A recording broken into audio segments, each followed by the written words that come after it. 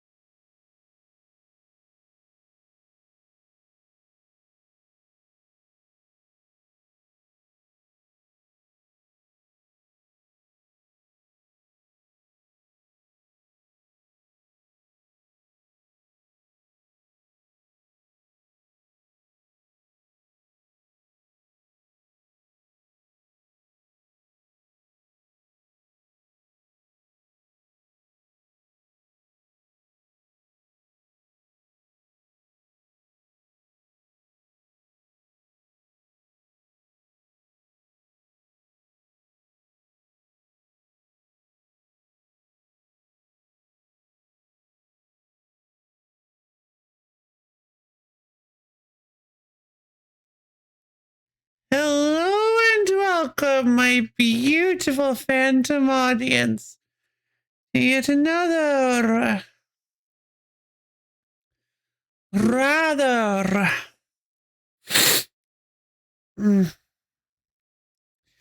healing powered lady stream.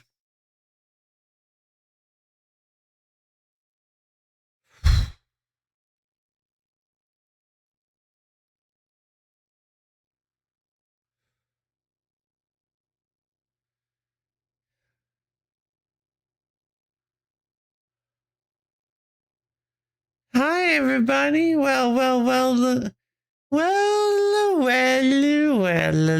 what the loaf did. Look, it's Saturday. I'm almost on time. I had a bad night. I'm sorry. I'm late, you guys. I'm not, and not as late as yesterday, which means I'm making progress. I just need to get back on track.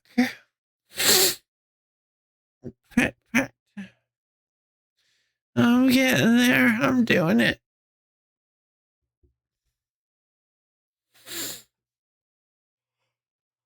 Oh.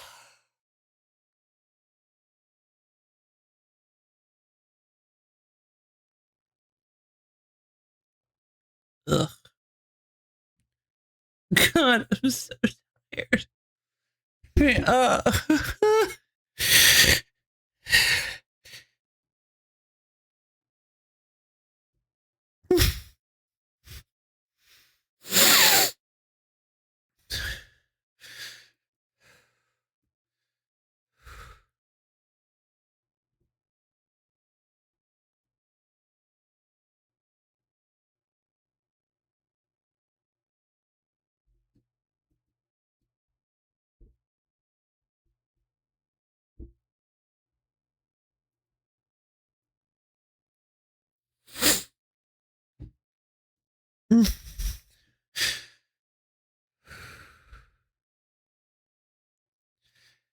Sorry, I wasn't quite ready for that. Yeah, okay. Yeah, mm.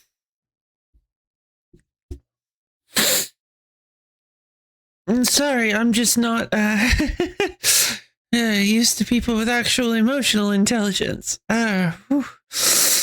Okay. They I mean, I am because I've known you guys for a while now, but um sometimes you still surprise me.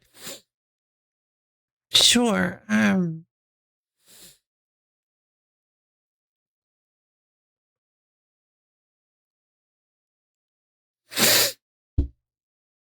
I should be. I should say. I should be.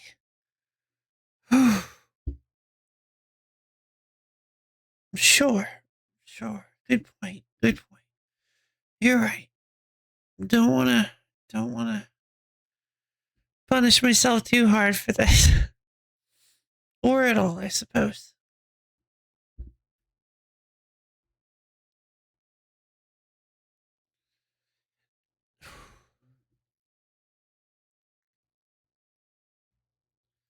I have to get off that game, or that's just what we're gonna end up doing today.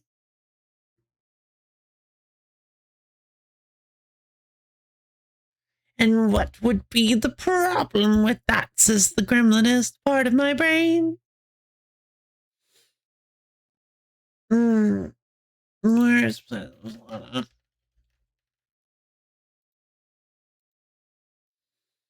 Oh no. No, no, no, no, no, no, no, no. Are you kidding me? Oh, God. Oh. All right, guys. So, okay. It's not going to take very long.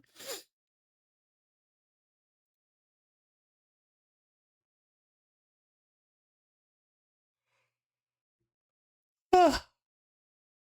Welcome to the let's spend a little bit of time installing Planet of Lana 2 simulator.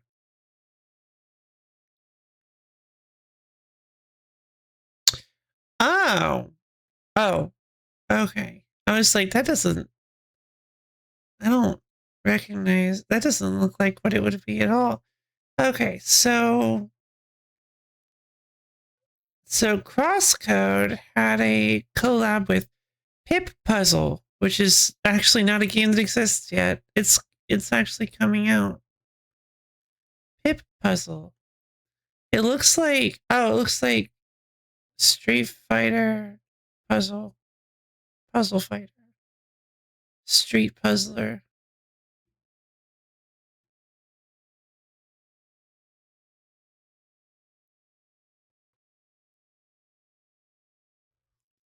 Ooh, hi. Leah Crosscode. That's fun. Pit Puzzle is an action puzzle gem game where you flood your opponent's side with gems by smashing your own gems. That sounds familiar. Hmm.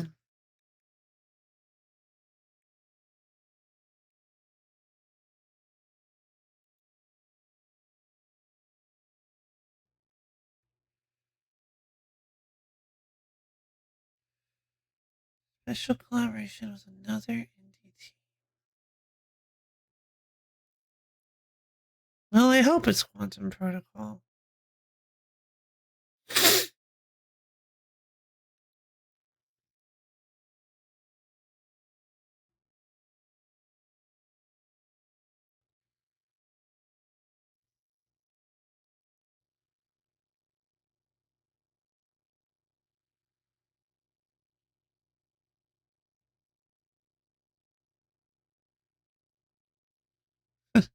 They should just put another. They should just put another team. Another. They should just have another late game in that has all the characters from Crosscode and Quantum Protocol in it this time. They just keep making more games and just keep making the team bigger and bigger.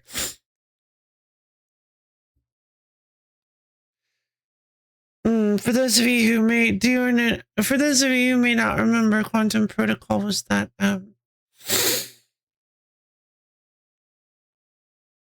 that card game that I showcased a while back that had various programs in it where you could do all sorts of cool movement stuff, and they would attack, and you didn't draw normally.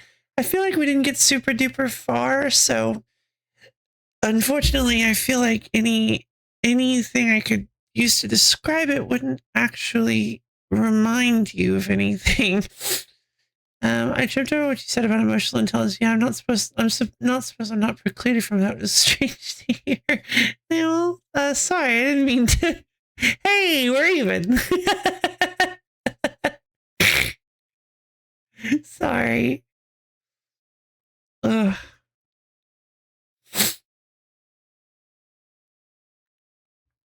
Mm.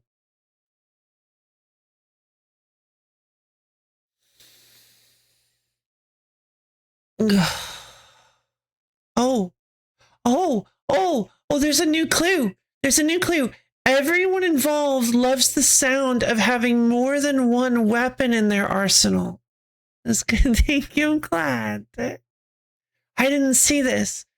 Everyone involved loves the sound of having more than one weapon in their arsenal. Oh, it's got to be Quantum Protocol. It's got to be Quantum Protocol. It's another indie team.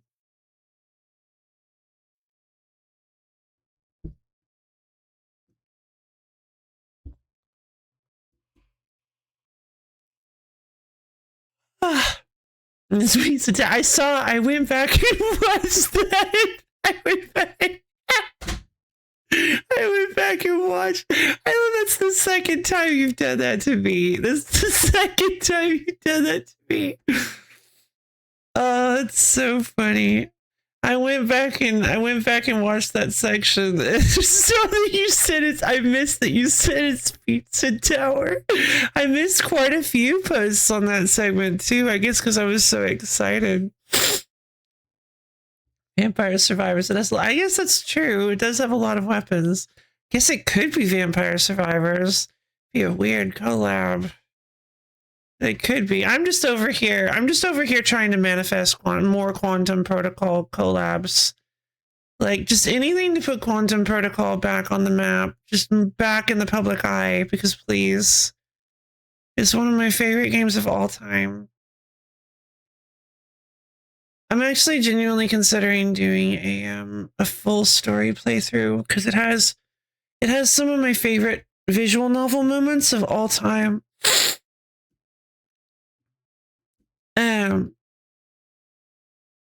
It's half visual novel, half extremely difficult card game.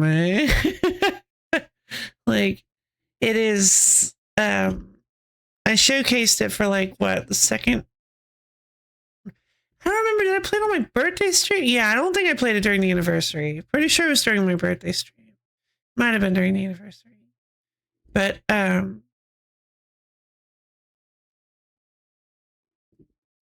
yeah, it is the first game I have ever attempted to tackle any sort of it is the first roguelike game I've ever attempted to tackle any ascent. Oh wait, is that a spoiler? No, not really.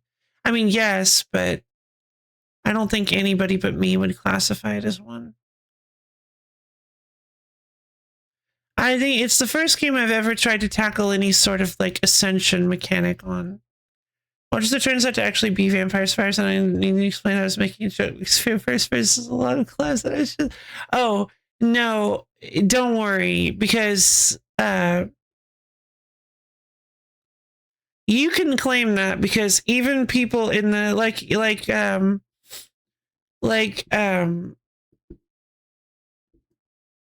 what was it? Psychoanalysis? What was their name again? I would just remember it being really great. Like the person from yesterday said, God, I did not encode anything into my long-term memory. That stinks. I got no sleep last night, but you know what? That's just everybody at this point. They said that they're in the official Discord, just sitting there trying to figure out the trying to discuss it between themselves, figure out what the collab could be, and they settled on Signalis, and I'm like, no, there's no way it's Signalis. Look at that picture. Look at this picture. There's no way that's Signalis. Who would that even be on the left? So we've got Leah in the middle, Juno on the right. Who would even be on the left? Like, there's only one character with long hair in Signalis that would be title worthy, and she's also not title worthy. There's no character that would actually make it front and center that has long hair. So yeah, definitely. I don't know how they settled on Signalis. No offense to them, of course. I don't understand how it could be Signalis.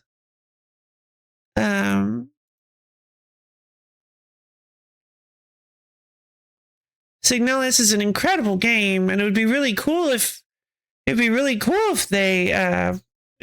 a collab with Signalis, but it would also be extremely inscrutable because the games aren't even like kind of remotely similar in tone. So it would be really weird. Vampire Survivors would make more sense than Signalis, unfortunately. Quantum Protocol both makes sense and doesn't make sense because they've done a collab with Quantum Protocol before.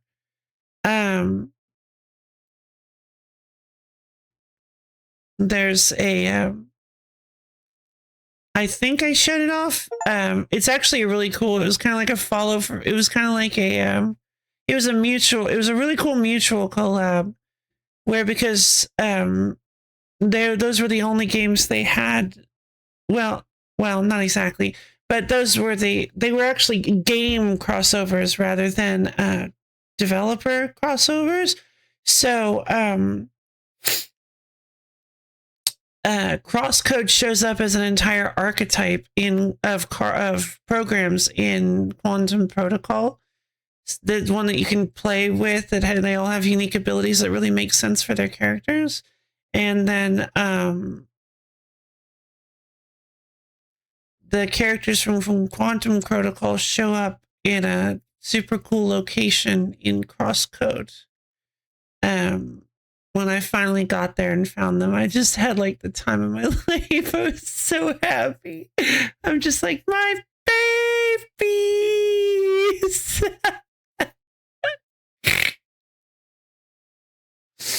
Oh, I was so happy. Well, that sound means that our talking is over, I guess. No more time for talking. It's time for action. Action! Wait, what's this?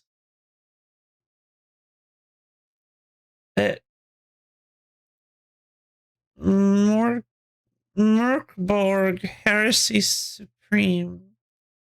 It's doing like a collab with Ray Bibia? What is this game?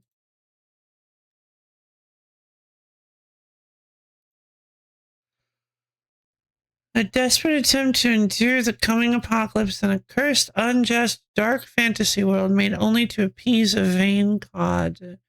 Combat is brutal, choices are lethal, and survival is a temporary insult to fate, a flail to the face.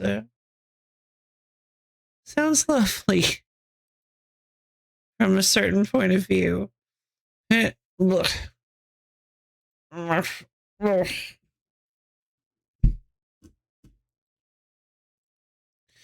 God, that makes me so sad.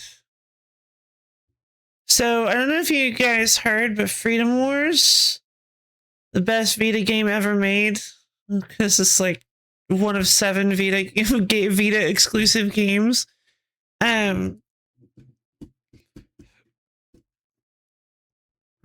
a remaster on Steam, and it has it has mixed reviews overall, but current reviews, recent reviews are, excuse me, 80% positive.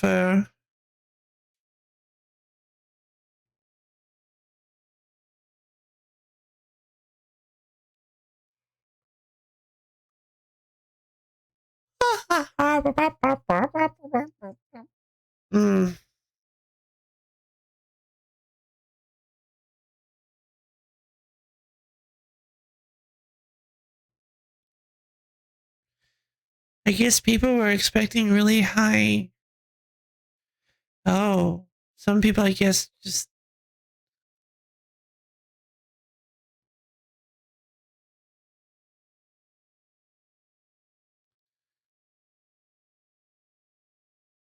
That is a good point. Somebody said, I don't know, just how bad was this on the Vita exactly? Look, it's old. It's not that old. You can't get at this for the steering, or you can't get at this for the steering or certain design choices. But story writing is as old as humanity gets, and we still have people who seem to lack any skill in it. God, it's so cold. That's really cold. All right.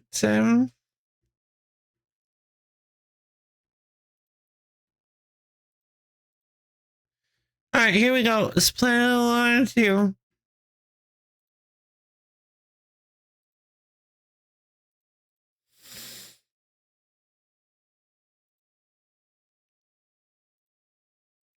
Just kidding. We're playing Alabaster. No, I'm just kidding. We're not playing Alabaster Dawn. I just saw my window capture for it, and I was like, joke. You just know the webcomic artist was proud of this statement. Oof, yeah.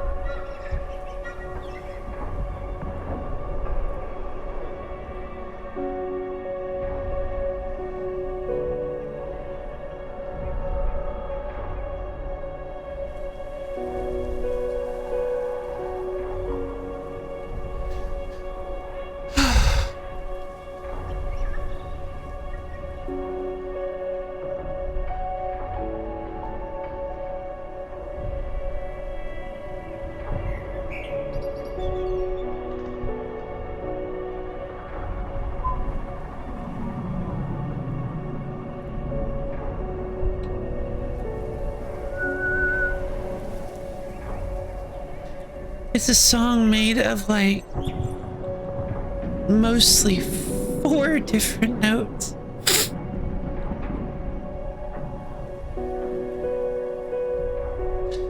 Like primarily, I mean,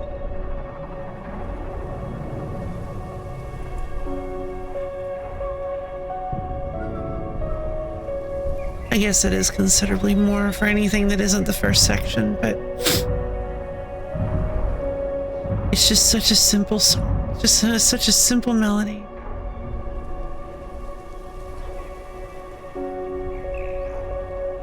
Whoops.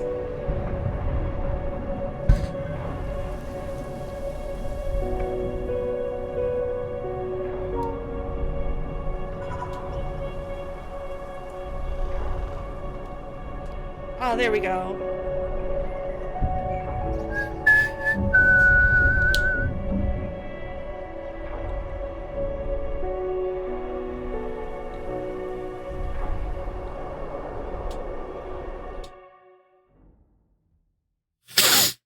Okay. So. All right, everybody. If you recall, I'm gonna be honest, I don't really remember how to play. Alay Mui. Ima. Ima. Alay. Alay. Alright, so if you guys recall. Okay. I can crouch. Right trigger runs. A jumps. B asks Mui to stop or stay.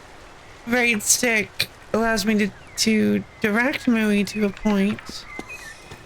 Left bumper doesn't seem to do anything. Left stick crouches. Sorry, left trigger crouches. Clicking the stick doesn't seem to do anything. Ah! Right. Up on the D-pad shows me all the secrets I missed. Okay, complete the ritual. Right.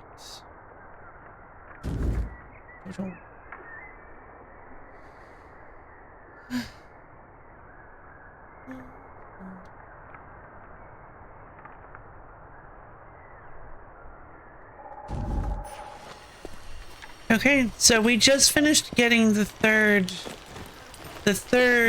ingredient in the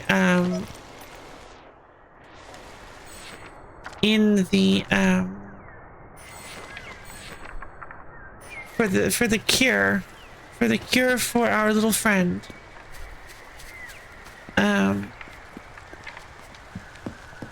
Whose unsurprisingly name escapes me. And now I am fully expecting the village to be under attack. Oh no. Yeah, everybody's gone. No, okay, good. Everybody's fine. Oh! Rockwan? That's Rockwan's skiff. What? He's here? Rakuen.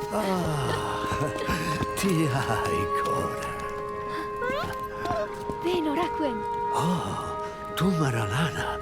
Tatane. Lo Talavi. Oh, in here? He's making it here? That gives me bad feeling. Wow. I mean, these are fairly magical ingredients. Find Orin. Okay. Give last ingredient to Rockland. Medicine for Anua. Sure.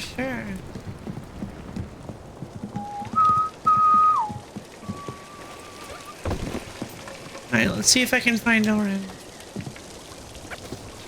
Why exactly do I need to find Orin? I guess we've become friends.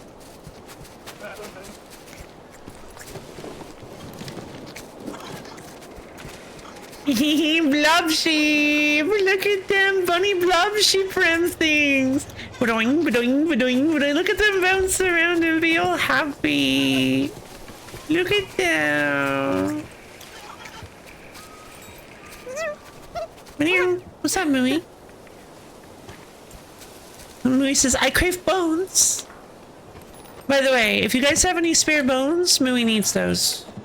Make sure to donate all of your spare bones, and maybe even some that aren't spare. Maybe even some that you don't realize you're not using. Those can also go to Mooey.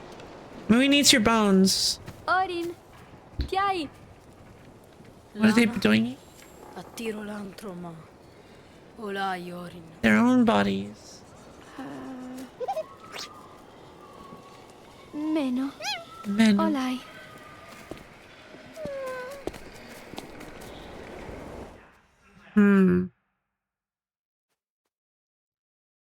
I.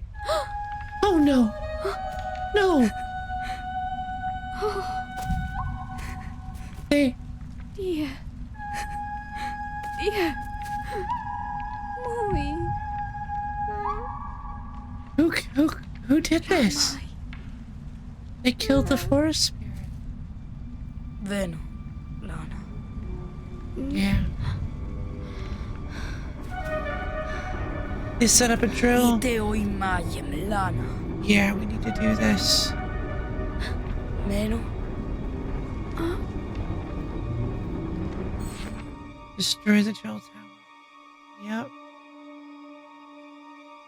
Okay. Menu is kind of a word. Oh, by the way, in case you did, guys, I didn't brush up. I didn't brush up on all the stuff we had sort of learned, but so I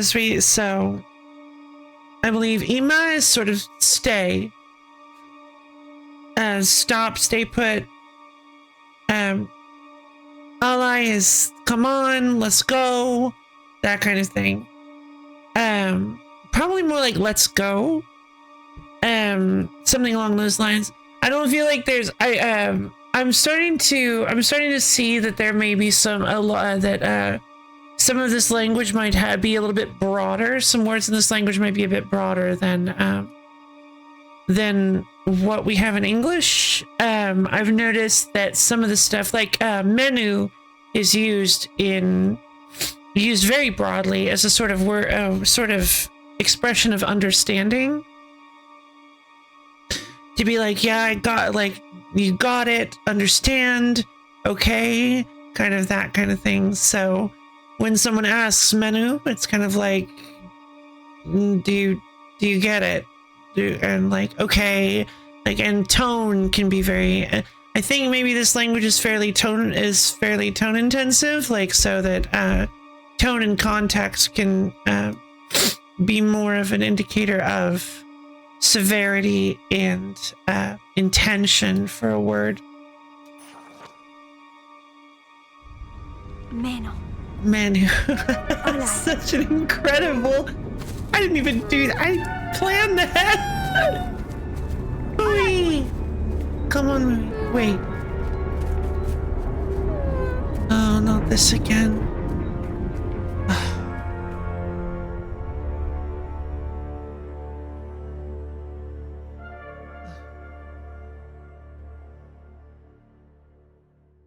Yet again, Lana's impulsiveness. Lana's impulsiveness is leading her to possibly get the people she cares about hurt. Oh no.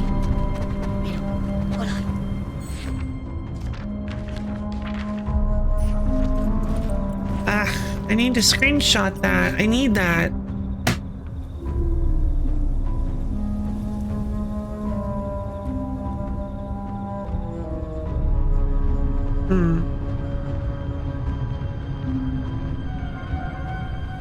Okay.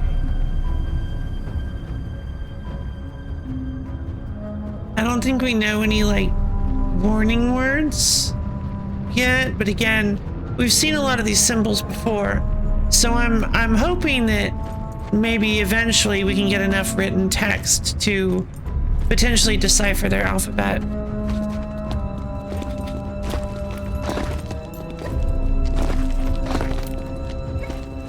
Again, the main issue with this is that it's not a substitution cipher.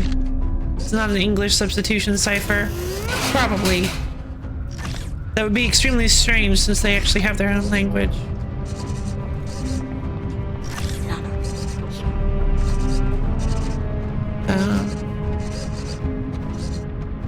Alright, Mooey, I need you to lure that little guy. No, Mooey, what?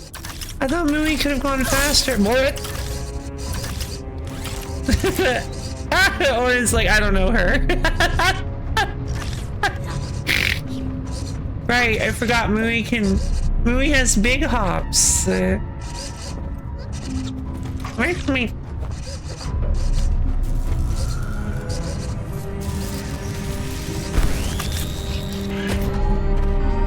Come on, Mooey.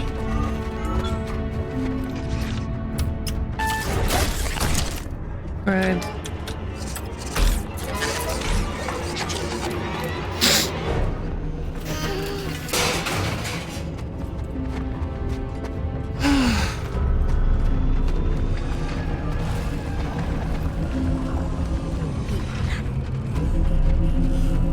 Careful.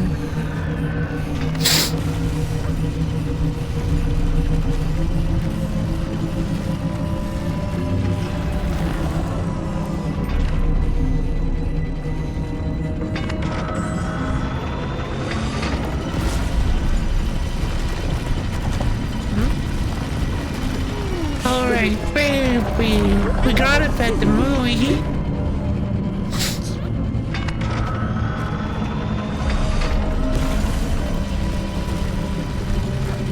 Okay, wait, hold on.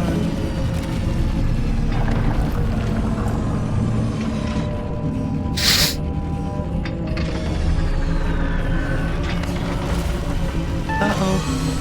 Sorry, movie. Okay, no, that didn't work. Pat the movie. Pat the movie. Do the Lana. Pat the movie. Just pat the movie. Both just pat the movie. And thank you for letting you journey with it. Just pat the movie. And feed it all your bones.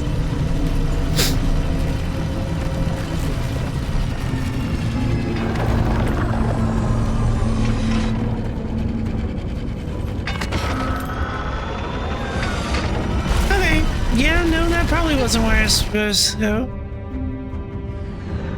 Yeah, no, that's probably not the right way to do that. Alright, we're getting zapped.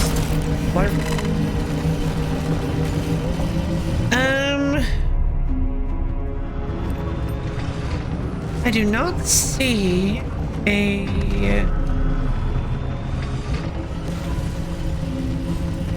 I don't see what they want me to do.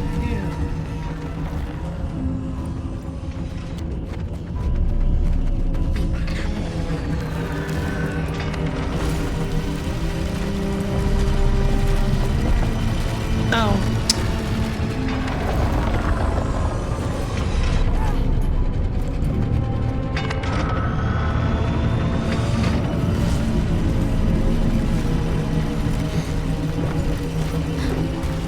Come on, Louie.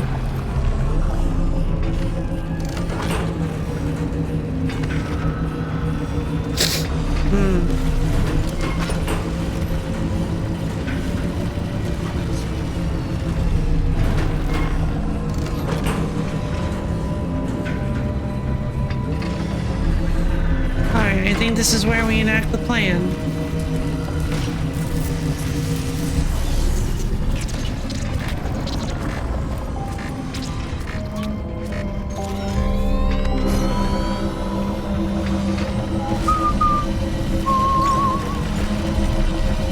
Special ability.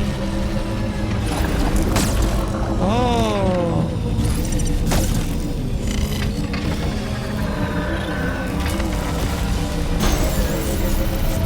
Movie power. Movie power.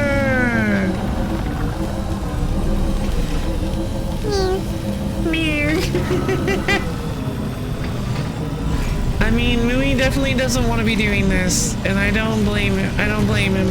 I don't blame Mui. Mui is super right about this. This is... I mean, this needs to be done, but also it's really dangerous.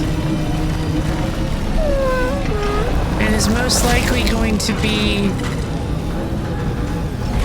simply opening us up to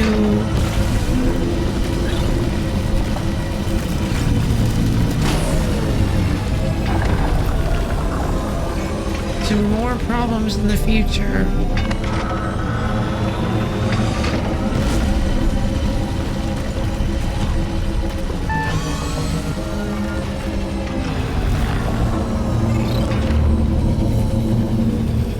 This is very impressive.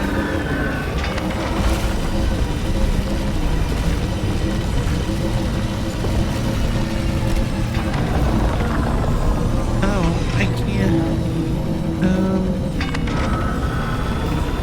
Okay.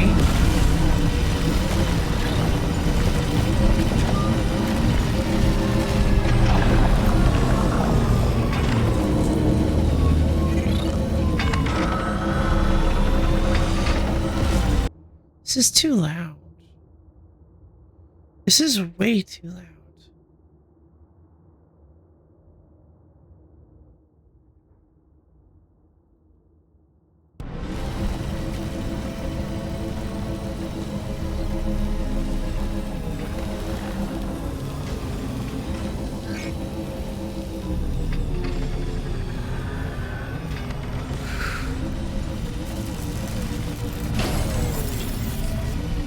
Oh, okay.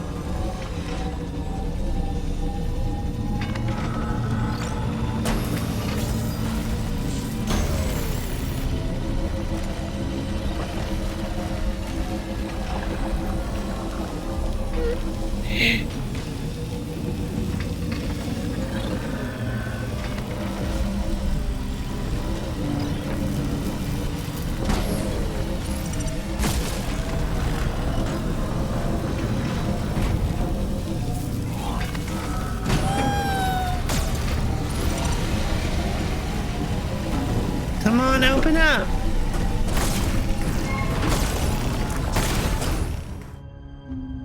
Disabled.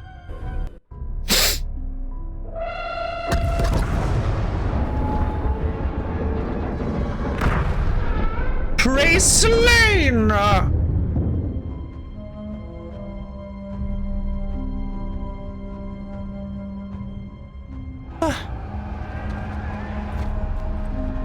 Well, we did it.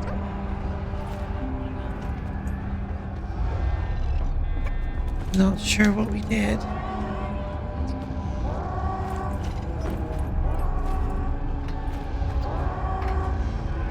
Not exactly.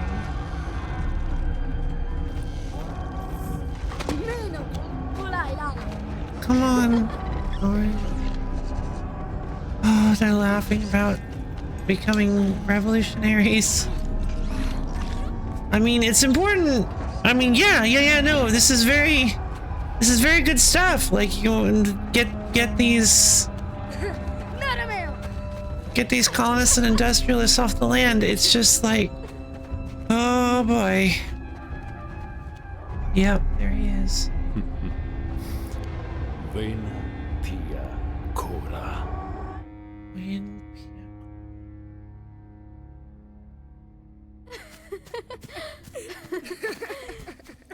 Meno. Oh. Lana, te mafati. Ma Naorin. Movie's like, no, I'm grumpy. Yeah, they're gonna get the whole village slaughtered. They followed them.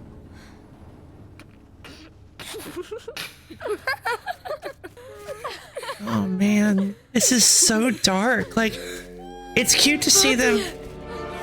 It's cute to see them have fun and be like, and just be kids, but oh my god.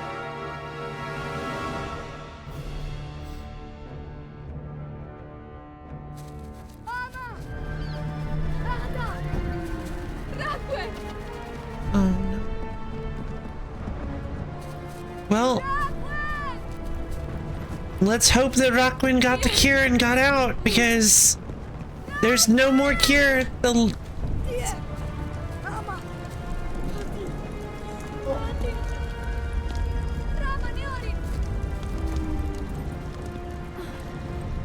Jeez.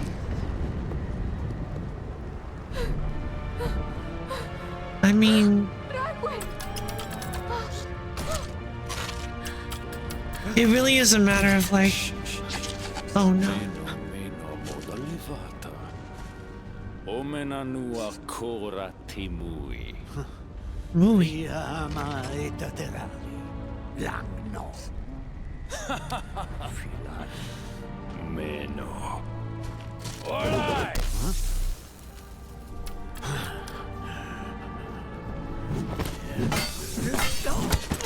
Oh no.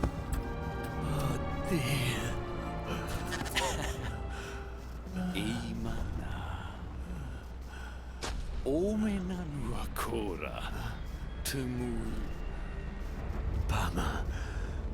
Mafati. Ooh, yeah.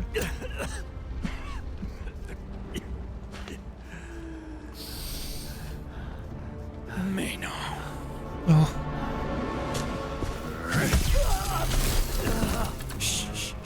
Meno. Alright.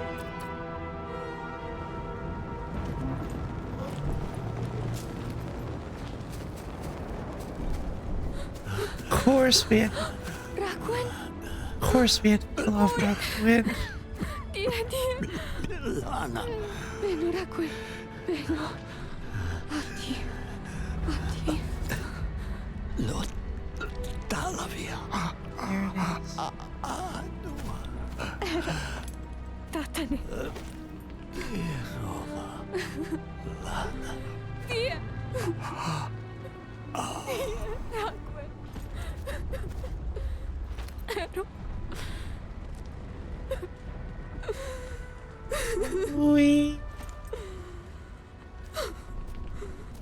Louie's little ear.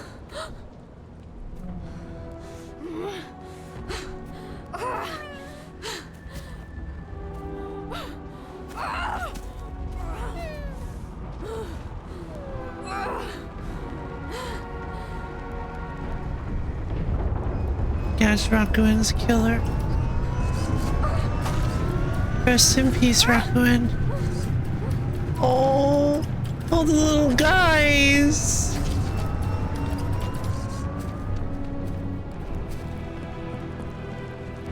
Yeah, this is. Alright. Narame o itte mana.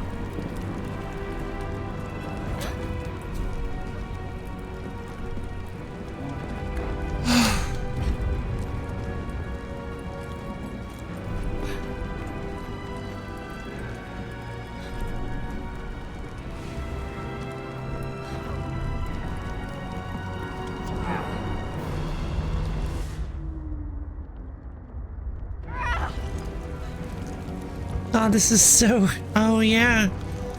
There's Rockawin's skiff.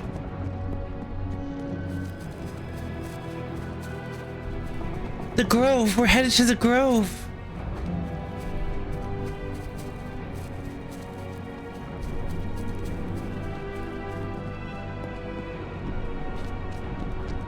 No. Narameo, Hemari. Olai. The city. Here it is.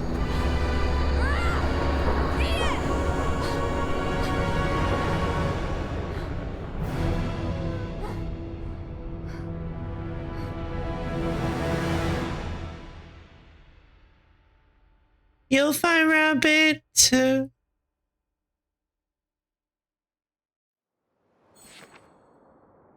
Oh.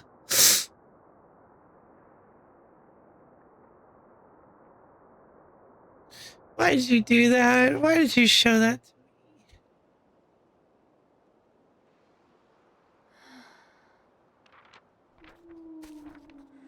me? Wait. You're kidding, right? Lana. Ilo. Ti ai mui.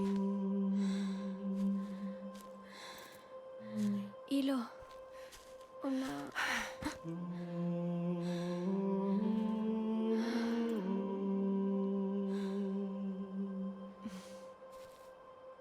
No era Quinn.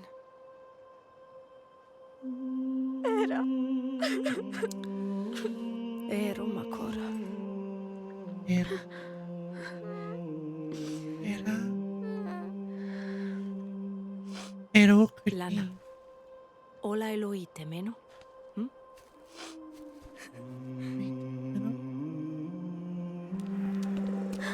Anua. They brought Anua. Lana.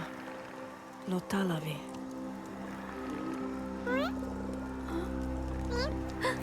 Ilo. Meno. Yeah, it's okay.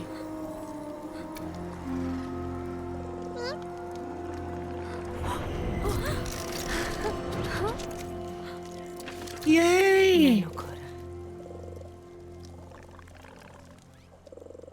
Okay. Raquin's final act. How sad. Chapter 6, Mui's Journey Part 2, hundreds of years earlier. Oh boy. I have good news. I'm glad to hear. What's your good news? Oh, yeah. She passed away.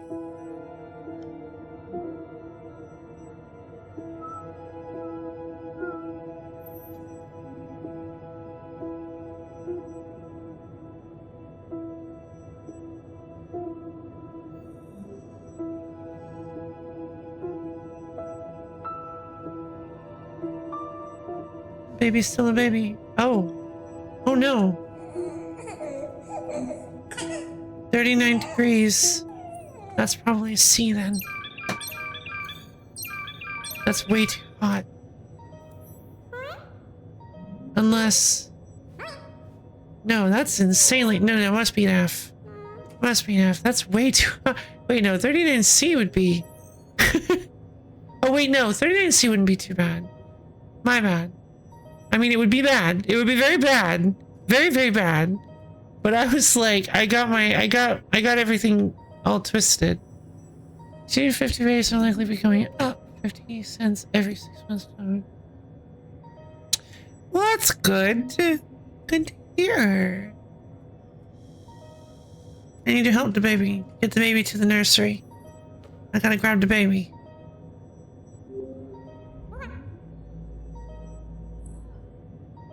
Oh. Off we go.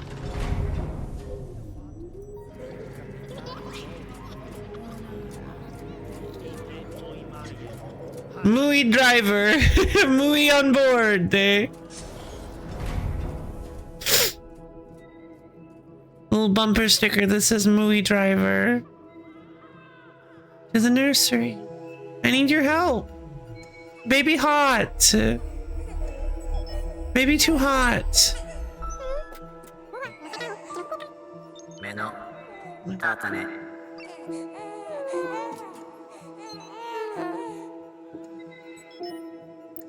Or maybe baby too cold?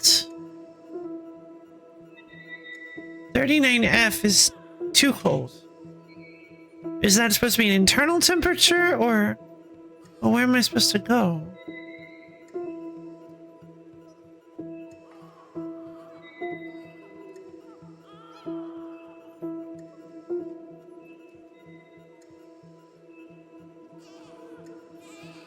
Maybe I gotta go find the captain. Captain. Our old captain, new captain. Wow. Yep, robot captain.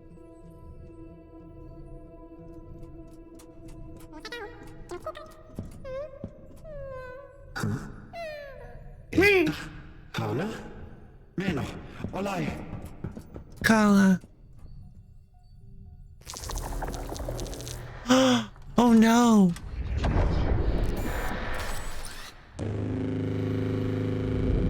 Oh no.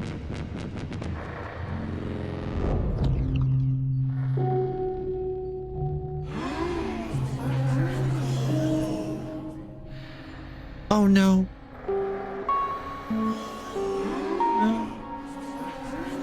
Oh, and that's when they turn on them. But the captain wasn't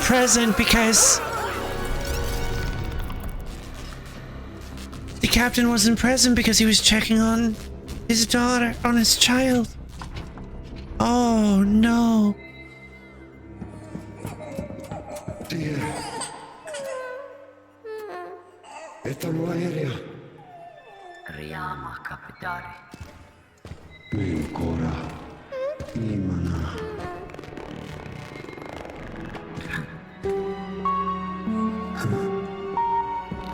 Noi? Oh no. Ramane Adonai. Imaki.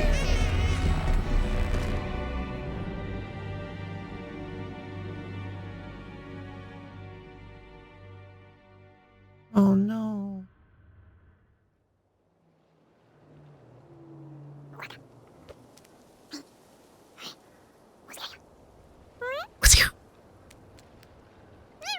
I'm Mooey.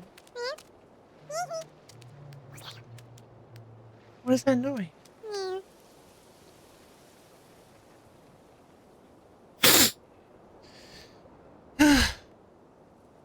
Okay. Wait, that's Lana. That's Elo?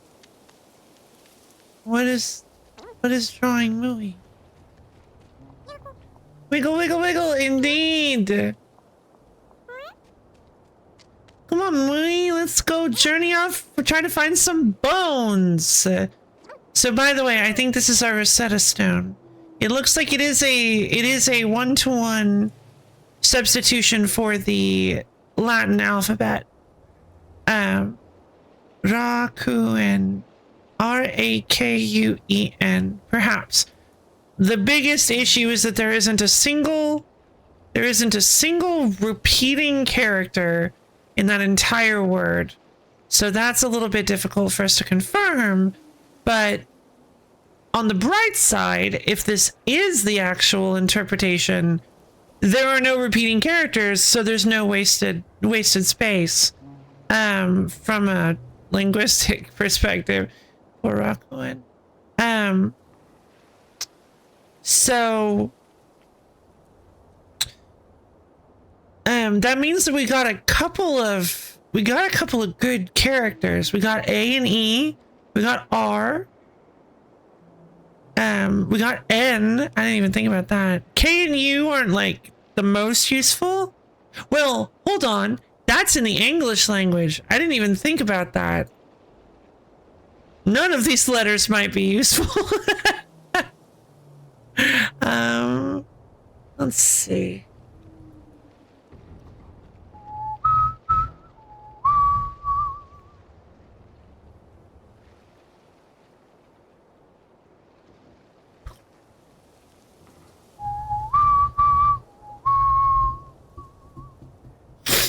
Yeah, that's how Rakuen is spelled. Rakuen. Okay.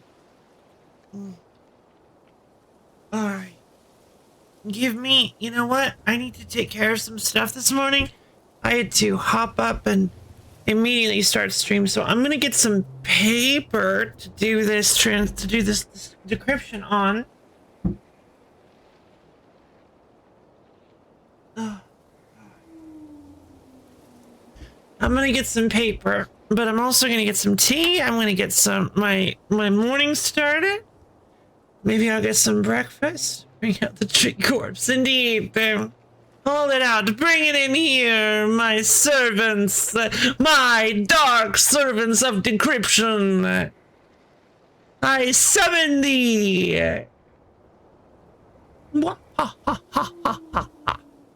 All right. I'll see you guys in just a few minutes. I'll go ahead and run an ad so you don't have to deal with pre-rolls for the next hour. I'll be back as soon as I can.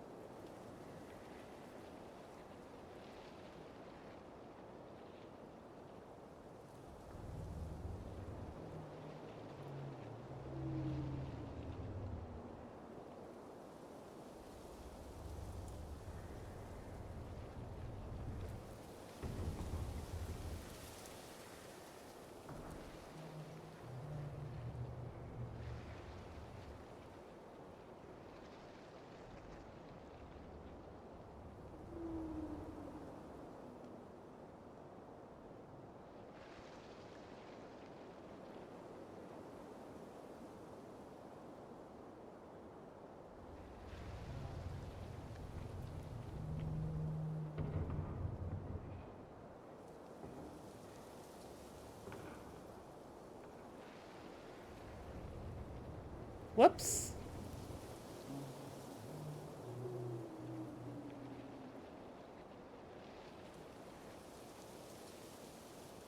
Oh, there we go.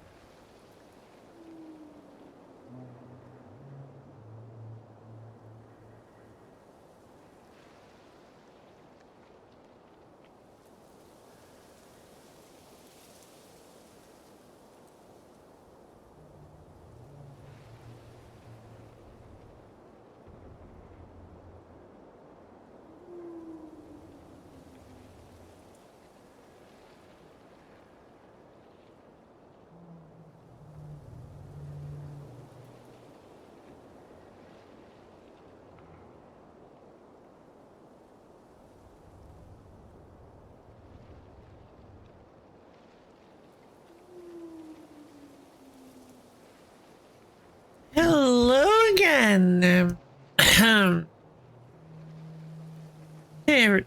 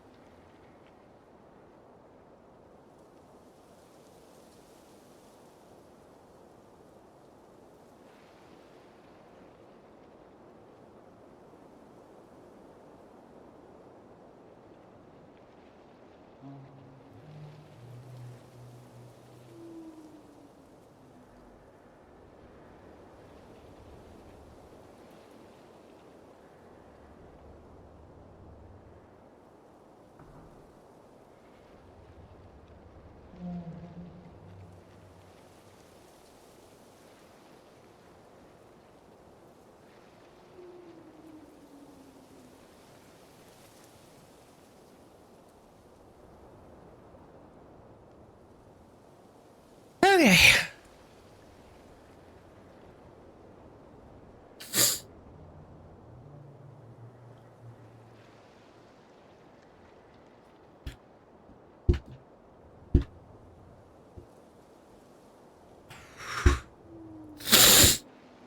All right, back to The deciphering. So if we take a look at something, this little thing right here probably equals R. This little cup thing probably equals A. This little thing probably equals K. I'm thinking this equals U.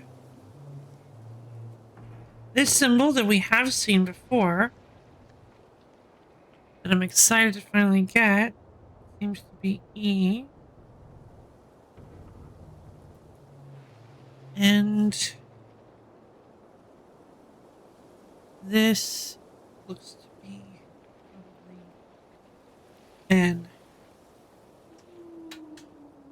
So, does it allow us to decipher any more of these stones? Whoops. Oh, there we go.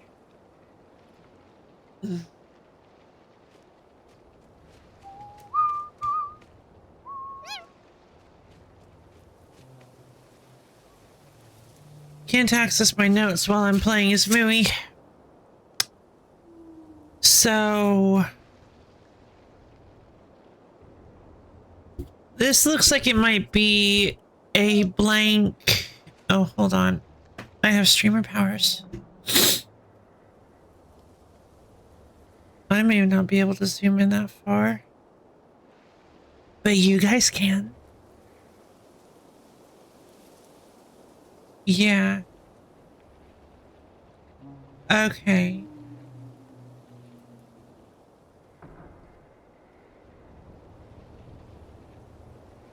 Yeah, I'm thinking that's probably the same character.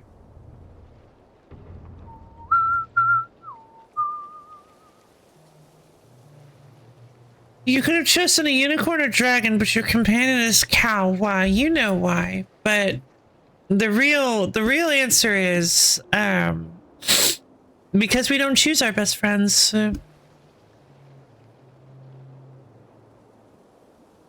I mean, we do, but also we don't, you know? Like, we don't really. Like, you kind of fall into it, and then you guys are best friends forever. I didn't pick Mufi, it just kind of happened to. Baby.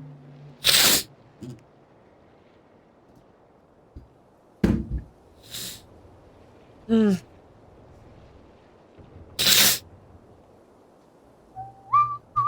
And that's actually true. Like, that's actually a true Mufi was very much a happy little Mufi joining the stream was very much a happy little accident. Oh, this is where the oh, I thought Lana was oh. Muy. Muy. Tumara. Pamalopomana. Meno. Olai. Olai. Olai. We're safe, come on.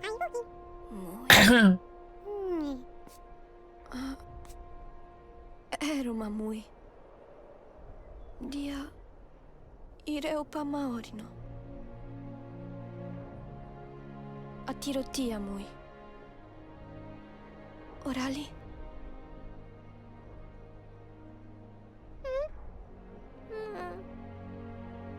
Meno.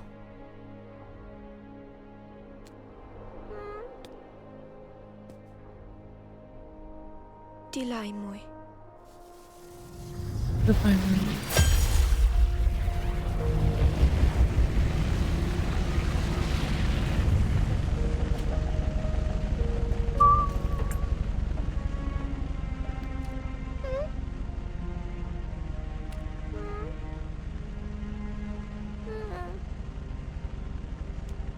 Poor Muy. mean, of course. Meno. Olai. Olai. I mean, obviously. What do you think Mui was gonna just leave behind? Speaking of best friends, they don't make a best friend catalog. You just find your favorite person to bother. Exactly. Chapter 7. Revenge. Oh, no. Oh, Lana. Abio, thank you for the almond contribution to the wheel stream. Hello, hello, hi, Abio. Hello, hi, hello. Oh, this is so sad. Oh no. Oh no. Land! Land!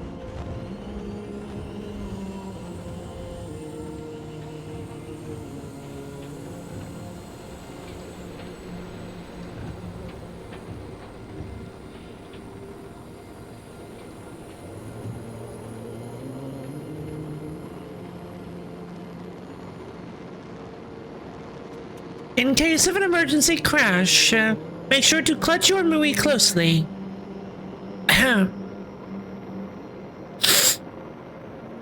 Removing individual. Oh, wow.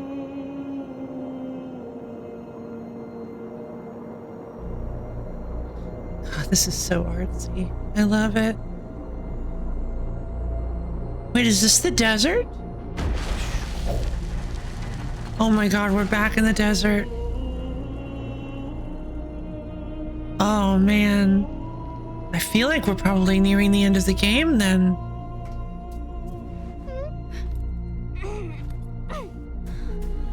There's no way.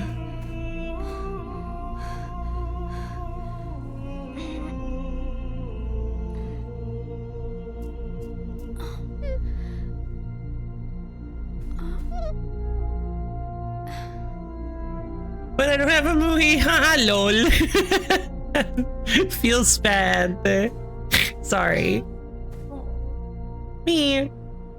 Well. I guess there goes the last remnant of Rakuen.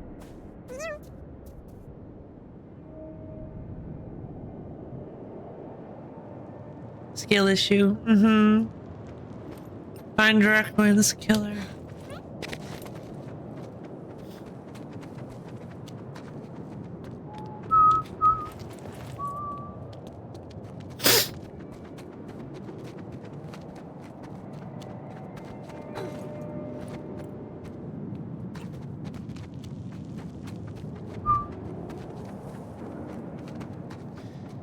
So yeah, now that answers a question that I should have had at the very once we finally saw the actual ship, and the transfer of power with the captain.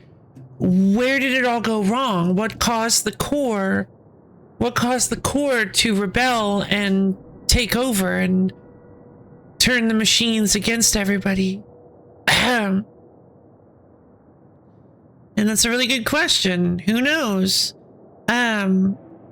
Most importantly, why did the machines only start collecting? Something I just thought of now. Why did the machines only just now start collecting people during Lana's generation, when presumably thousands of years have passed since everybody landed?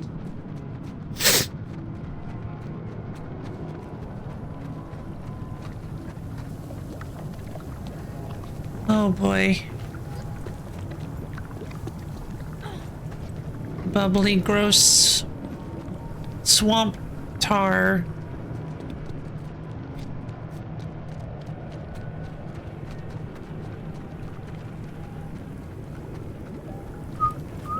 No, I knew as soon as, no, this stuff is way too dangerous. It's not swamp water. It's way more dangerous than swamp water. Get back. I already had my arm out, ready to grab you, ready to catch you. Don't you dare. No! Guys, you gotta help me hold Boar back. She's gonna drink this horrible, corrosive whatever.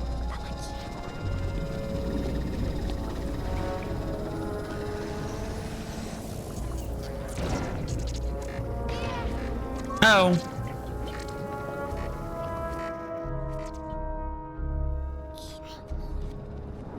Didn't realize it would work like that.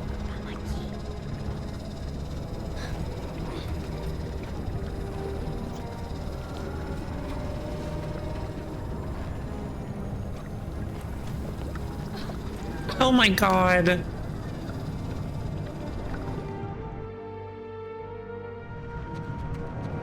Okay.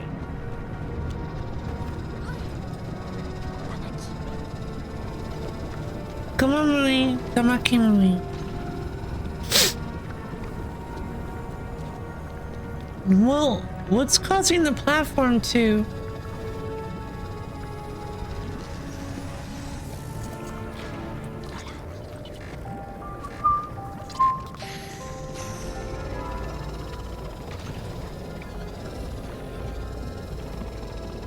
Whoa.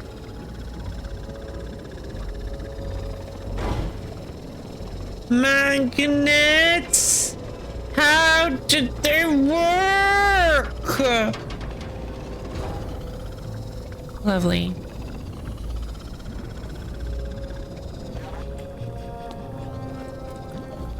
Well, hold on.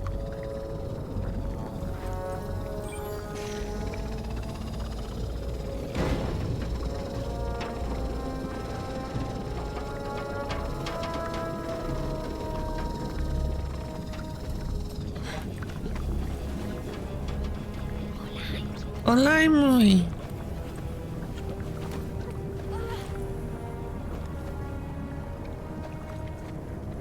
All right, down we go. Oh, wait. I guess I still need it. Yeah. Thorn.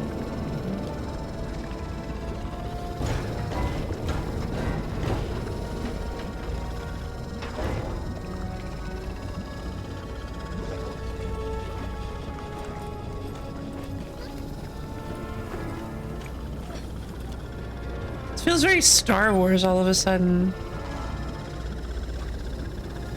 It's so funny because I was even thinking how like the episode, the chapter names felt kind of Star Wars. I'm selling a swamp star substitute. I'll give you a discount. Sure, what's it called? It's coffee. That's slide. Hey, Mooey, help me out, baby. Yellow.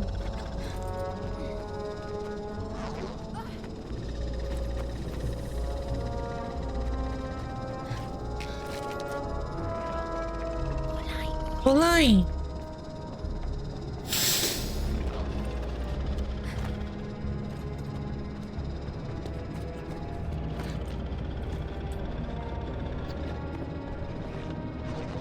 Yeah, that's what I thought.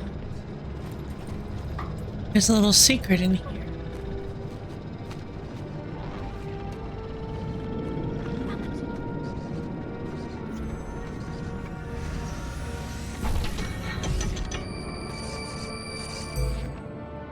There's one.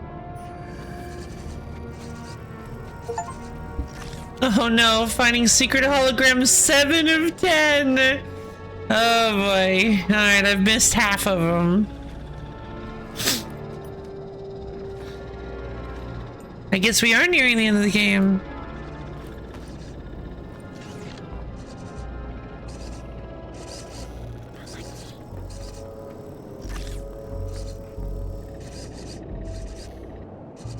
Okay, so that doesn't have any... I don't think that has any of the ones we know. Actually, that has one we know. Mooey! Hey! Mooey, where you at? Oh, that's weird. It's like a vertical... Oh, that's so strange. Mooey, you okay? What? Baby, where are you?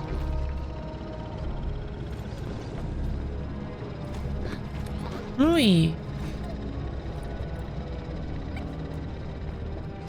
Yeah, I had actually forgotten about the weird discordant chime that the corrupted core used to play to control the robots back in the first game. In the first game, jeez, they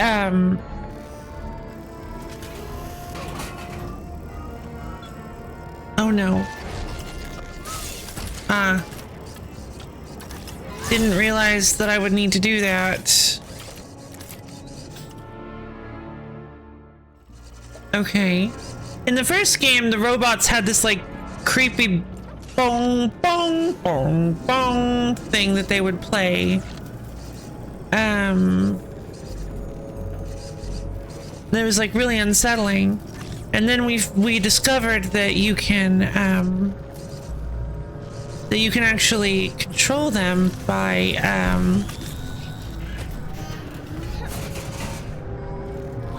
Hola, Mui.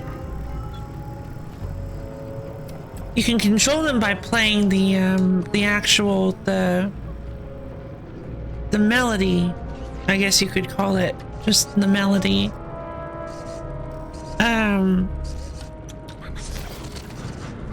Oh, well, that's interesting.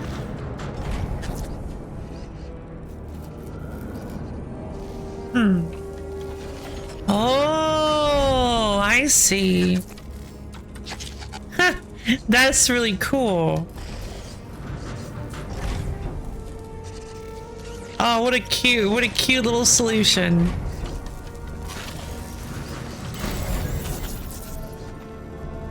Uh-oh. Uh-oh, did I time it badly?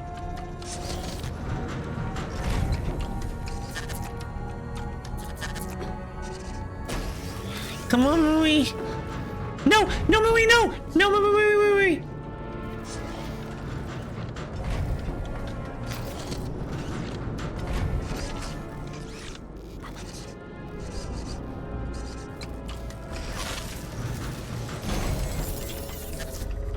Come on, get off there! Come on, baby, let's go.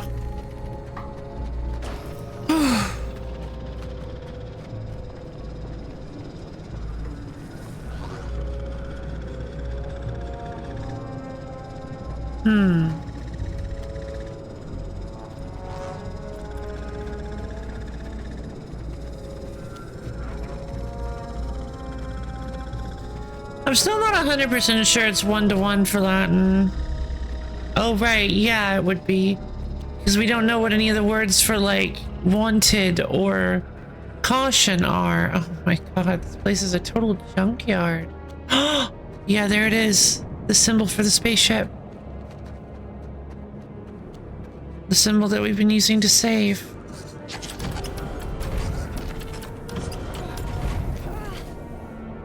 Well, what do I...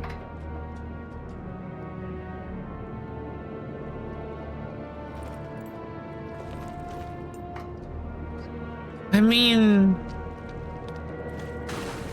Huh. So this isn't terrible bubbly water.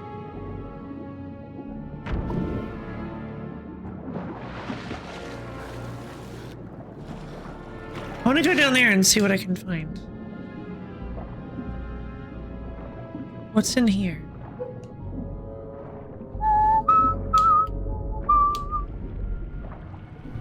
Oh, this is how I get over here. Gotcha.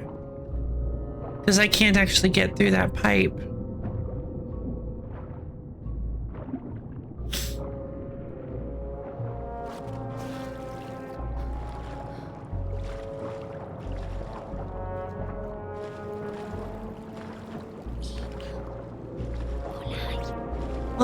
Mui.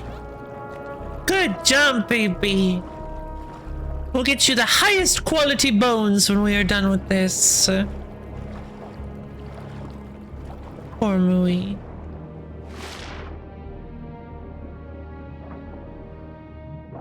Having to deal with all this water and death and loss and sadness.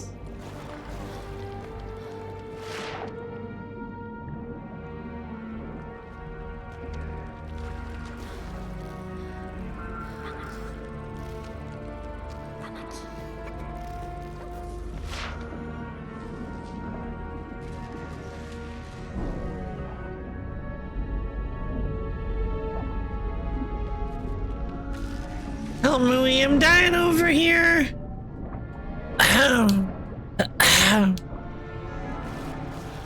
Ooh.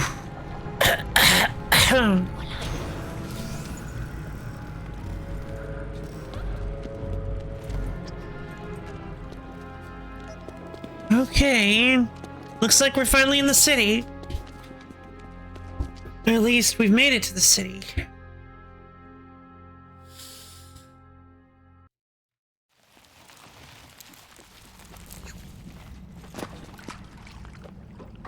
We're still in the sewers. We're not in the city proper, and honestly, this...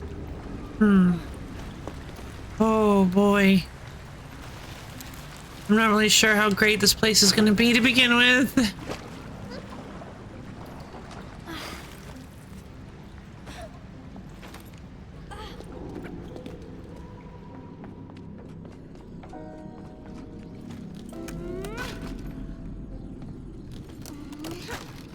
But I mean, come on. Lana's gonna take... Lana thinks she's gonna take on the leader of an entire... Oh, a tree. An entire city like this?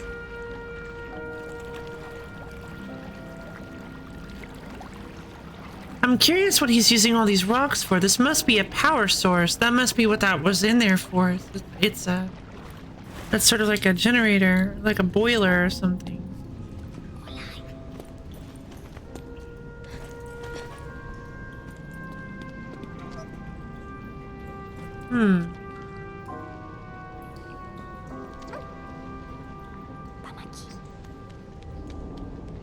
Oh, okay.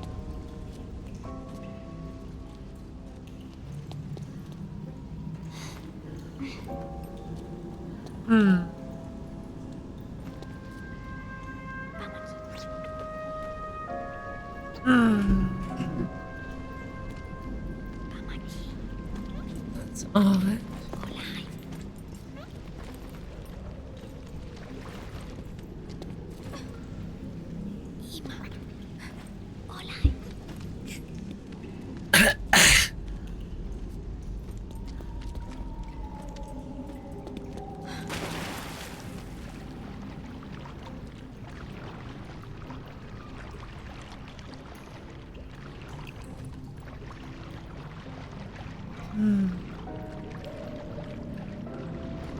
I need to get that crate down from up there.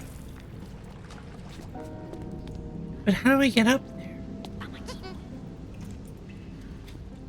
What do you mean? Mui's hungry. Oh, right. Mui can press buttons.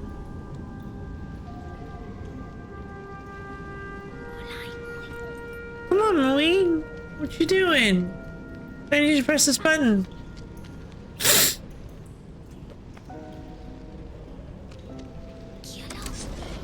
Hello.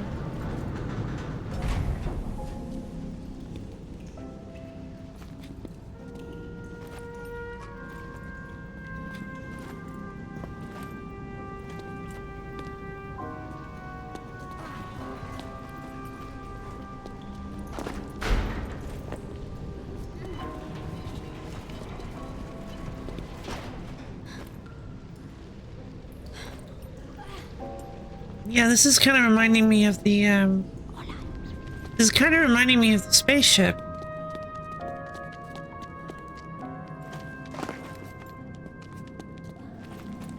Come on, baby, let's go.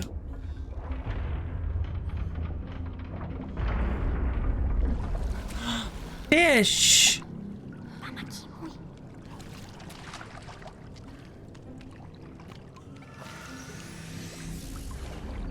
Fish control power!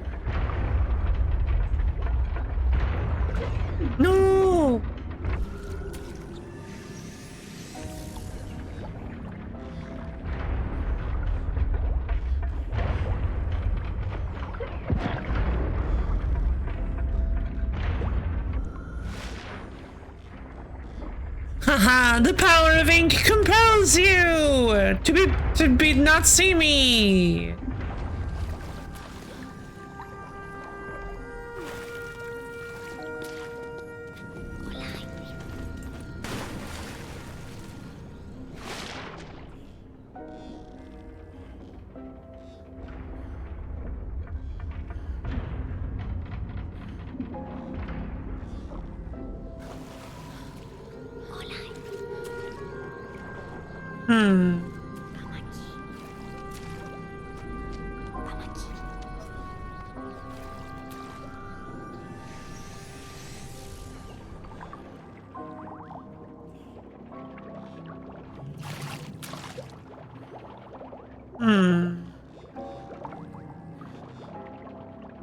Oh, that's right. I saw a little hole.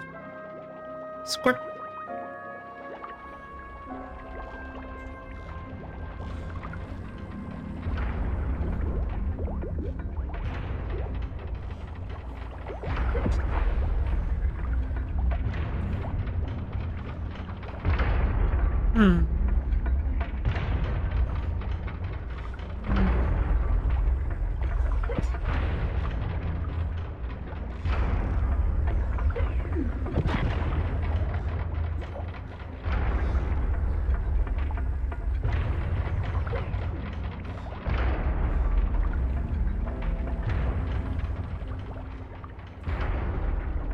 What a long journey this fish is going on.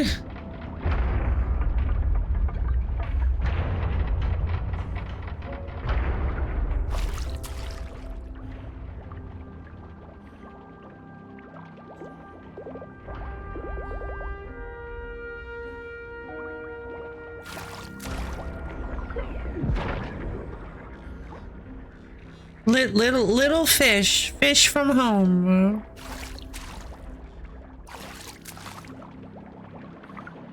It's like far from home, but you're a fish.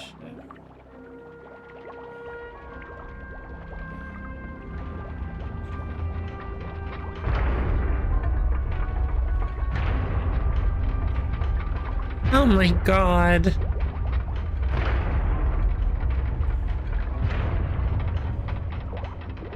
Oh, hey guys.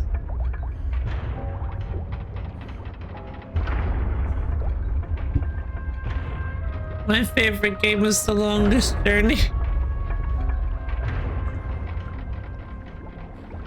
Do you imagine if I just botched it right at the end here?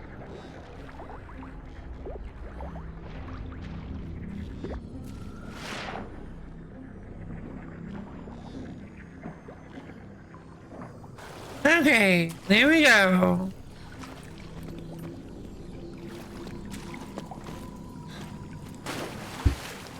Back from walking dog, fantastic.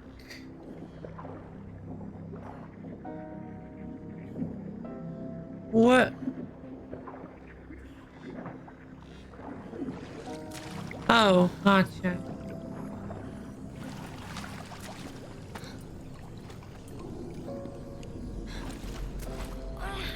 All right. Oh, that was pretty good. That sounded like she was still struggling when she said it. They actually have a voice line for that? That's pretty cool.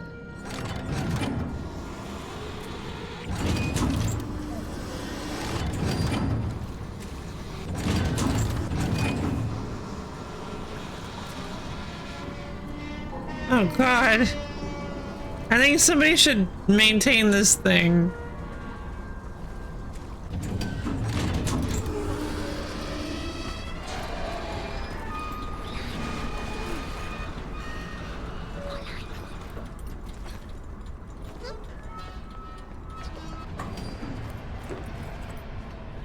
What does that sound?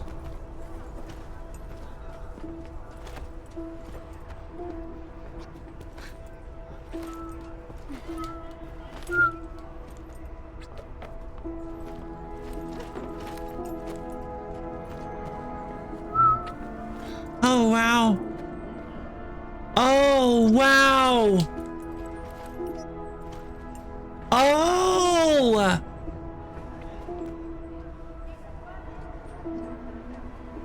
Oh my god, all the other people. all the other people that we rescued.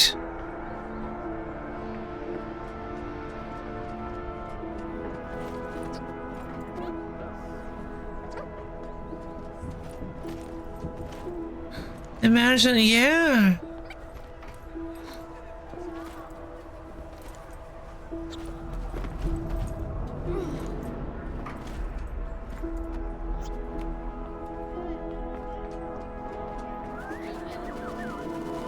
Oh, wow.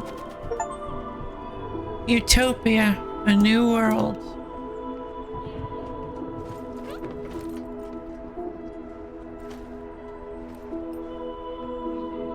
It's beautiful. They've even got boom cranes set up. Or cranes. I don't know. Is that a boom crane? I think it's a boom crane. Hello. Wow.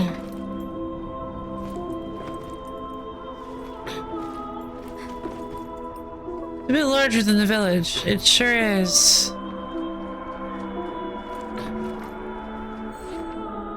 Wow. He used this to project the city. Oh! Their vision of the city. The thing they were working towards. The thing that the captain was looking at. He projected it onto this area and said, build this. But what? Hasn't it been like, how long could it have possibly been? Lana's the same. Lana looks the same age. And everybody knows, like, the younger you are, the more you change. You age way faster when you're younger. So, like, if it had been like 5 years, Lana would look significantly different than she did in the first game.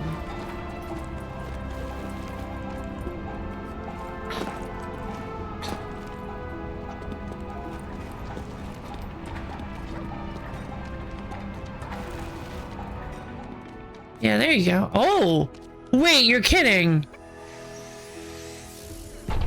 That's 8. Oh my god, we are near the end of the game.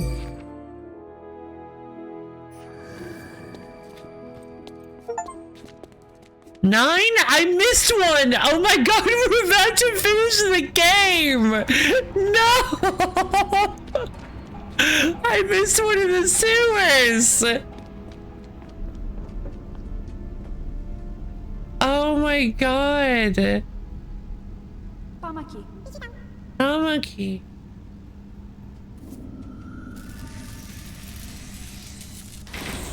Donk.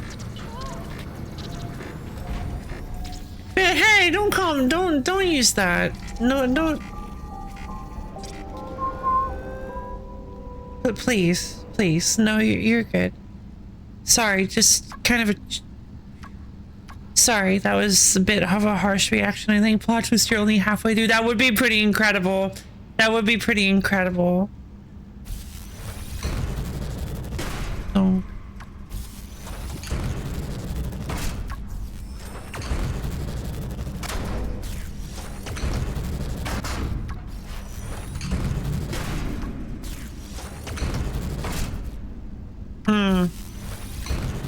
Doesn't look like it's any kind of sliding puzzle then. What's this?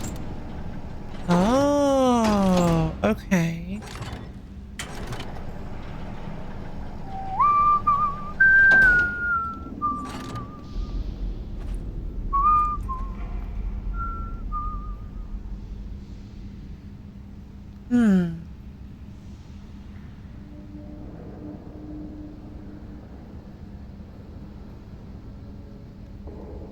Ah.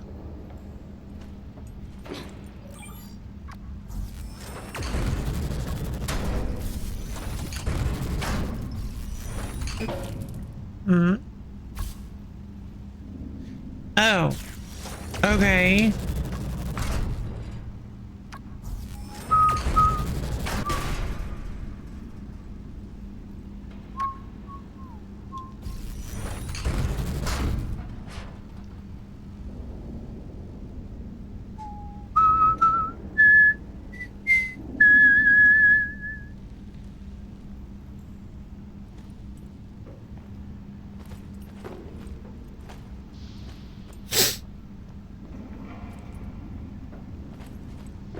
What's this do? Oh.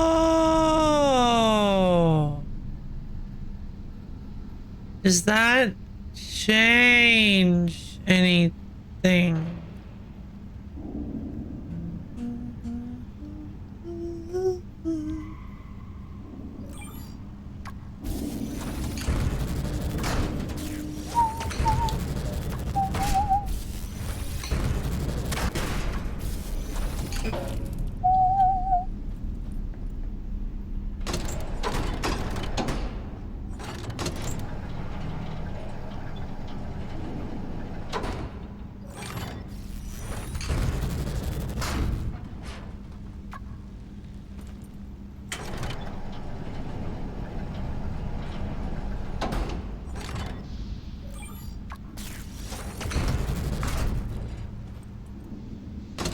Ah, it does stick.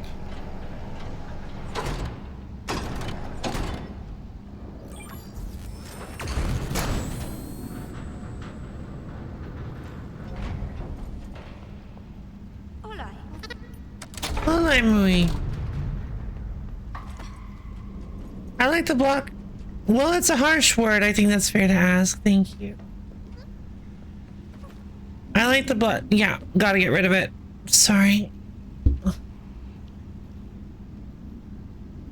I like the block puzzles in this. Zelda block puzzles, you know the answer from the start and it's so slow. This you actually have to think and it's speedy. Yeah, fair enough.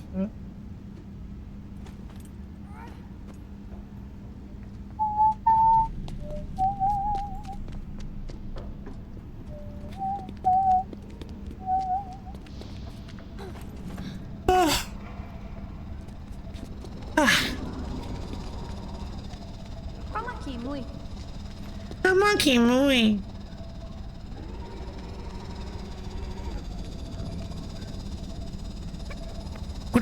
I love the way Mui wiggle. Pamaki. No monkey. Pamaki. Oh.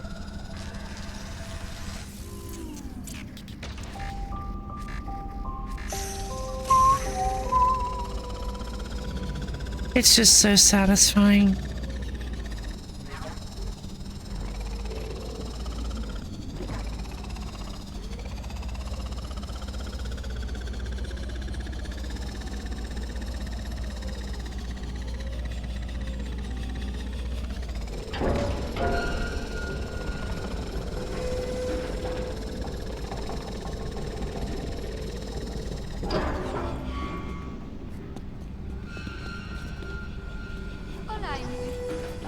Hola, Mui.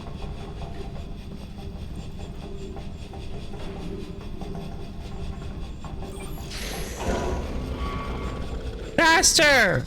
Oh, I guess not.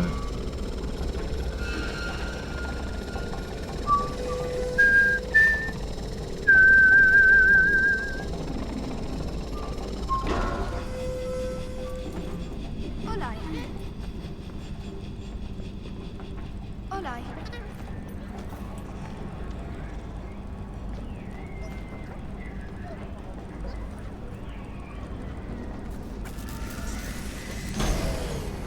Door open. Oh my goodness. Oh no. They're gonna see Mui. There's just wanted posters all over for Mui.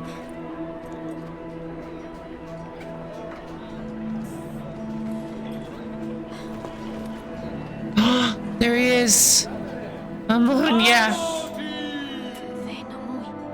Ite capitari, temati, ho fatto, ite doni, lo tellamo, The captain. regala diema, notea, filo, lo fata nue corali.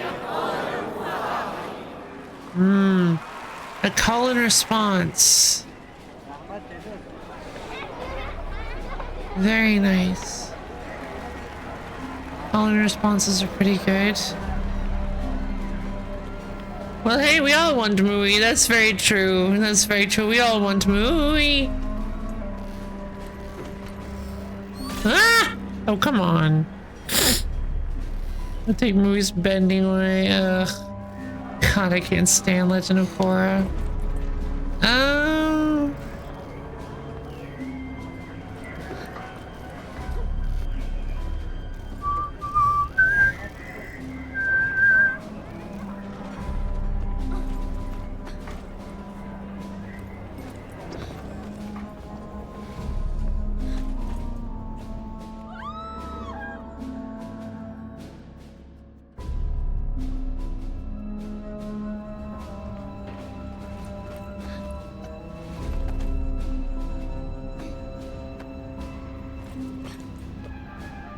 We climb!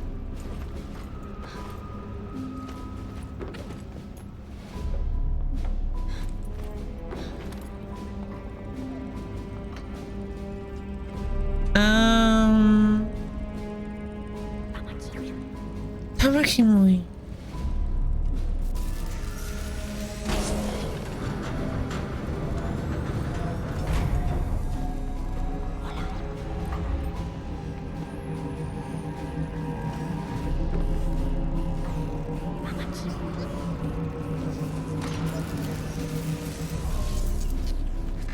Wait.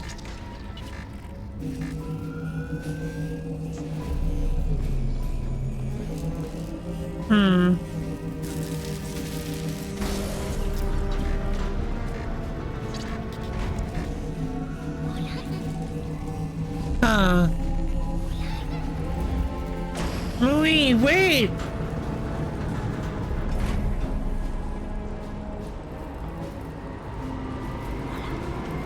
Did I mess up? Mui, come on. Oh, okay, there's a little...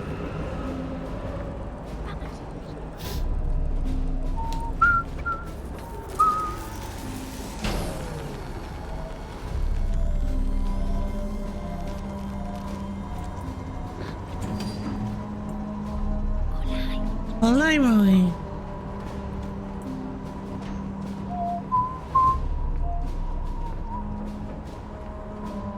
Okay. Oh, there they are.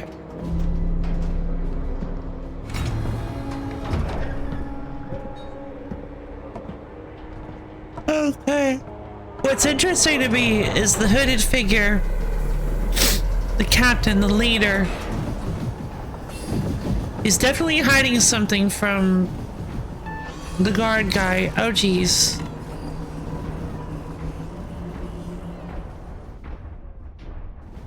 He's definitely hiding something from the guard guy. Okay. Okay, we're being chased. Train. Spawn's type. Yeah, no joke.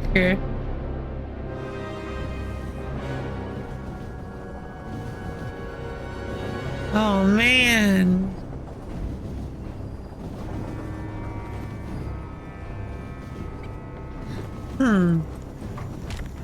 Oh. I see. They're little yellow grab points. I thought for sure it'd be fine. I thought there'd be a secret back there. The final secret must be on this train. Still not really sure what this is. You've got Mui projecting like the map. The secret was death, yeah. It turned out to be the case, yes. I'm so glad we get a train level. I love trains. Trains are like the best thing ever. Of course, I always exaggerate, you know me. Trains are pretty good. Snip. Nyah.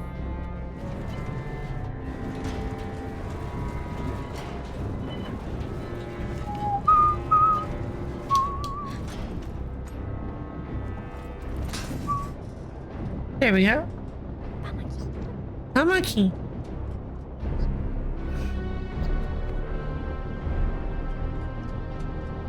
Oh, that was fun. Mui's weight actually did affect it.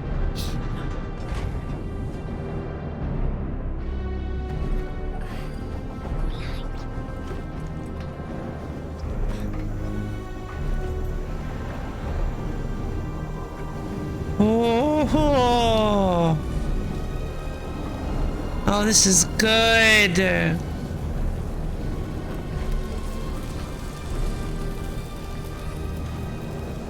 Oh, we're in the snowy mountains. Wait. We've been here.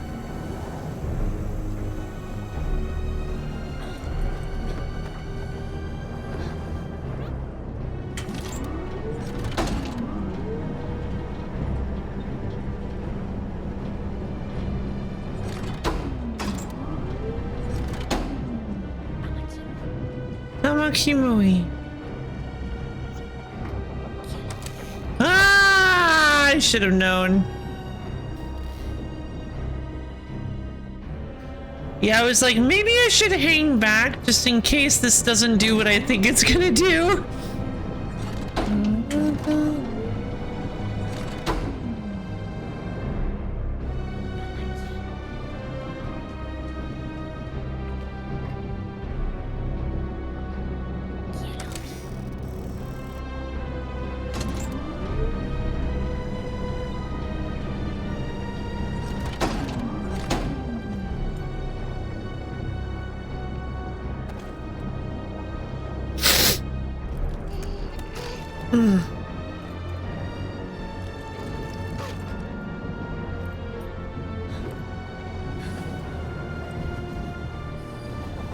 Alaimui.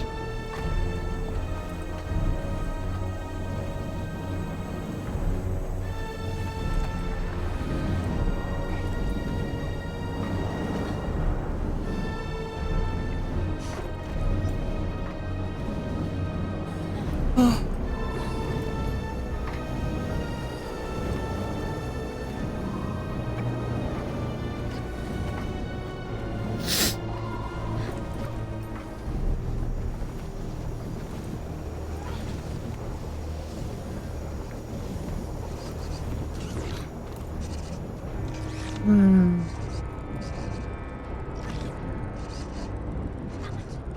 Yeah, no.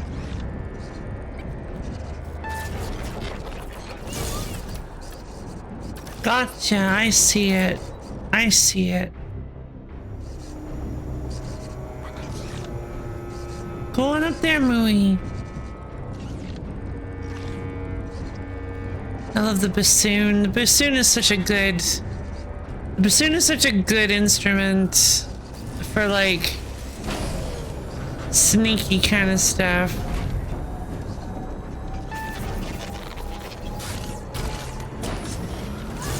Darn. Oh, okay. I'm supposed to wait till it starts closing. I didn't realize it would close so slowly.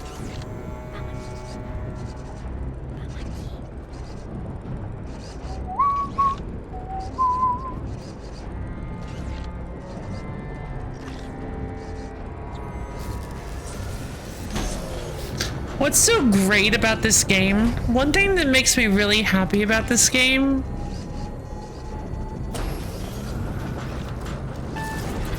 slide! Yeah, I love it. One thing that makes me really happy about this game is that playing it, I genuinely cannot remember what mechanics I had access to in the first one, because these mechanics are so like organic and natural. They're like things that definitely could have been in the first game. I'm just like, yeah, no, these make total sense, and I'm just like, they're really good and fun. And the first game was good and fun. Oh no, here we go. Some sort of facility that I actually genuinely can't remember if I had the ability to move Mui manually, or the ability to, I'm pretty sure I didn't ever get the ability to actually control objects using Mui powers.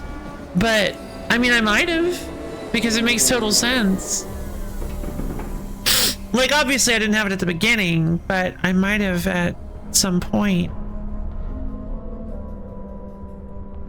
Although, I highly doubt it, because I think we were supposed to at the secret base, finding the secret base.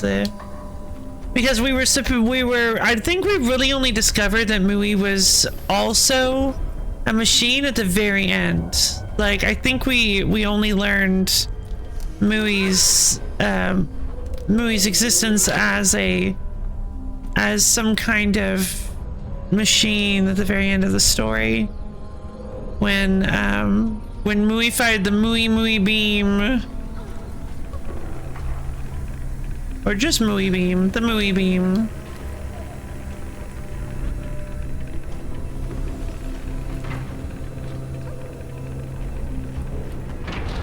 Oh boy. Okay.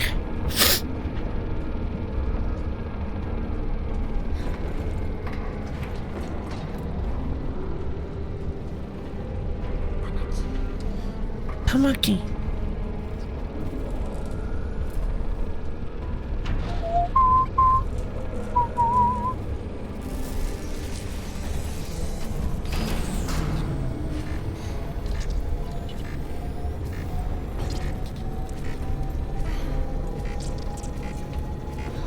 Can you not?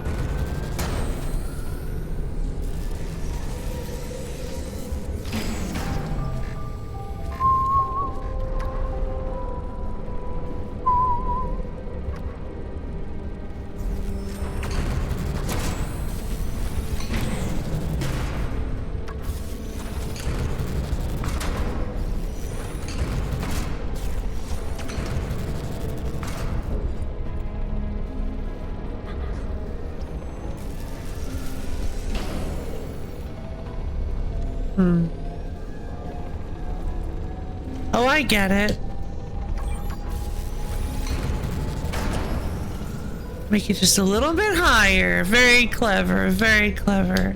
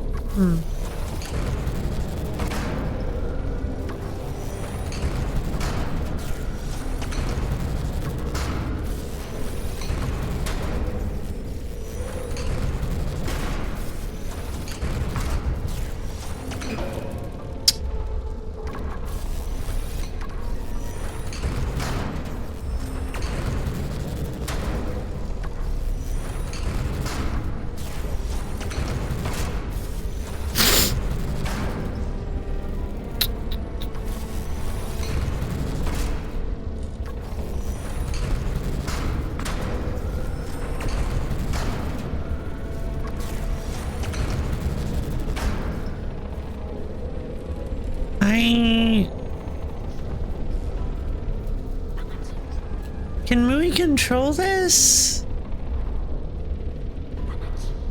No.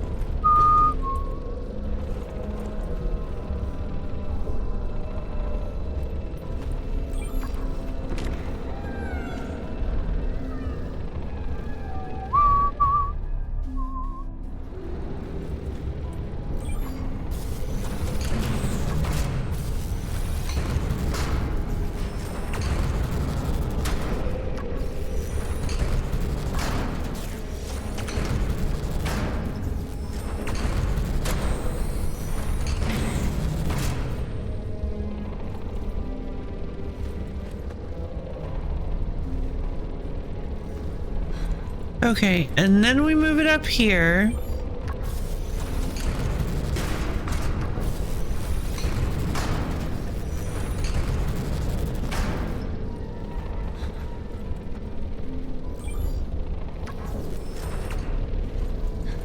No!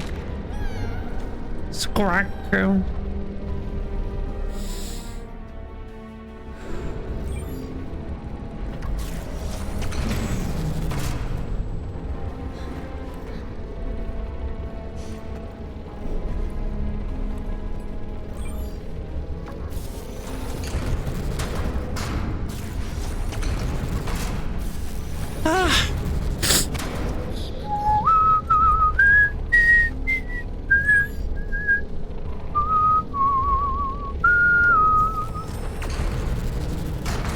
Okay, so you cannot ride the cube. So what do? Oh!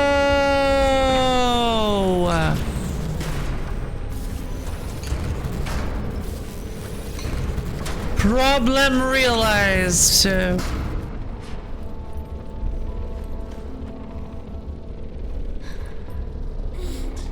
That is good. We did it.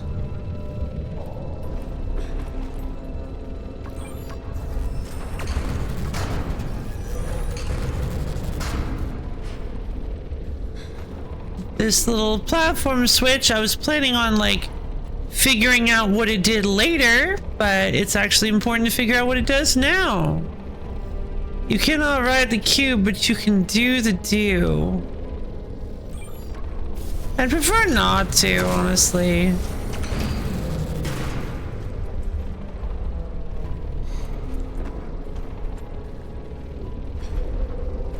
Why is Mountain Dew like the gamer drink? Why do every gamer Mountain Dew?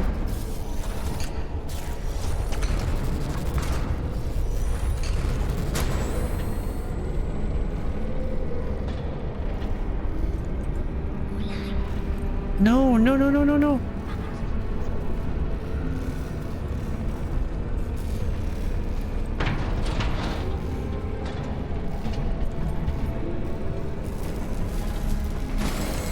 I'm on a conveyor belt.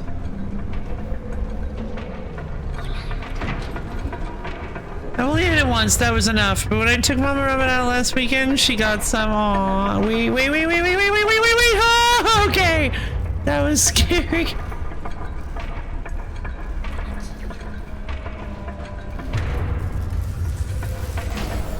Wait, what do I do here?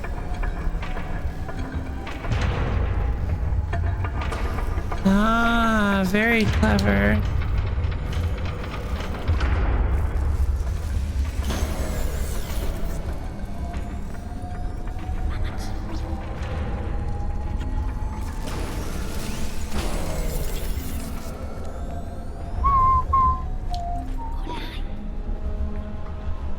There you are. I'm sorry. What do you mean?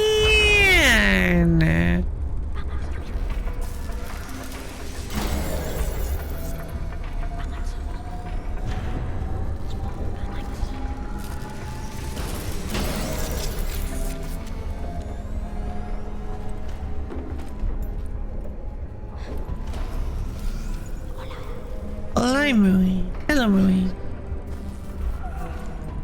Alright. There we go. Final secret. Okay. Huh.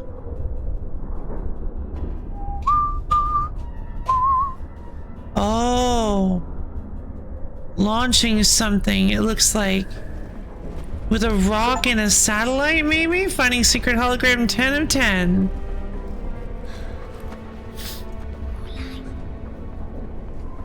Okay. It all fits together and just batted puzzles. Fair enough. Yeah, it'd probably help if we had the rest of it.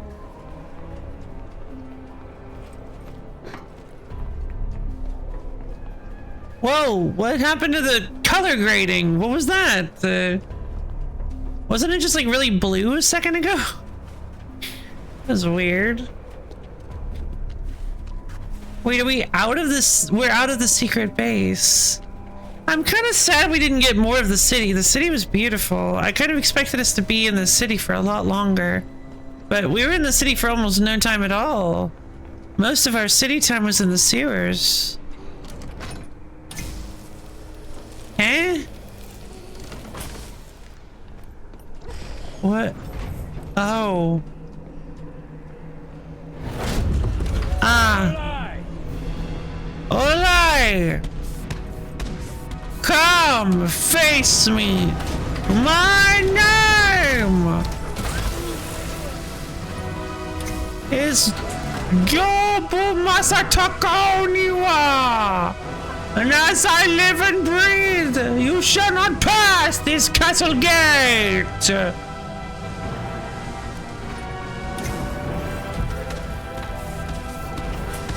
Movie, run!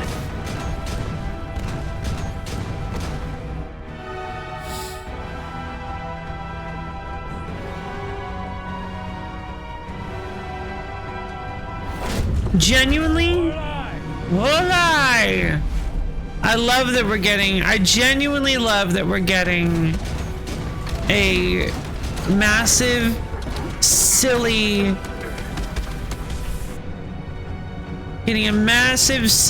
giant robot boss for this guy. That makes me very happy. Oh, I know.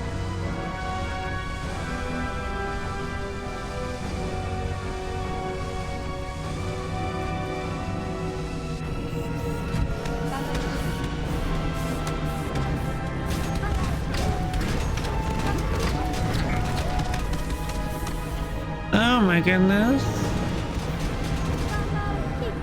Tamaki.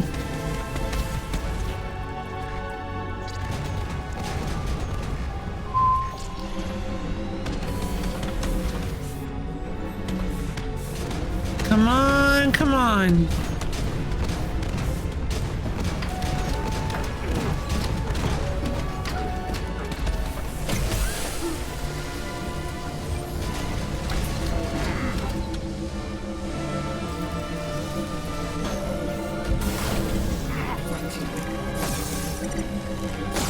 Oh, I can't believe we're actually getting combat in this game. It's like puzzle combat and I love it. Oh, okay.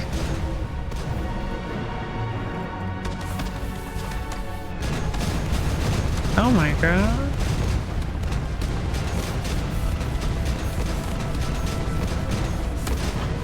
Darn, I was trying to run. Why was I?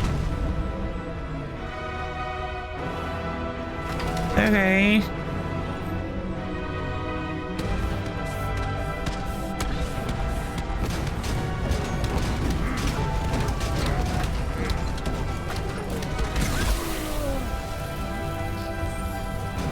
Assuming direct control.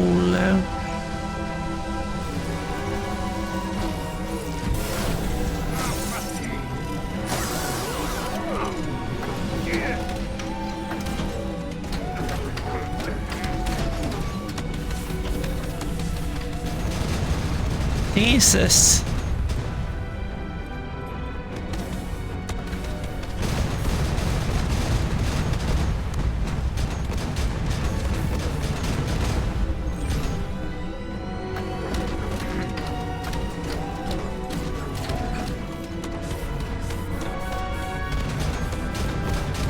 Okay, so I just had to let him have his tantrum.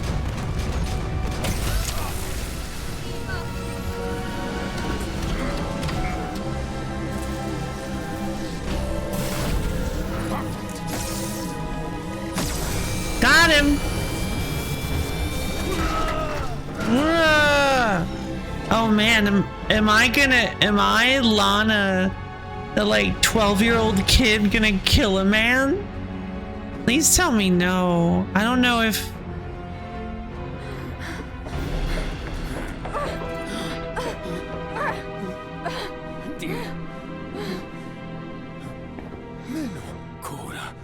ata. An eye for an eye in the whole world. Meno. Oh, Meno. that's Meno. Dear, ima. that is brutal for Rockwin. Oh,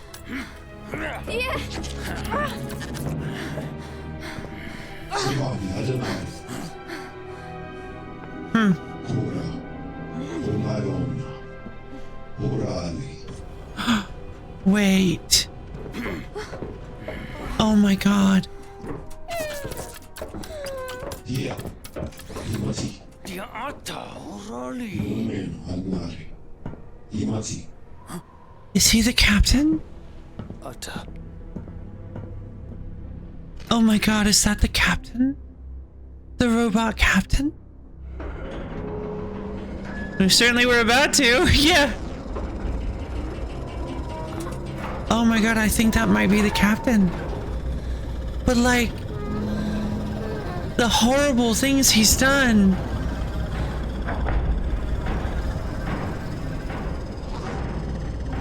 Oh god, I wish I could read this! AA. Yeah, it is. Oh my god, it's the captain.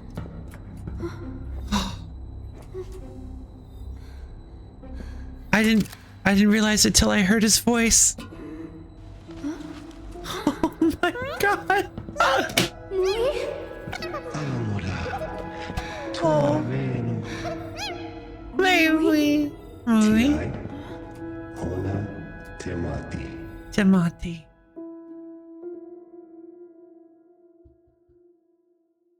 Chapter 8, Timothy's journey. Hundreds of years earlier. Wow. Wow.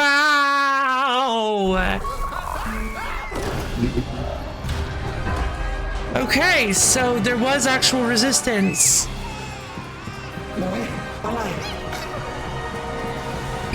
I can't believe.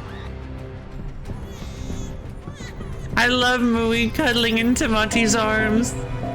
Oh no, so many systems. Evacuate immediately. Mui. Pamaki. Tamaki. Oh. Mui. Okay, okay.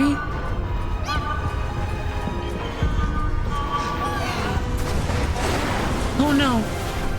Mui, no. They got separated. Oh. Mui. Imaki. So I wonder, does that mean... Oh, oh, sad Mui. I don't like sad Mui. So... Oh.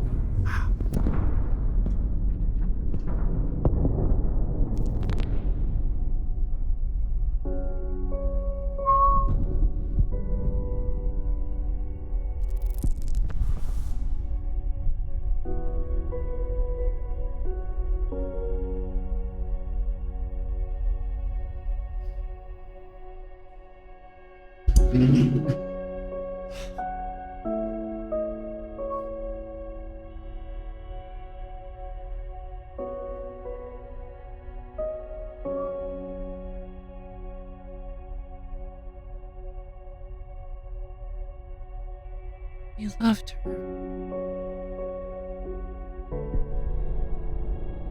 That's what I thought. I thought this was them. But then, how did he become the leader?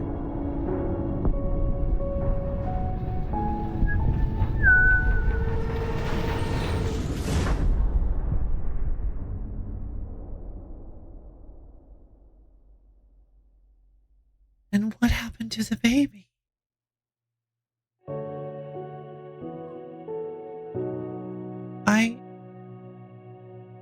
But they were literally right there at the start of the game. So the baby died.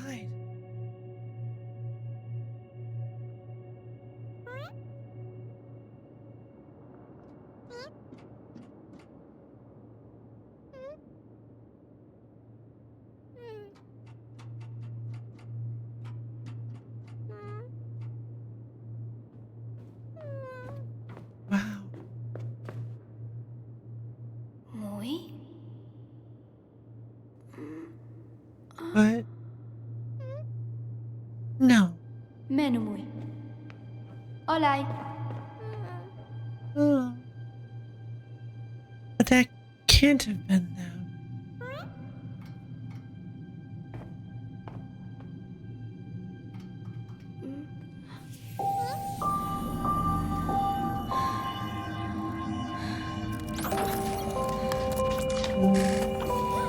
This was the captain's seat. The bridge. This was the bridge.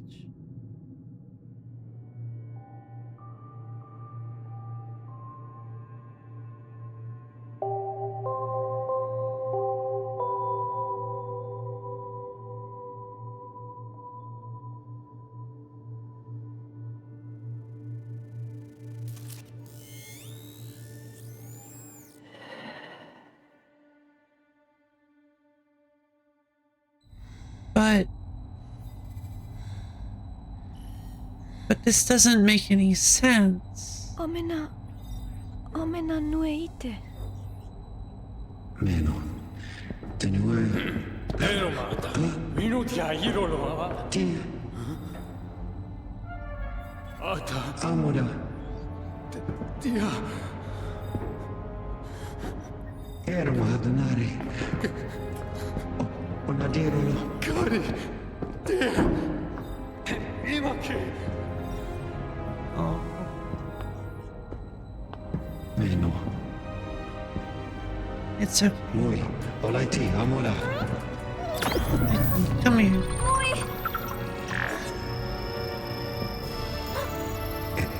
Wait. Yeah. Muy. Olaj. Oh, Louie.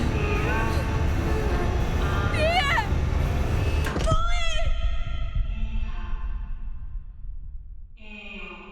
I didn't pet Mooey enough.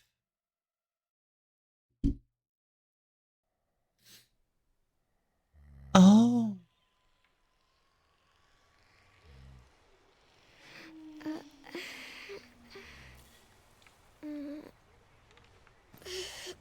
You might be right. We might only be halfway through the game. There's Anua.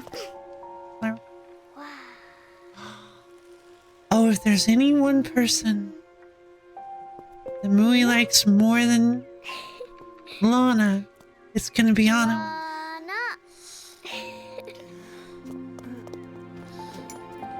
Anua?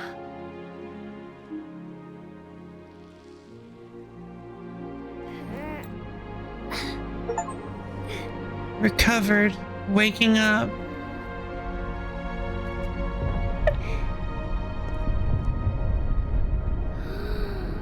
Oh no.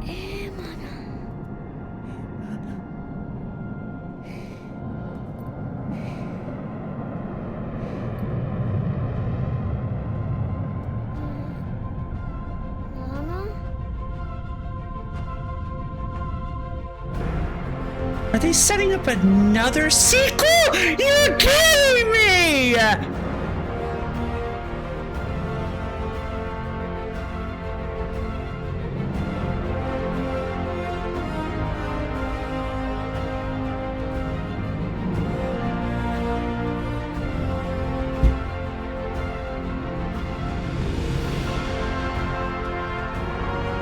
Planet of Lana 3 gonna go so hard. A trilogy to rival the power of Star Wars. Oh my god. Oh my god.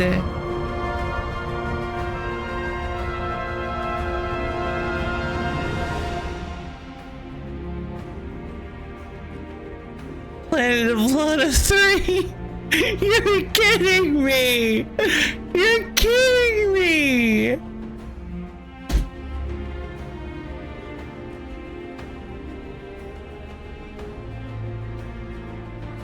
I can't believe it. They're actually setting up a hard sequel this time.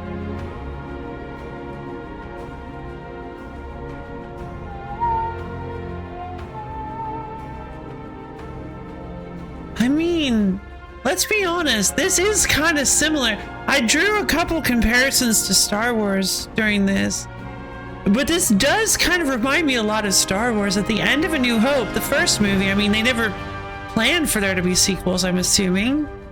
Like, they destroyed the Death Star, spoilers. And everybody got medals, yay! Or everybody got rewarded at least. Everybody was like, yay, we did it. And then they released Empire, and Empire ended on a cliffhanger because they were planning to make another one. And that's exactly how this one did it. Planet of Lana 1 was a very, like, satisfying ending with, like, obviously life would continue on. You could imagine that the story would keep going because it was open-ended enough that you would be like, yeah, the world is going to continue existing. But in Empire, everything was just kind of a nightmare, and you knew things were going to continue. They had to, and you knew there was going to be a sequel because there literally had to be. And this is the exact same case. Oh my god! First one was probably like, we have this idea, but we don't know if it'll be successful, so we won't put all of our eggs in one basket, which is exactly how Star Wars went. And then it was successful, and they're now like, yeah, this is what you can expect from our idea. Yes, that's so wild. I mean, it's not the most, like, impossible thing to happen, but it's so funny to me that there were a couple of other ideas in here, and some of the music even kind of feels like a bit of an homage to Star Wars in terms of like the way its orchestral themes, like kind of the way the arrangement is made. I just kind of like got Star Wars vibes, original trilogy Star Wars vibes occasionally. I feel like I wouldn't be surprised if they were kind of inspired. This is the Trails of a Boy and His Blob like, so yeah, neat. But yeah, I would not be surprised if the creators came out and said that there was definitely inspiration from Star Wars. Like, this was so good. Oh my god. And I was kind of worried that Oren was just like, I was kind of like, okay, they just immediately dropped Oren as soon as his people were massacred. But no, I mean, Oren was there in the tent, so with Elo, I'm curious if the next game is actually going to be called like Planet of Elo or something. I was wondering if maybe instead of controlling Lana, maybe it's going to be like several years in the future, and you're going to play as Anua. I can say there's a New Hope for Lana, but yeah, I wonder if maybe you're going to control Anua or Elo. I mean, you don't have Mui, so like, what's even the point? What's even the point of a Planet of Lana 3 if we don't have Mui? Big thank you to our loved ones who made this possible. Wishfully Studios. Well, thank you, Wishfully Studios. That was incredible. Oh my god.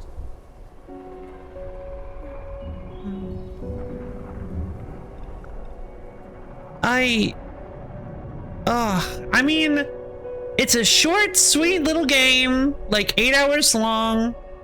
There's going to be a new Mui. No, a Nui? No! Mata Nui. There's going to be a new Nui. No. A new Mui. Nui. I don't want a new Mui. I want my Mui. Oh, man. Well, that sure was exciting. Oh, there we go.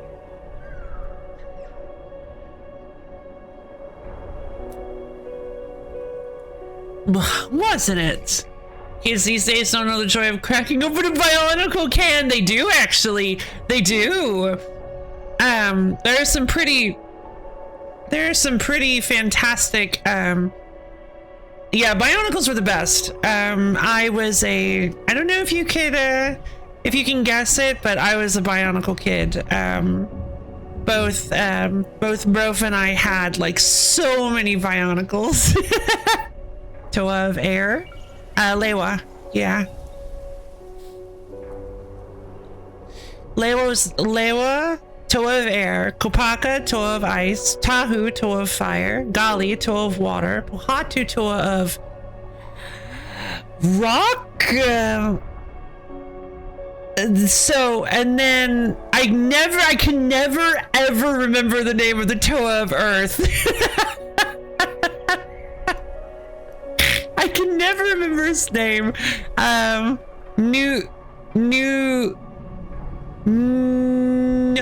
No, I can never make. He's the one that has the black mask of strength.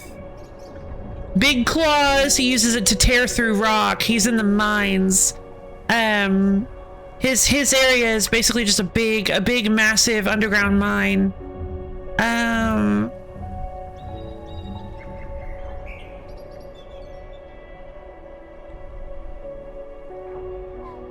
Onua. Yeah, Onua. Wait, no. Yeah, it's how going to wield the elemental power of Earth. Toa of Earth were typically transformed from an Onumatoran, although Onua was an exception. Should a Toa of Earth fulfill his destiny, he would be given the option of sacrificing his Toa power, becoming a Turaga of Earth. Oh. Okay. Yeah, if a Toa of any element were to lose their Kanohi, which is basically their people, their tribe, the Kanoha were the like, or no, I guess the regular Matorans. Are the Kanohi the same thing? Or is Kanohi? No, they're the masks. Okay, yeah, they're the masks. I'm sorry, because like I was thinking they were talking about the Matorans. Because see, the thing is that the Boroks were designed to target the three pillars of the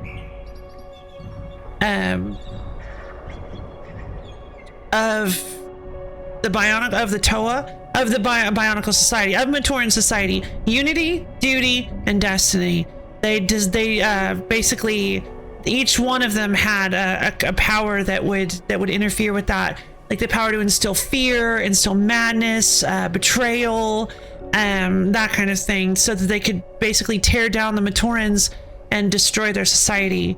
That was what they were designed to do. The Boroks were the ones that turned into balls. You probably remember them. They were kind of like super iconic.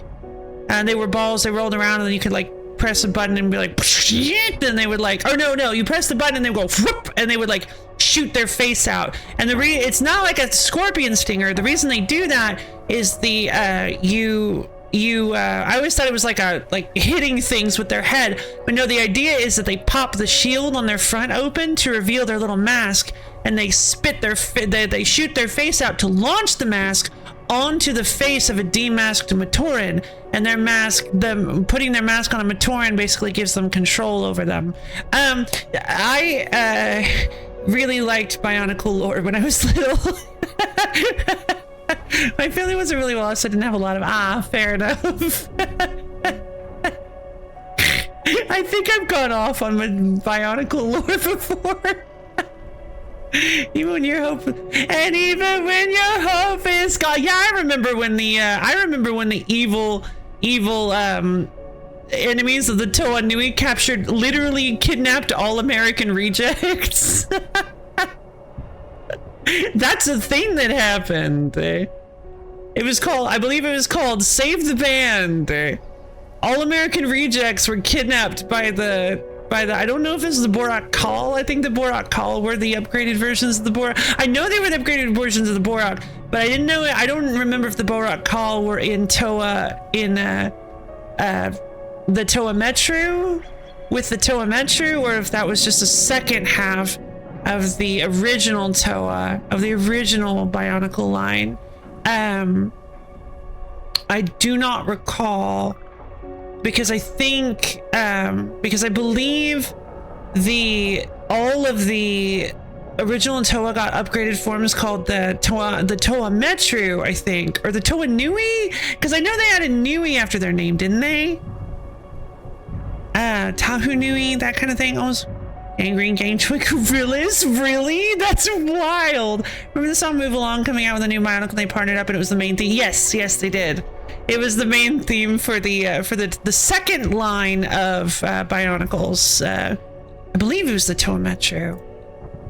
It might have been the Toa Nui. Toa Nui. No, this is the, okay, no, the Toa Nui is the fusion of the 6 Toa, so Toa Metru, yeah. Toa Metru were the protagonists and team of Toa who rescued the Matorna Metru Nui after the Great Cataclysm. The first island was Mata Nui, and Metru Nui was supposed to be more of like a like more modern civilization. I really loved Metru Nui because we actually got a movie. We actually got, oh, the Hordika, right. The Hordika were the enemies in Metru Nui. We got, oh yeah, Kitongu was in that line. I actually had Kitongu. Kitongu's awesome. He's like ridiculously powerful, I think, because he's like old and ancient and they had to revive him to help them fight. But anyway, I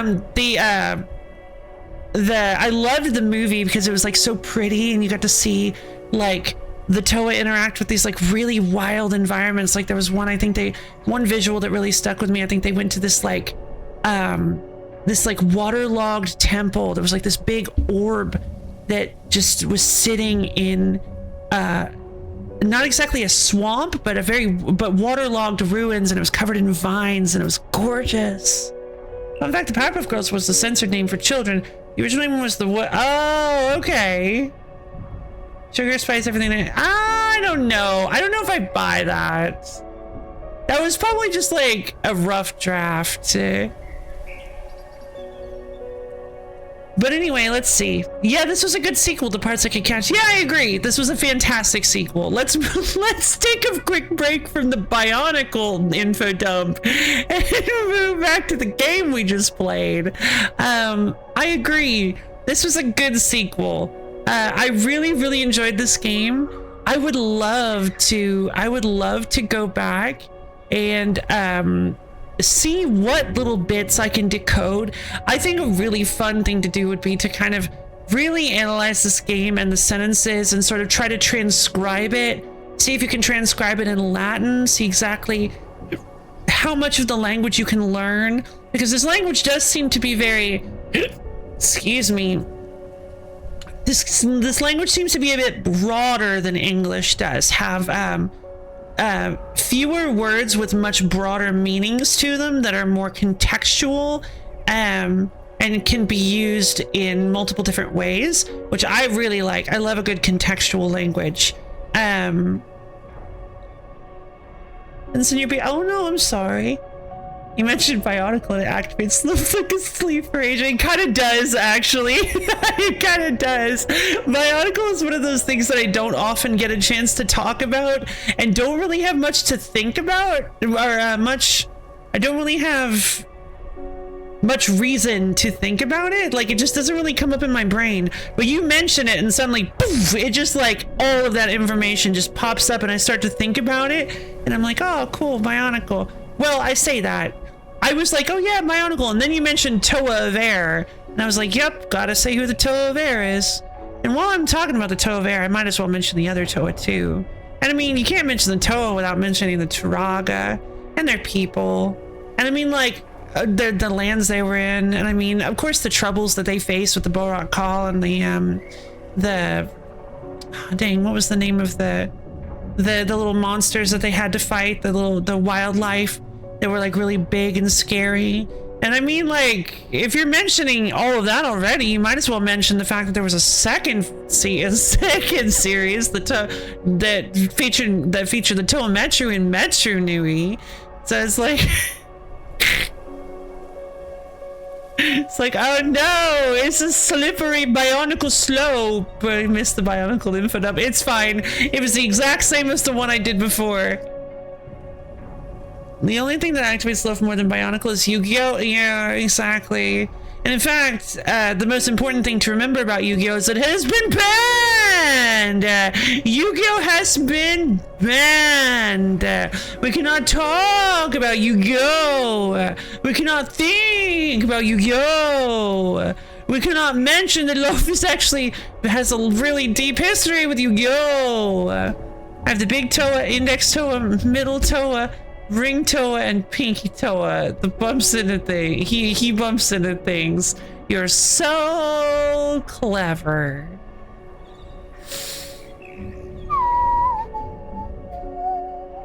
God, that was really good. Toa Mui. Oh, I didn't even think about that. Matamui. Mui. Natamui. My middle toe bumped into my weight bench. Oh, that sounds awful.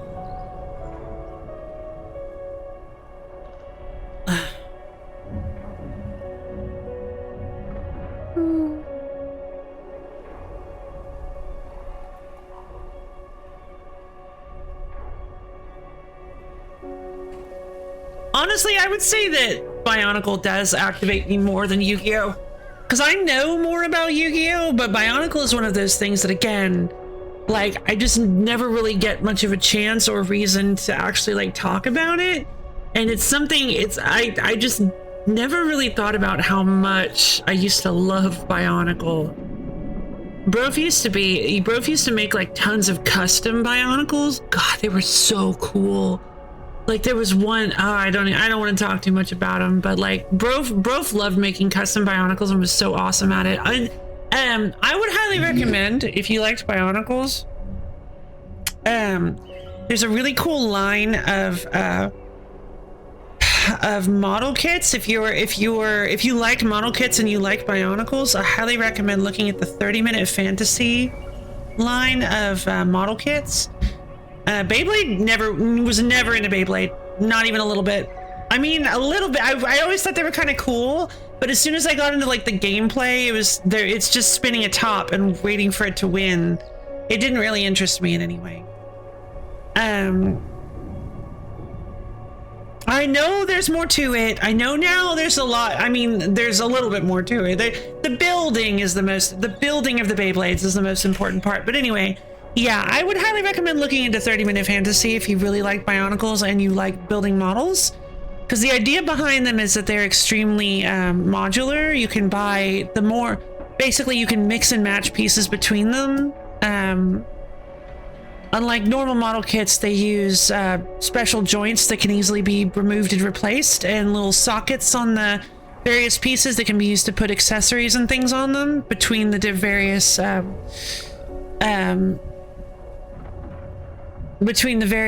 models. Once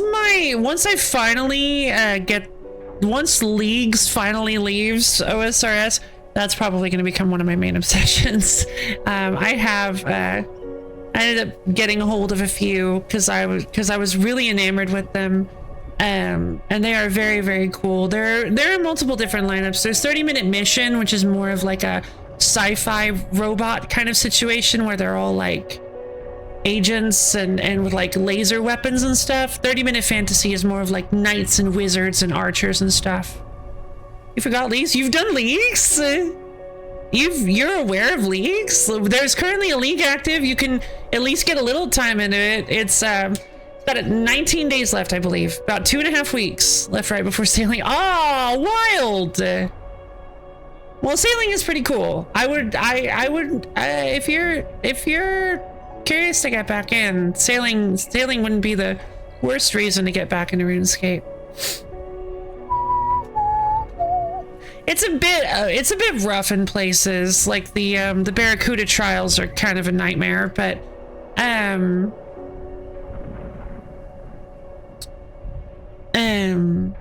yeah, there's currently a league going on called the Demonic Pact League, which, if you know who Yama is, it's focused around Yama. Excuse me. Yama is a character that was added in Corin Cabos. I just realized, I'm sorry. We're not talking about, we're literally sitting here not talking about anything but Planet of Lana 2. Okay, I gotta, hold on. Planet of Lana 2, focus, Loaf, you can do this. Planet of Lana 2. I mean, it was a beautiful game. I really like that. I'm glad that Lana didn't kill the guy. I'm really confused as to Mati's motivations. I also really don't understand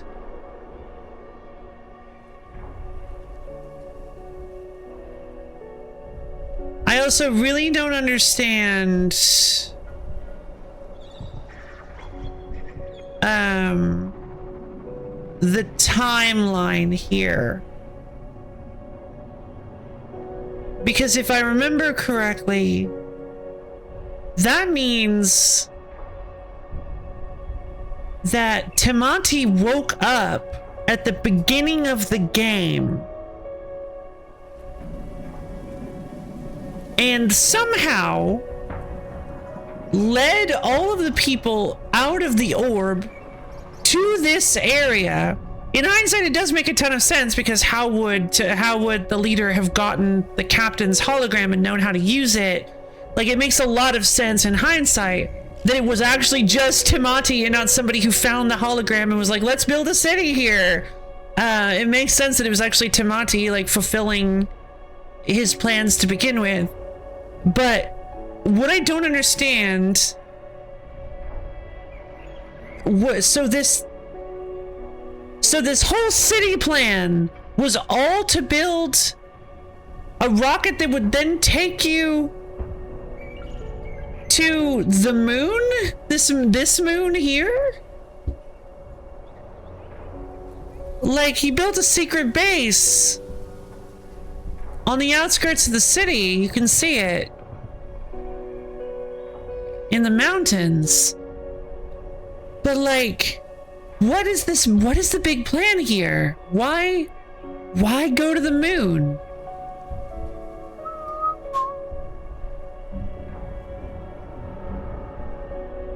And if Lana decided to stay with Mui and Timati, then all three of them are going to be on the moon now, and there's like no way for anybody to reach her. Like, she's going to be stuck there. So I'm so curious, what is the third game going to be like? Are we going to be playing as Lana, Timati, and Mui? Is Lana going to be angry at Timati for ripping her from her planet? Binary planet orbit? That's also possible. I don't know. I don't even know if that's possible. Calling the twist is actually a mooing. Yeah. Oh my god. Full of Dead Space. Just like, we get there, push a button, and he's like, you do not understand what it is we're standing on. And all of a sudden the moon begins to shift, and a tail, it zooms out, and the tail uncurls, and it goes, mooey! Like, my god. It was a giant mooey this whole time. He is awakened. And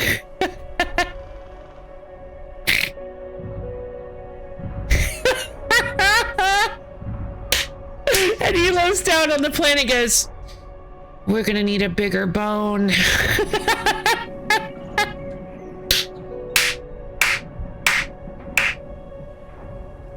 The movie needs everyone's bones. Yeah, everyone's bad end. No, good end. Binary planet orbits do exist, Tyrell. I'm not sure if the devs thought of it. Yeah, maybe. I mean, the devs thought of a lot of stuff.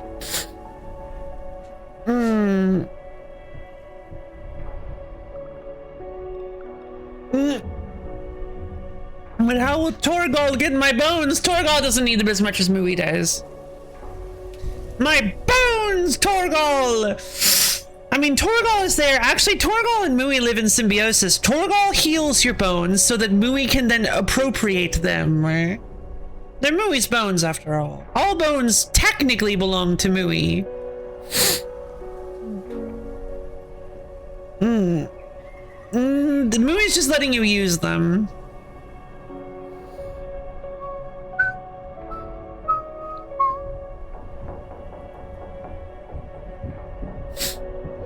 God, I know I'm nowhere near. I know I'm nowhere near big enough for the devs of Planet of Lana to see this, but I would be so happy if in Planet of Lana 3 we get like a throwaway scene where Mui, like, I don't know, where there's like a bone in on the other planet, like there's a bunch of bones, like we get to a really scary like graveyard area and Mui just like one of the bones and then like never does it again. Please give me one instance of Mui chewing on a bone or something, or kicking a bone, like just acknowledging bones, please. That's all I ask. That's all I ask, is one moment of Mui just like interacting with or playing with bones.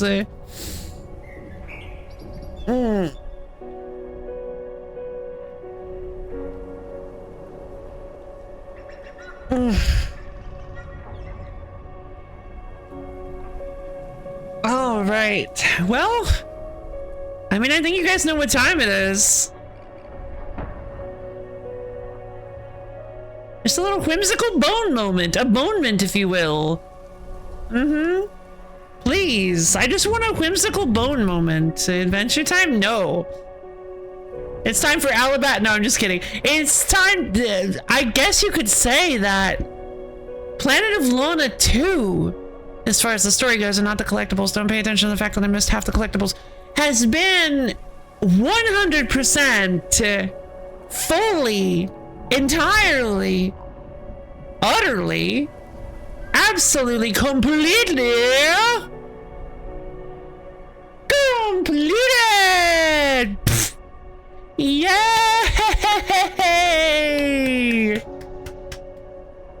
I was really hoping you'd clip it.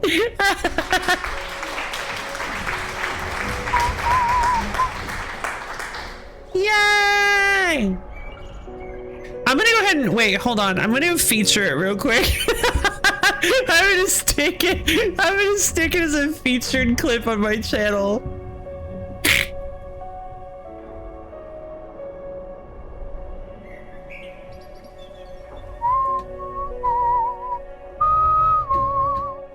There we go. Loaf's wish for Mui to eat bones is now a featured clip on Lo-Fi Lady's channel.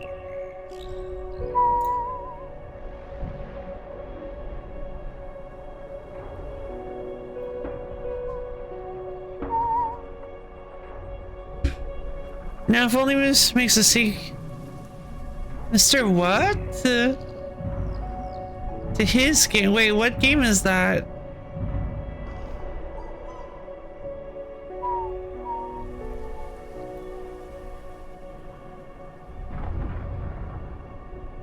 Sheepy! Oh! Yeah! Whoa! Oh my god! Wait! Oh no! See, I knew something like that was gonna happen. I'm sorry.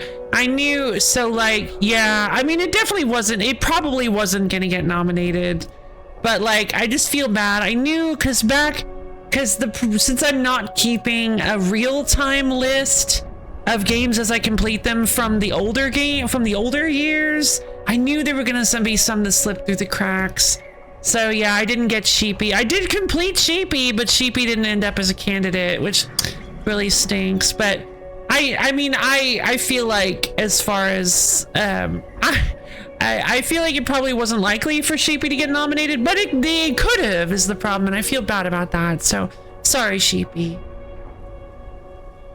Yeah, Sheepy: A Short Adventure was really good. Very interesting game. I think we did that during a wheel stream. It makes music completely free for use in services, games, stream them, make videos on them, everything free. Wow, pretty cool.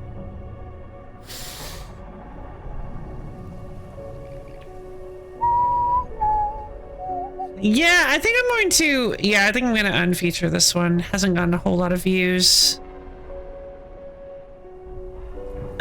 I think it's probably one of the weakest current featured ones. I don't want too many well, I thought I had a limit to how many clips I could feature. But,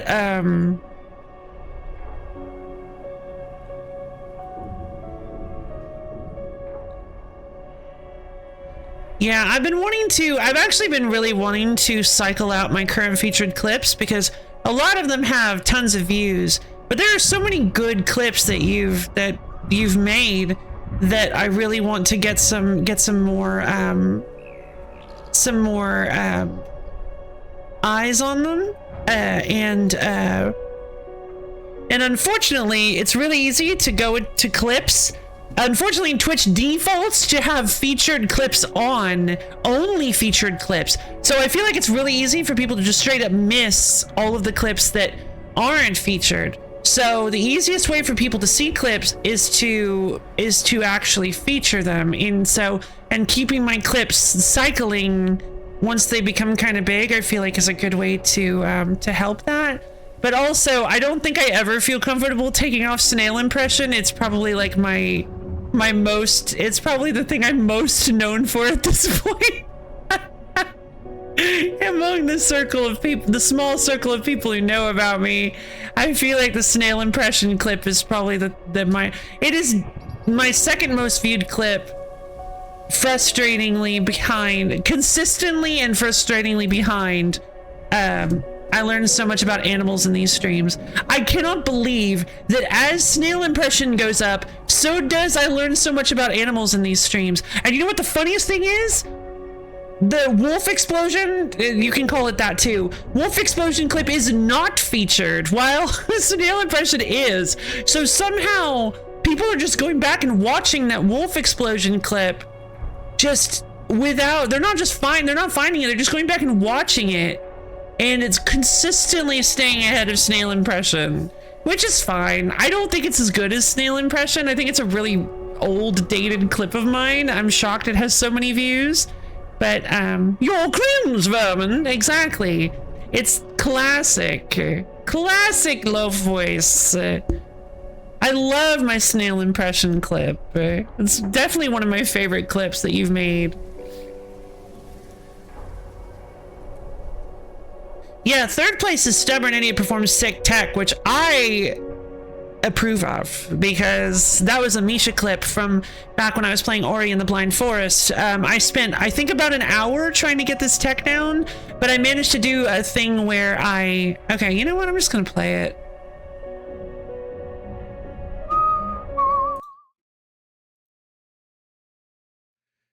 Let's see if I can get it. Hold on. How do I get it to play?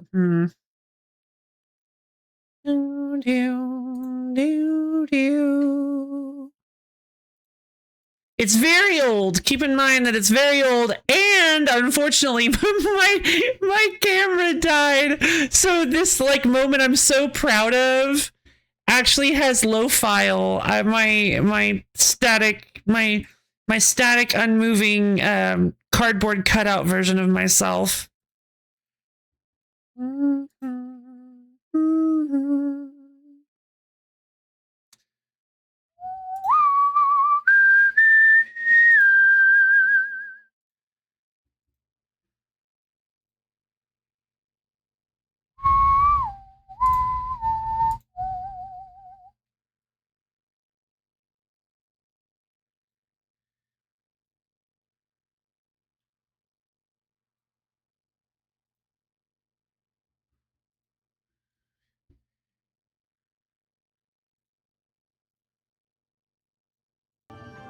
Well, we'll deal with that when we get to it.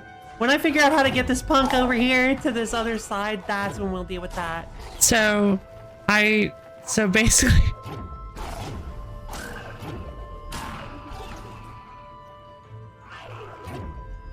Oh my god! Oh Oh my god! I don't know how many of you guys have seen that, but that took me an hour. You're not supposed to do like I think you're supposed to wait to get another ability before getting that cell. But I realized that if I dedicated enough time to it, I could find a way to get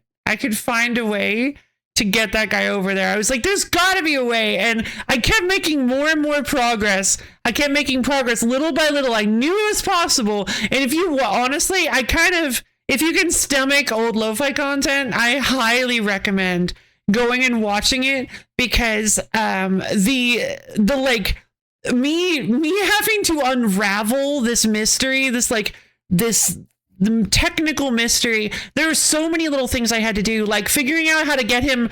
I made it look super easy right there, because every bit of that was just pieced out over the course of like 15 minutes for each bit. I had to figure out how to get him exactly where I wanted him on that platform. When he hops onto the platform at the beginning, that was actually a step in and of itself. He has to be right there. He has to be right there. That's why I had to hop him up, because I needed to get over to this side. I needed to get over to this platform here. Those jumps were calculated. I had to wait exactly till he was like right there, because it's just all so calculated. I had to make sure you see how much health I have left. I had the perfect amount of health to actually launch myself into the thorns so that I could survive doing that. Otherwise I wouldn't be able to do it. It was all calculated over the course of like 45 minutes to an hour. It was insane. That was the most I've ever spent. Up until that point, that was the most I had ever spent on like on one single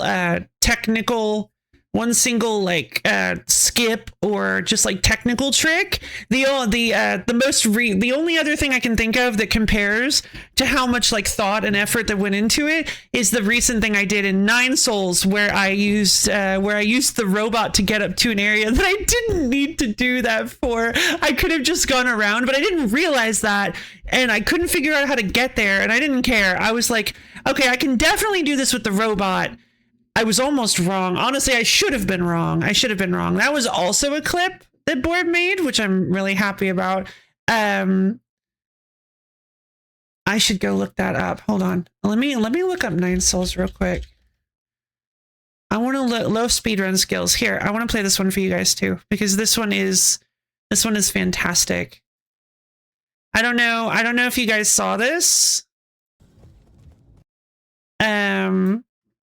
Rabbit, I think you might like this, because you were a big proponent of 9 Souls.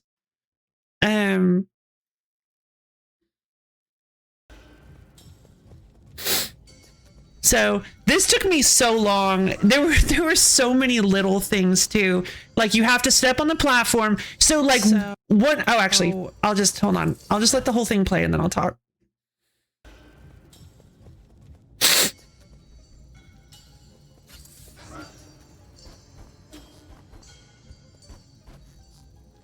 So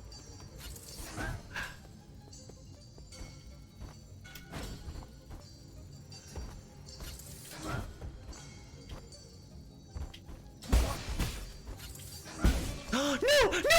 Yes! Oh my god! Oh my god! Yes! That always gets me.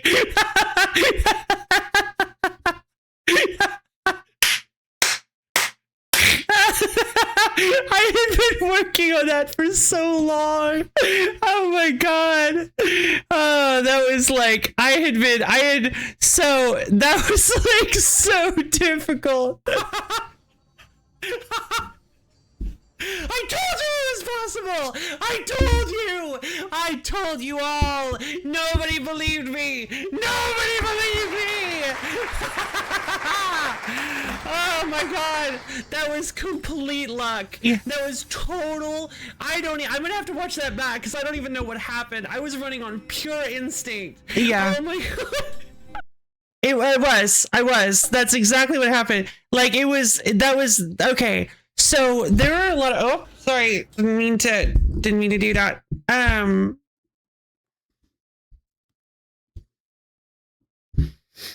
Okay. So like there are so many little bits here that that took me a lot of trial and error processing out to figure out how to actually get them to work. For instance, like I was spending a ton of time trying to get this little guy up here because of this moment right here. This part looks like totally innocuous and pointless.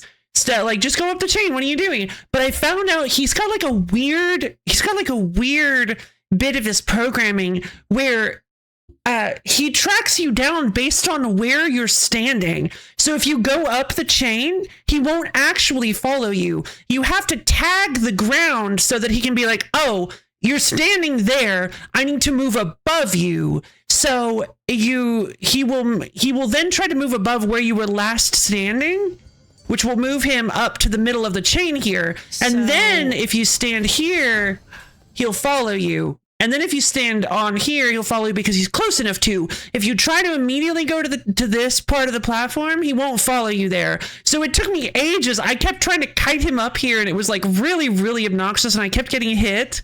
But eventually I realized that, oh, okay, I just need to tag the platform. It was really weird. But yeah, it's a little secret thing that you can, I feel like maybe only me knows and the developers. I don't know. Like, there's no reason to do this. So, and the reason I'm doing this is because you see this charge attack he does, he charges at you based on where you are in a specific point of the animation. So you have to like jump, you have to use your double jump to like pop yourself above his head so that you'll send him straight up in the air. So you have a better chance to actually, like use the dash to hit him. Then you have to, I think I just bounced off him there. Right. You bounce and then you use the down dive thing that lets you bounce off of their heads. And then I got so lucky here. You see I'm queuing up the talisman.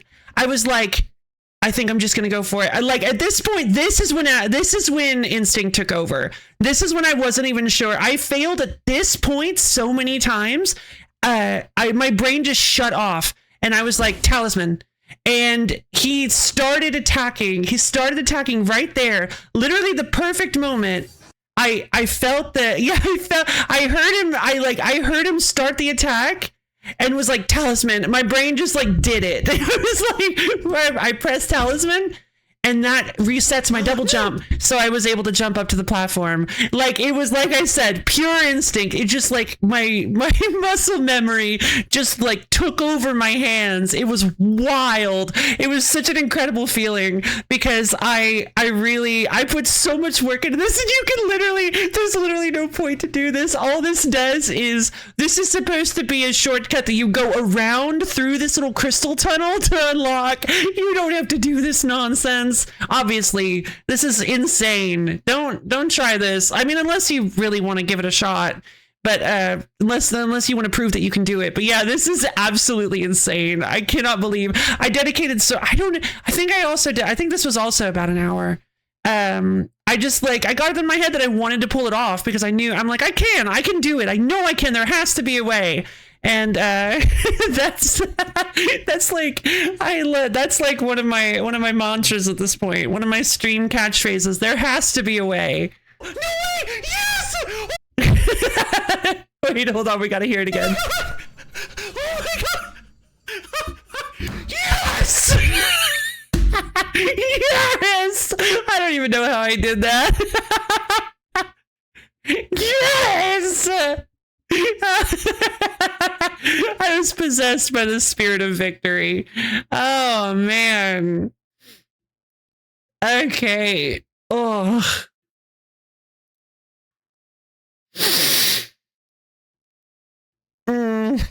Definitely one of my pro gamer. Yes, exactly. I saw that earlier. I didn't respond to it. Pro gamer indeed. The 9 souls, 9 decibels. Very true.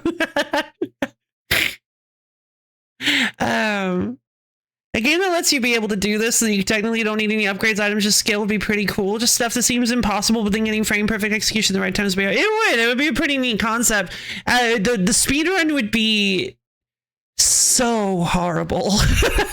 Like, it would have the most, it would be the worst. It would probably be the pinnacle of speedrunning, simply because that would imply that, yeah, exactly.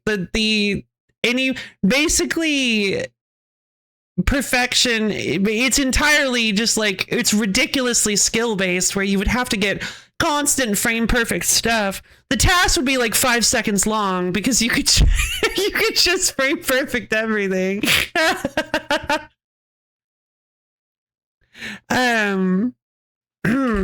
Oh, task stands for tool assisted speedrun, by the way. Basically, it's where you use various programs to I don't know if you exactly, I don't think you exactly use it to just run the speedrun itself, but it, or just like, I'm pretty sure it just like does pre-programmed inputs. You could get items, but you could also just forego them. Oh. Speaking of speedrubs, yeah.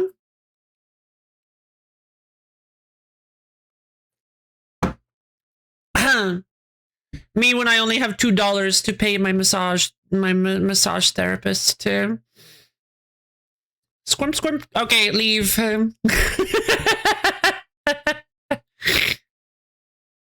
don't have a massage therapist. I've actually never received a professional massage in my life. I know people who have, and they say they're really great, but never really had them.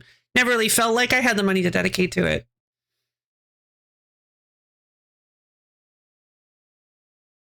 Ugh.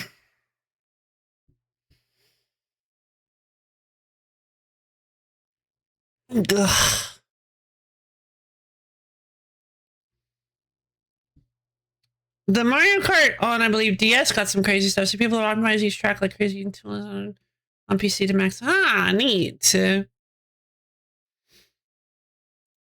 Well, using tools and stuff is typically in the realm of only tasks.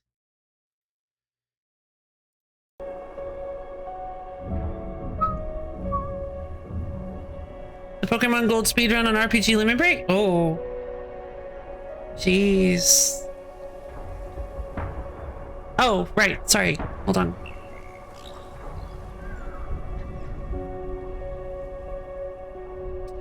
I'm actually really surprised that the city was a utopia.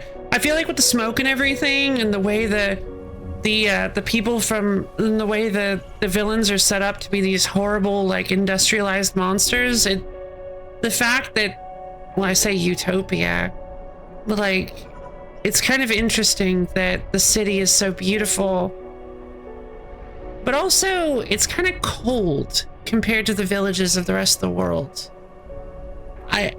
I'm not really sure. I feel like the game is maybe trying to say something, but in an open-ended way. I mean, these are Lana and her people and Orin's people are natives living with the land. And this industrialized society is coming in and dumping their radioactive rocks on them and drilling for more radioactive rocks, cutting down trees, destroying killing their sacred deer. And I mean, I suppose it's not really that subtle. It didn't really feel very subtle at the time, but when I started to think maybe they're trying to, they're like doing a subtle thing. No, it's pretty unsubtle. It's pretty obvious what they're going for. This is fake. No way, it's real. So the father uploaded his son's files. It was all real, and there were far more than what he originally showed. Wow. Okay. I mean, yeah, there's some. I mean, you gotta. That happens. People with tons of skill get born into the world.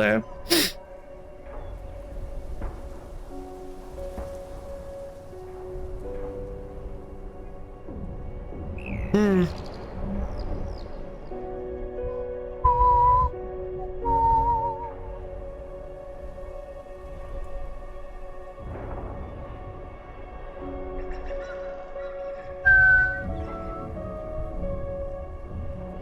All right. Well, there we go. Well, everybody, that was Planet of Lana 2. That was Planet of Lana 2. I can't believe we finished it. I did not realize, I did not expect it to be so short considering how much bigger it was file size wise than the previous game. I'm really sad that Anima got such a small actual presence in the story. The way Anima replaced Lana on the Rock, which is a hugely important, like a hugely prominent image. Children of the Leaf. Planet of Lana 2, Children of the Leaf. Children of the Leaf. Oh, the leaf. As in the spaceship. They must call it the leaf. That makes total sense. Because it does kind of look like a leaf. But Lana and Mui on the Rock is the image for the hero. It's the image for the title screen. Like, it's a really important image, them looking out over the city. And at the end of the game, Anima takes her place on the rock, watching the spaceship fly up into the sky. That does lead me to believe that Anima is probably going to be the protagonist of the next game. I wonder if it's going to be, it might actually be called Planet of Anima, which would be really, really interesting. Like having a time skip where where Anima is now, like, I don't know, Anawa's maybe a bit older, things have like moved on without Lana, and then Lana comes back, like has found a way back to their planet, to this planet that we've been on, and becomes like a supporting character, like a returning, has to deal with, Anima has to deal with the fact that Lana left and there's confrontation. I don't know. I feel like there's a lot of ways Planet of Lana 3 could go. Like, I'm really excited. I'm really excited. I love how Star Wars this is. Like, I feel like, wasn't this the same way that New Hope, that the original Star Wars went? You had the first Star Wars. Everybody was like, cool, what a great movie. And then it did so well that they just suddenly made a sequel, and everybody's like, whoa, a sequel to Star Wars 2, that's great. And then they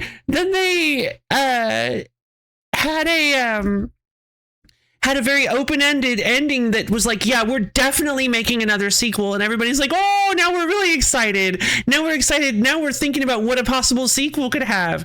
This is amazing. I love this so much. I can't wait for the Planet of Lana prequel trilogy that everybody hates, and then the Planet of Lana sequel trilogy that everybody hates, that causes everybody to really like the Planet of Lana prequel trilogy. I'm so excited. Bit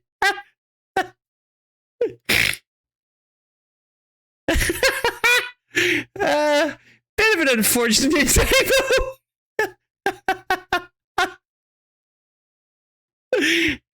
No time skip. Anima gets her own Blorbo and it's a baby adventure. I'm hoping to. That would be great.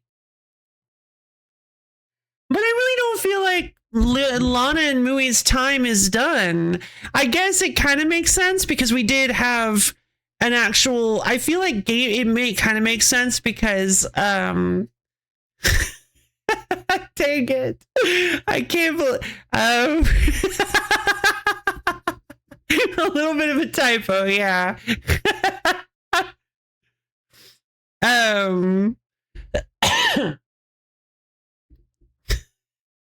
So I'm multitasking. You're okay, Melanie. It's okay.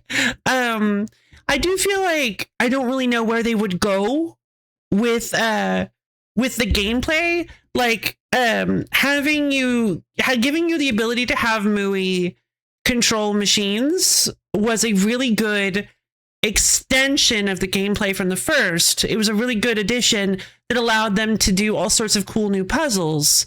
I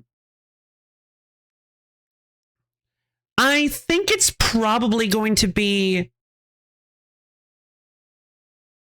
You know what? Oh my God, I hadn't even thought of that. I think it probably is going to be Lana. I think we're probably going to control Lana in the next game. Maybe? Because here's the deal.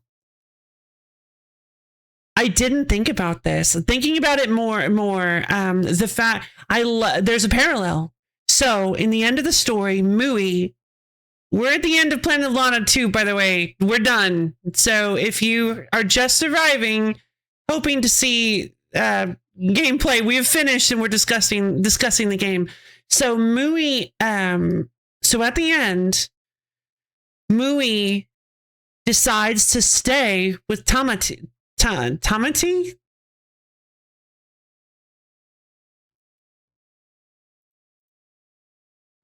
That doesn't sound right. With the captain. Decides to stay with the captain. Because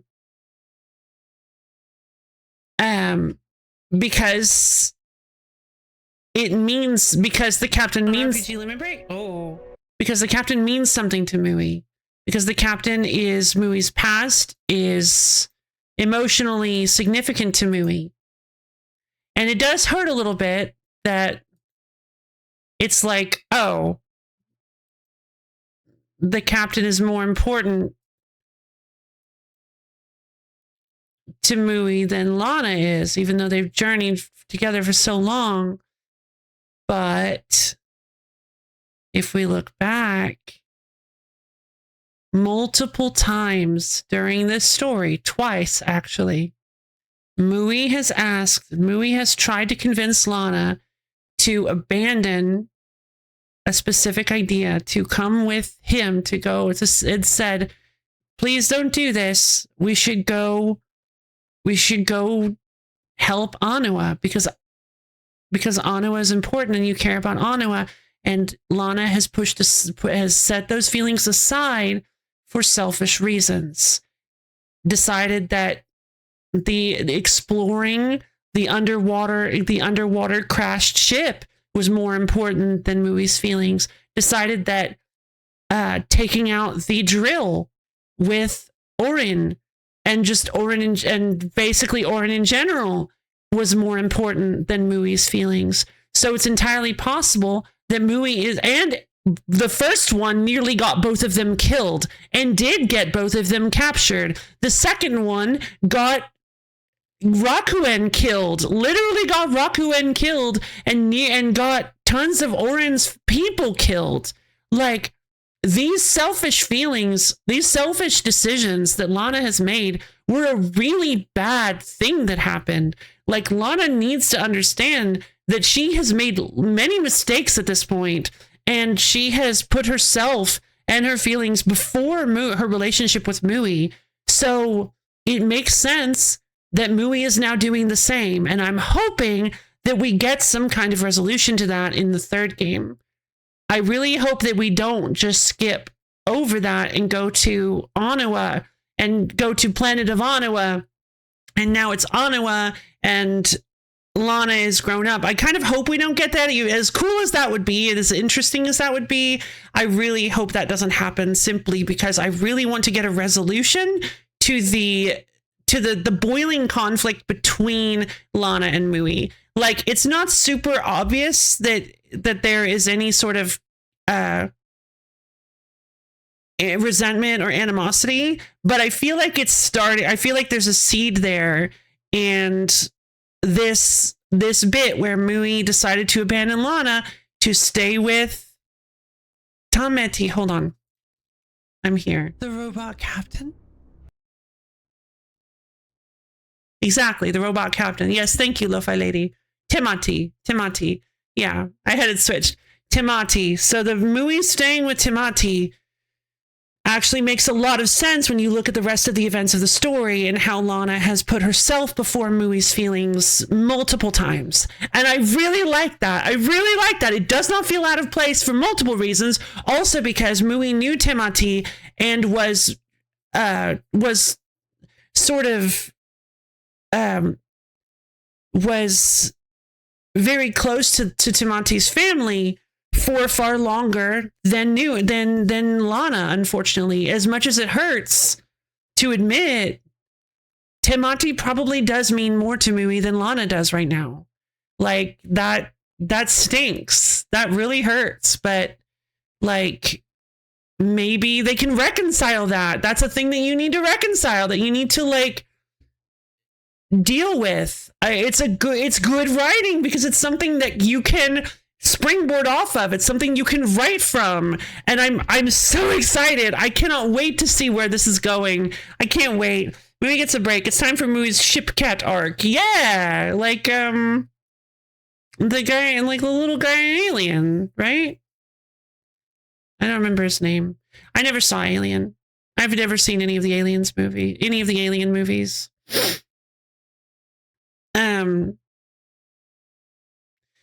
Because I didn't grow up with horror. I mean, I was never really good with horror movies at all. Scariest movie I ever I've talked about this. I actually had nightmares after watching Terminator.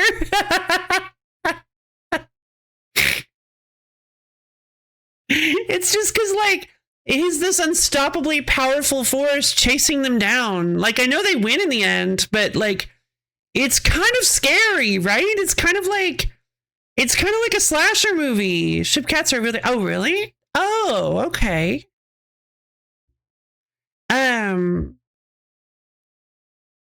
I mean, it's not that scary, but it's like kind of scary, right? It's kind of like a light horror movie.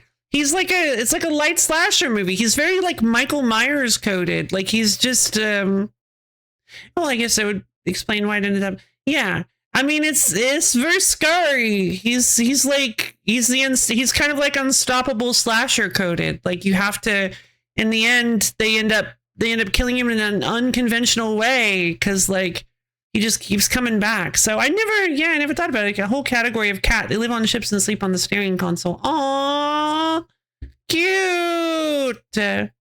New subspecies. Babe, wake up! New species of cat just dropped. Ship cat. All right. Well, I'm sure you guys saw this coming.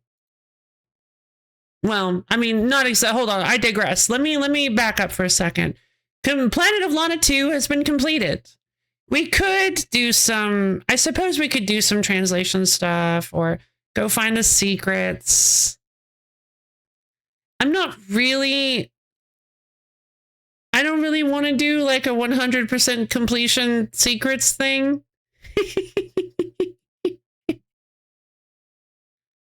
Borb, what are you saying? Borb, you're being ridiculous right now. Borb, that's Borb. What that's Borb, you can't Borb, that's very silly. quickly hides Alabaster Dawn. Don't be ridiculous. What are you talking about?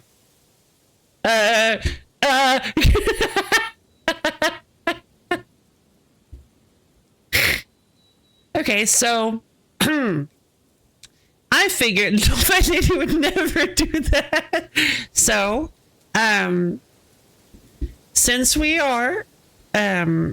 have a decent amount of the stream left, I think instead of secret hunting in Planet of Lana 2, because honestly the more compelling thing to me is the immediate story. I actually do want to explain myself here, because yes, we could go secret hunting through the chapters. I just don't really, that idea doesn't really appeal to me. As much as, obviously, because let's be honest, I'm hopelessly in love with this game. As much as Alabaster Dawn. Okay, hold on. The game is cut off.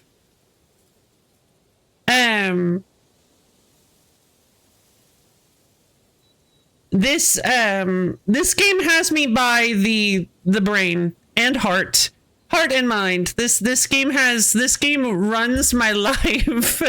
I am kind of weirdly enamored with this game. It is currently, it is very swiftly becoming one of my favorite games of all time. No, it's already one of my favorite games of all time. It's swiftly threatening to become my favorite game of all time. I can't stop thinking about it. I want to play it always. I don't really know why, but it's because, like, I mean, the combat is really cool, sure, but there's just an energy to it that is just extremely charming and that I just can't get enough of. So yes, I was planning to do more Alabaster Dawn on Wednesday, but it kind of just keeps creeping in through every fault of my own. And I want to play more. So we could go secret hunting in Planet of Lana 2 to find the other bits of the holographic blueprint, to see what if we can find out what exactly is going on with that. Maybe it has some hints and teasers to some potential events in the sequel. I do understand that, but I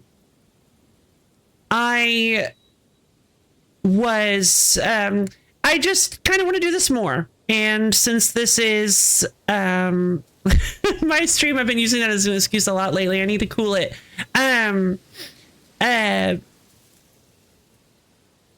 Since I want to, we're gonna. So maybe we can find some Planet of Lana 2 secrets sometime in the future. Maybe go do that later when I am more in the mood, less immediately obsessed with Alabaster Dawn. But I think this amount of time remaining to play some delicious why do I keep delightful wrong word, some delightful Alabaster Dawn is the way I would like to spend the rest of the stream. So let's go. All right, I'm going to go ahead, and this time I'm going to put some thought into it, and I'm actually going to announce on the announcements. Wait, what was that? Oh, there we go. Wait, was there a... I just saw something. I don't lose hyperfixations. They just go into hibernation until something wakes them up like an ancient beast. No, Bionicle. Alabaster Dawn has excellent mouthfeel. I agree. Like, I like that. I like that,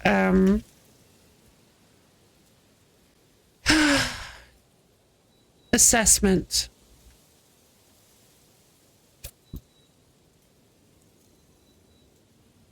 Loaf's wish for Mui to eat bones. Yeah, I know I'm not like the kind of million subscriber YouTuber that would get references in indie games, but I really hope that somebody stumbles upon the Mui bone joke and is like, oh, that's actually really funny. Let's have it. Let's make it happen. Like, I really hope that's what ends up happening. It's not gonna, let's be honest. But like, I would absolutely love that. I would love it so much. I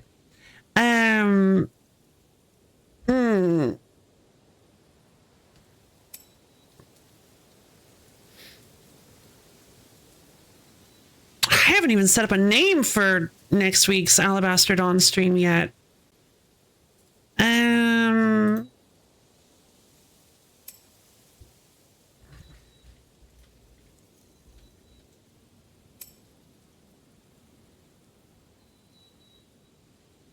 Okay, and I guess we're not going to do Planet of Lana 2. Well, since we're not doing Planet of Lana 2 next Saturday, let's do a Retro Saturday instead. I know you guys have been dying to have one. Probably. It's a pretty well-liked segment. Looks like I've got most of it set up. I'm kind of tempted to take a quick lunch break. I think I'd like to take a quick break for lunch. And then we'll jump into Alabaster Dawn here. Oh, right. I was supposed to... Give me 1 second. We're going to switch to Alabaster Dawn, which is slowly but surely getting more followers, it looks like. Currently has a lot of viewers. Whoa! You love to see it. I'm so happy. And then City Folk. Let's do that.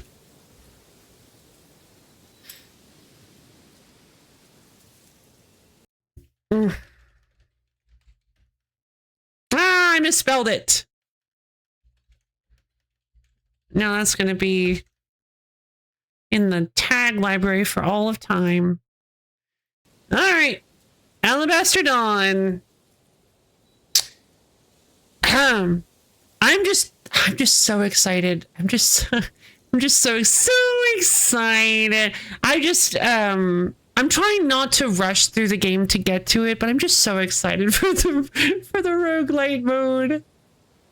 Yay, more white morning indeed. I'm excited. I mean, obviously, I've made my feelings about this game extremely apparent.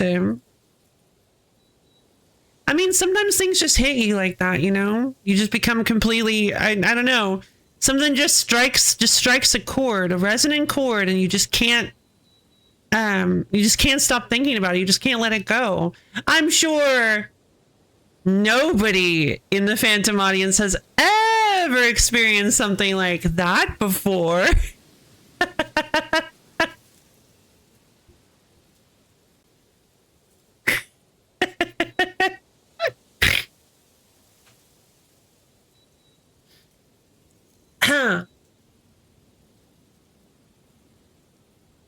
And discuss it. I wouldn't have gotten it. You did have to, yeah, engross. Sorry, typo. Sometimes you just get disgusted. Yep, sometimes. All right, well, I'm going to go make myself something to snack on real quick. Something to schmomp. And I will, surely not. There we go. Surely not. Surely not. But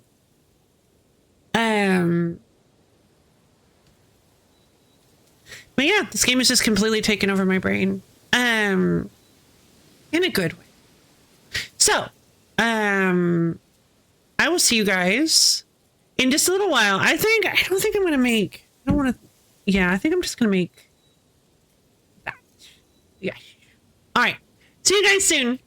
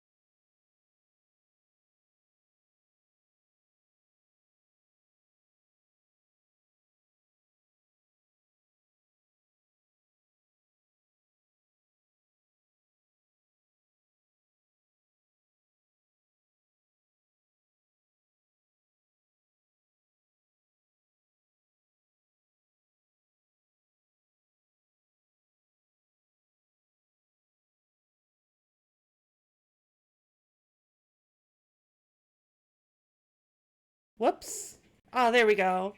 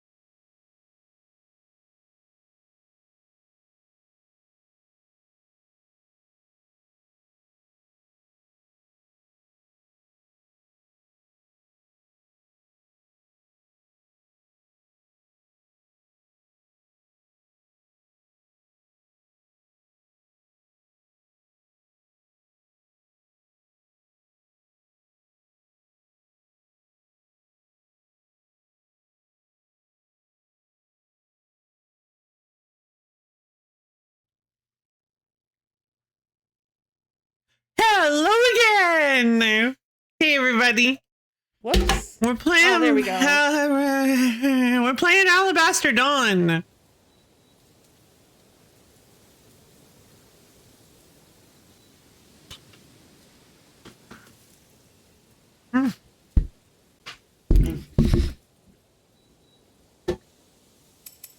Welcome, thank you. All right, let's just jump in. I'm ready. I'm ready for this.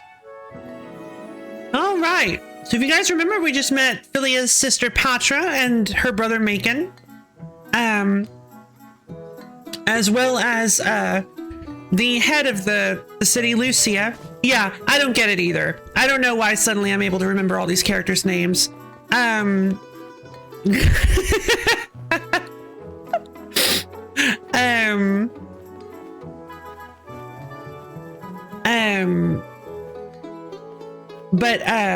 We need to go meet with Lucia.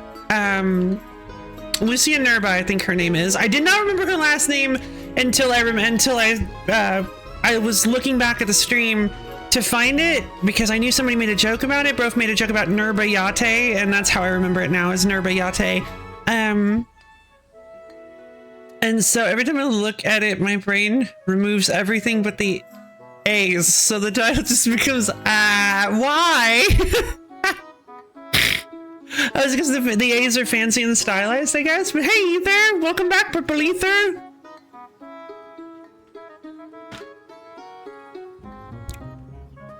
Okay. Okay, we've got a cooking pot. Oh, so happy. What a good day. Oh, and we need to figure out what happened with Juno. What was that like power emote she did? She just like went nuts. She turned, it's like she herself enraged, which I'm really curious about, because that lends credence to my idea that maybe this is just two warring factions. Like maybe the Nyx is simply just simply a different side of this universe. Like just a different set of gods that have their own champions, their own chosen. And maybe that's what that knight was, is one of Nyx's chosen, and we're gonna have to fight them. And we can also like enrage once we get like angry enough or something. Just like Nyx creatures can. I don't know. I'm excited and curious to see. Okay. Oh, also,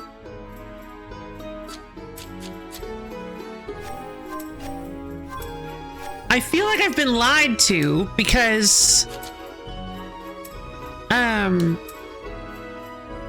the description of the game mentions that you can set reminders on the map, and I do not have the ability to do that yet. God, wow, we've moved quite a long ways. The like Steam page says that you can play, like, found something you can't interact with. Yeah, just set reminders on the map. I'm like, that's not a thing. You're lying to me. Unless it just hasn't been implemented yet. All right, so we need to go talk to Lucia at the Meridi district. There she is. God, she's so pretty. There you are. Yeah, ready now. Sorry for the wait. That is no problem at all. I want you to meet my colleague on the Triumvirate. He is not known for his punctuality. Oh, should we? He will arrive. He always does. Is it Macon? A word of preparation. Ronan is considerable. Considerable. That's one way to put it. Have you met him? I did some work for him ages back. You don't pause here, clean off. That sounds about right. Oh, there he is. Oh! Oh! He's from the cover art.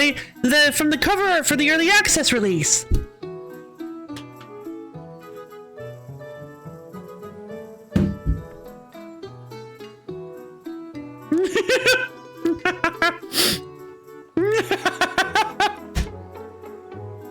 Oh, wait, is she talking about my like side fixation? 70% chance, better go for it. Yeah, I will. I was. Good odds. Yeah, that was a good it was a good guess.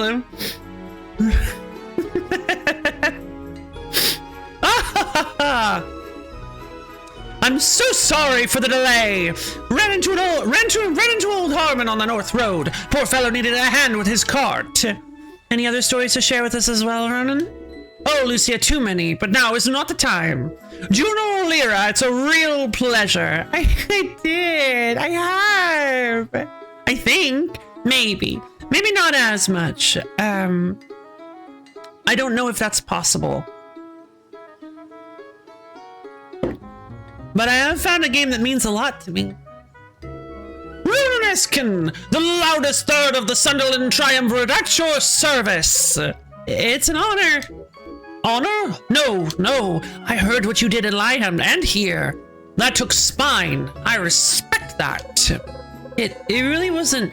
I mean, everyone pitched in. Ha! You hear that? Lucia gives credit to the group. I like her already. Yes, I thought she might get along. And Philia Marmis! Your family's got good things to say about you. All of them earned, I'm sure. Oh, that's real kind of you. Then I trust you are all in good hands. I will leave you to it. Forever forward. Together as one. Together as one! It's a really good call and response. I like it. Easy to remember. Feels really solid. Like, it's already kind of like, I don't know. It's got like it's got an emotional tie already. Every time I hear somebody says forever forward, I'm like I feel like I sit up a little bit straighter. Together as one. All right, you two, I want you to meet some folks. Let's march. Who are we meeting? The people putting this town back together. I want you to know their names and their problems. I'll do my best. A couple of heroes can't fix everything. We've all got to carry a stone. I like this guy. Ronan. Ronan Esquis. Esquis? Probably Esquis. Ronan Esquis. Now here's the first person I want you to meet. At least, I think she's here. Maria! Mole person? Ooh. I'm in love.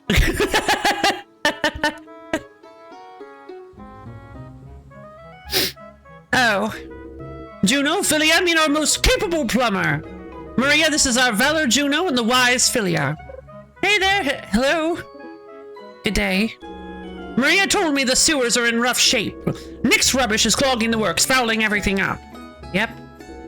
And without fresh water, it's hard to properly clean anything, which means disease could start spreading through the town before long. Probably. That sounds really serious. It is. So the question is, how do we get clean water flowing again? The aqueducts. Exactly. The reconstruction of the aqueducts is key. This is fun. This is a fun dynamic. I love this. I see. We done? I've got blockages. Thank you, Maria. Forever forward. That's one. So, aqueducts. What should I... We'll get to that. Plenty more folks to meet first. Let's take a stroll through the Orem Plains. I'll go ahead. You two move at your own pace. Maybe meet some of those pesky Nuemara on the way. I'll wait for you at the old farm. Okay.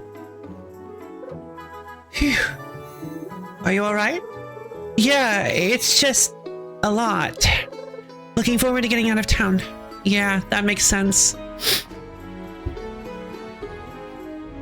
Any plumber with their salt nose manhole covers or nature's hats. Yep, bro.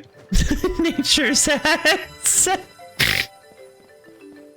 Sunderland Southern Gate. Okay. Orem Farm. Sure. Let's head this way. That's where that vulture was perched. Let's see if we can get some ingredients from here.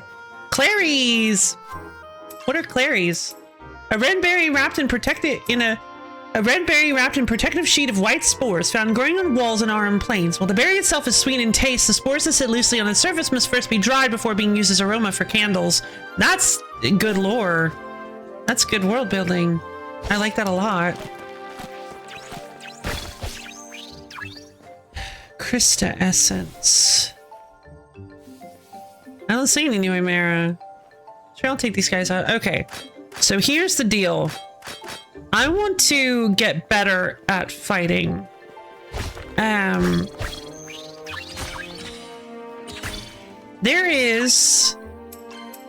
There are some things that I'd like to...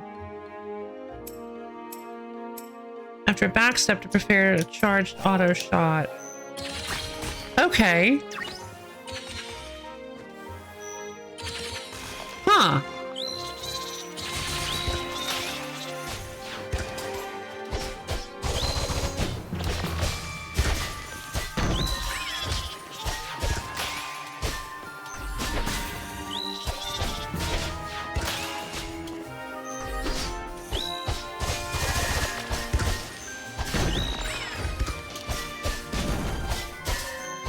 These things are so obnoxious.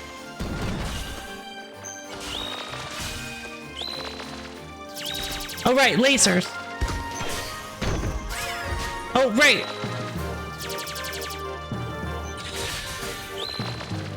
That charges more quickly than... Okay, there.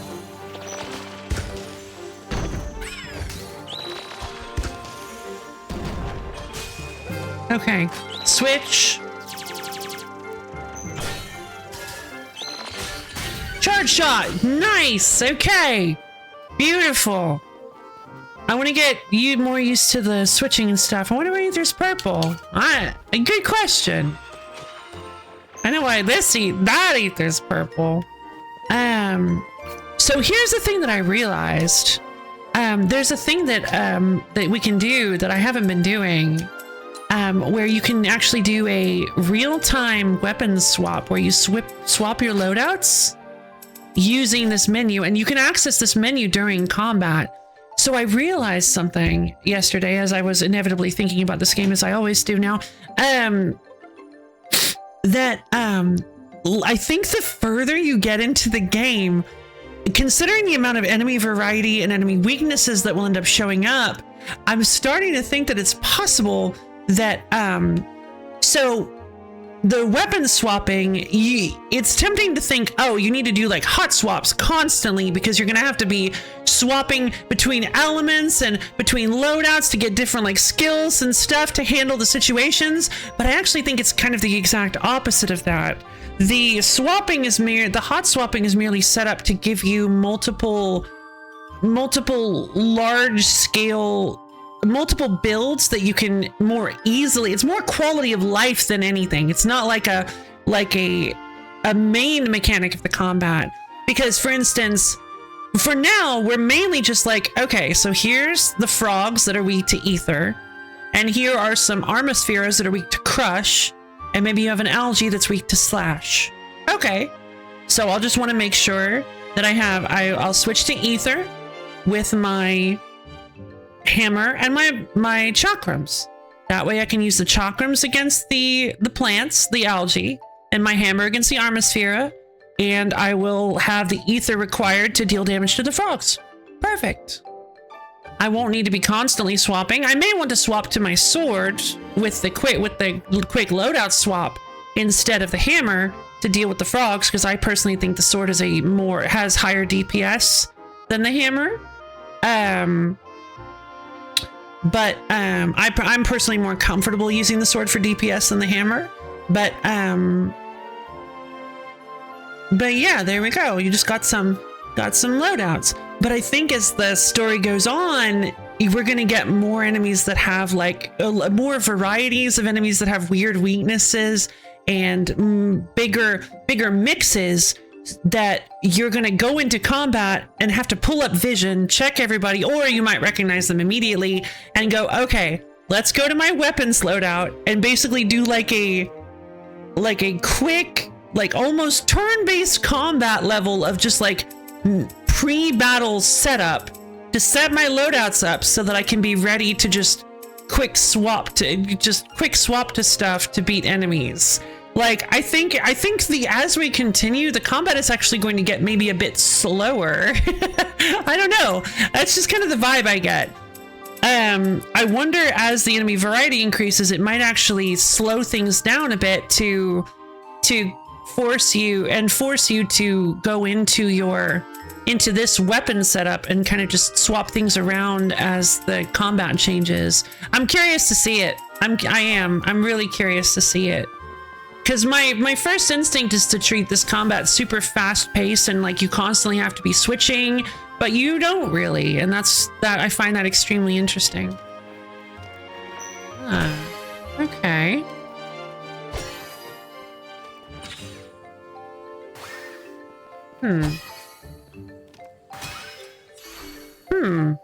Okay.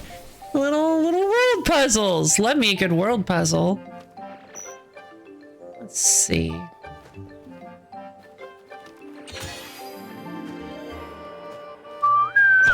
I love using these little windows. This is cool. Oh, I see. Very clever. And then you use this window to break that. And you step on the switch. Yay! What do we get? Stem pecker construct. What does that do? Oh, an upgrade for the... Okay.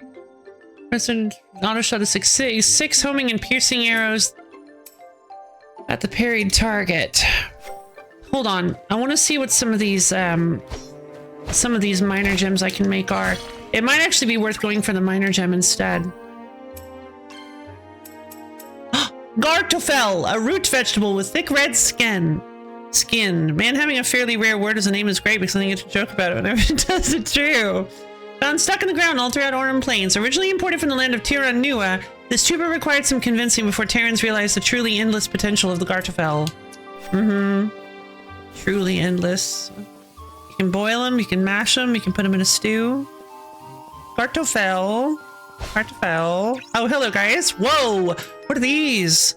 Oh, Pilospheras. They're weak to slash.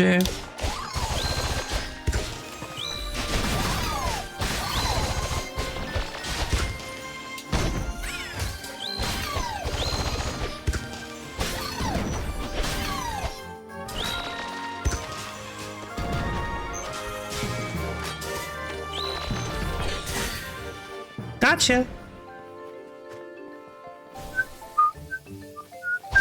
I want to collect some more of these claries. Uh-oh. Uh-oh.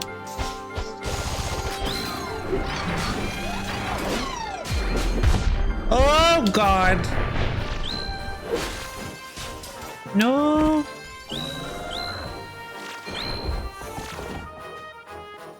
Oh, no.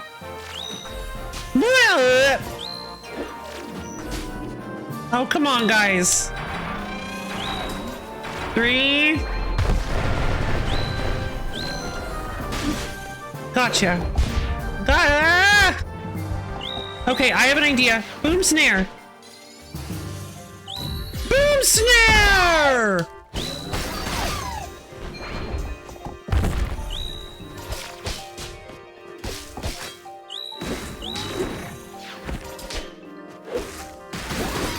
Need to get rid of that Armosphere. Oh, if you get close, he releases it early. I see. I didn't realize that's what was happening. Gotcha.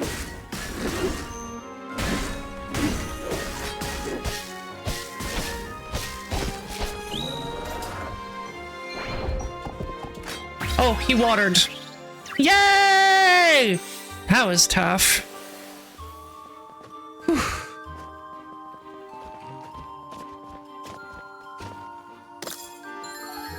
Fly swatter construct. Okay, these will help. Oh, fly swatter. Maybe that's increased damage to aerial enemies.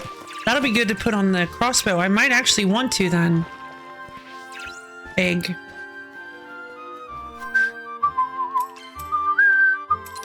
Got a new core point.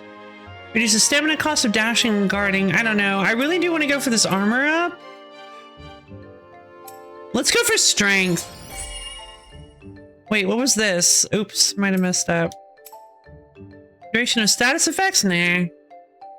Okay, so how do I How do I do status effects?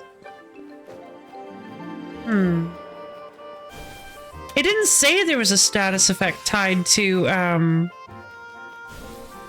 what?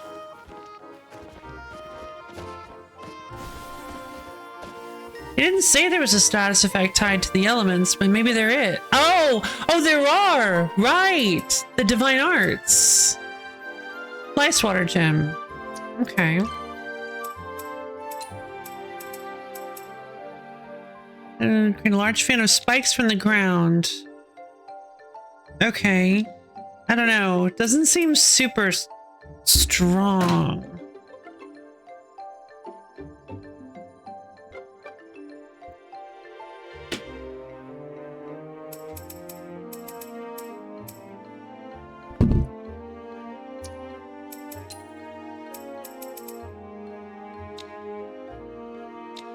Yeah.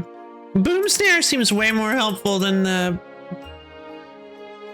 bursty thingy, the rock spire.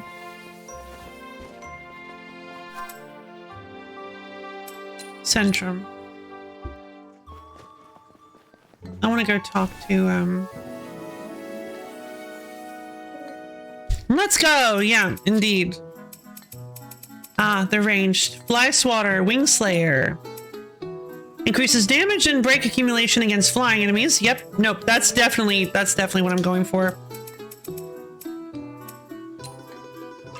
Yep. I don't have any more Whispers of the Gods. Oh no, I'm out of them. Damage against stationary enemies. I don't care that much. Done. Thank you, Patra.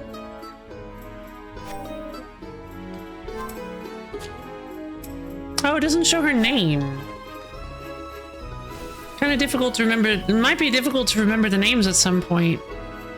Okay, I'm actually curious if I can...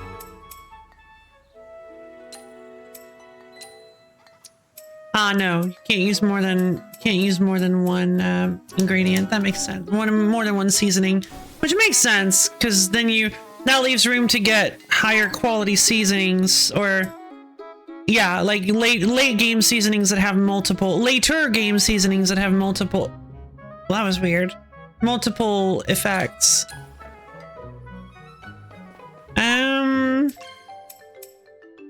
Ice water.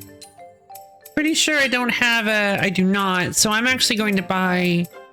I am actually going to buy. As much as I'd like to get Sly Trapper. Well, I say I'd like to get it. Probably not that cool. I'm gonna get a minor gem slot for it. That way I can put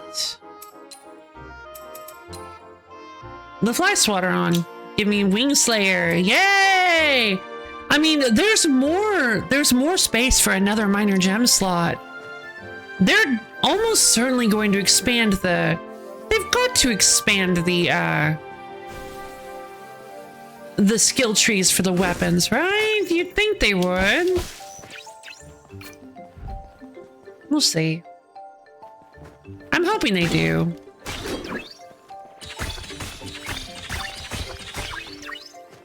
Alright, talk to me. Here I am. Juno, I hope the newer Mara didn't hold you up too much. Now I've got a task for you right at this spot. The aqueducts. Should I help? Fixing the aqueducts? You do that? That's the spirit, Juno, honestly. But we've got builders and masons for that. I need you to do something they can't. Follow me. Oh, you know, this farm used to feed half the town. Good wheat, best soil in the Aurum Plains. Folks like Ella and Merrick worked this land for years. Good, hard-working people. You'd like them. Well, here's what they came back to. Oh, no. New Emera, settled right in the middle of it. Oh, yeah, finding those. I can do that. I know you can. Clear this out and Sunderland will have all the food it needs. That's what you fight for here. Right. I'll move along and meet someone at Soul Gate. Join me there once you're done. Yeah, we'll do. Poor Juno. Wheatfield whack-a-mole. Whack-a-mole-less. Uh-oh.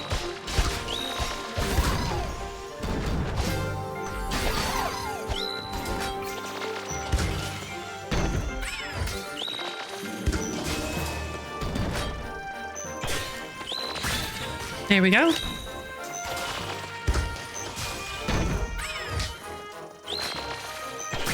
There we go. Increased damage to flying enemies. Yeah. What now? The Uemara are gone, but that thing is still here. Oh, the wheat's moving quite suspiciously over there. You're right. There's something underground, like a certain animal that builds tunnels, nests under fields, and comes up at night for the grain. Oh. Oh no.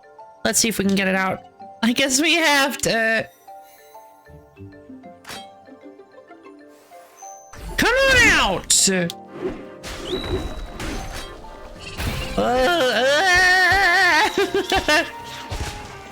I love how much she hates the mole rats. Poor baby. Healing? Lamb! Okay. Got him. There's more. No mole rats in our wheat! Get them gone!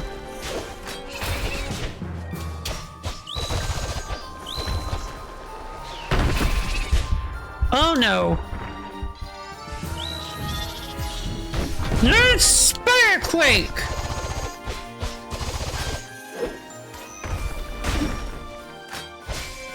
That's what I'm talking about.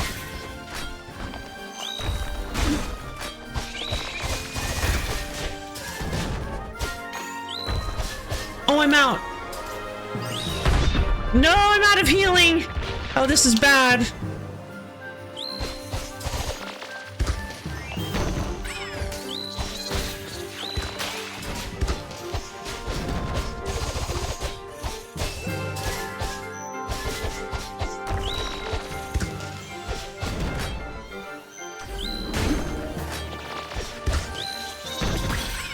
There.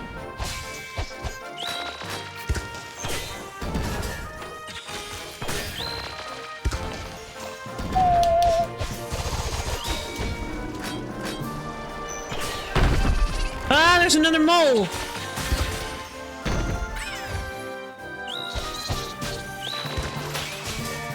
Oh, nice. There, got him.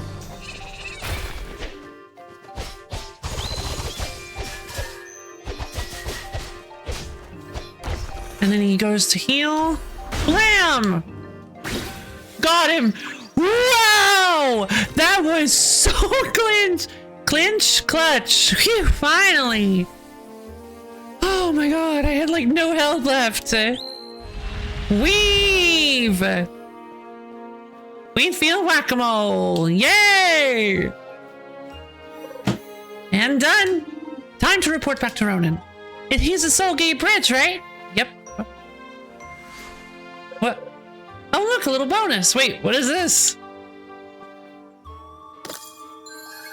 Fulcrum mark. Huh, that's another key, but we're not in the Hall of Trials. The fulcrum mark can be used on divine gates on the outside. Oh, I think I already saw some of those. Yeah. Definitely.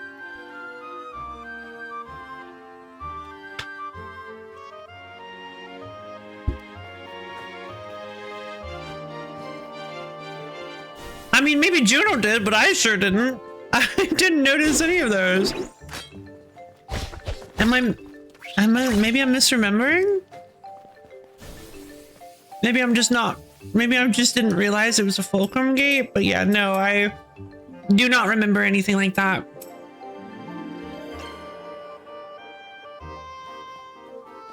All right. I'm kind of not really feeling this Fisher's Gift. It's like super fast healing. I don't really like the cold food very much. I know they gave this to me for free, but I'm not really a huge fan. Not feeling it either.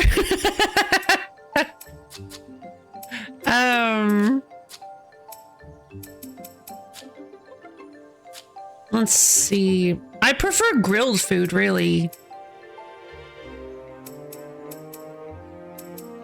And this fried rice gives me gives me strength word instead of strength whisper. Increases base attack power. I mean, that's pretty good. I think I'd prefer this. I'm gonna go for this instead. We'll go for fried rice with chili peppers. Or chilies. I'd like to find some more mint. I don't remember where the mint is though.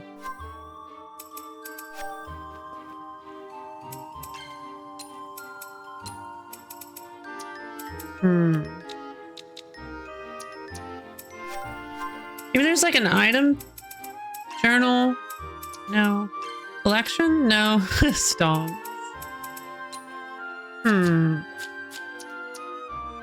I feel like this collection has got to have like a bestiary and an item collection at some point. I mean, that's one of the best parts of Crosscode is the information. One of the best things in Crosscode is like the bestiary that has like detailed drop information with drop rates and like locations for things and all sorts of cool stuff like that.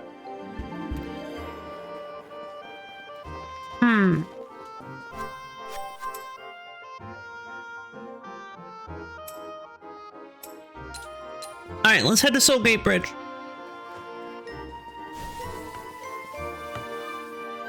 Oh, wait, is that? There she is. Wait, it's Pesterson. No. There she is. Penterson. Pen, you're already acquainted with our chosen, right? Juno, Philia, walked my bridges on the way over, did you? Oh, yeah. Splendid. That hammer treating you well? Uh-huh. She just swung it on some mole rats up at the old farm. Mole rats. Yeah? That hammer was forged by the gods, Juno. They were new in Mara, Penterson. I had to get them out and...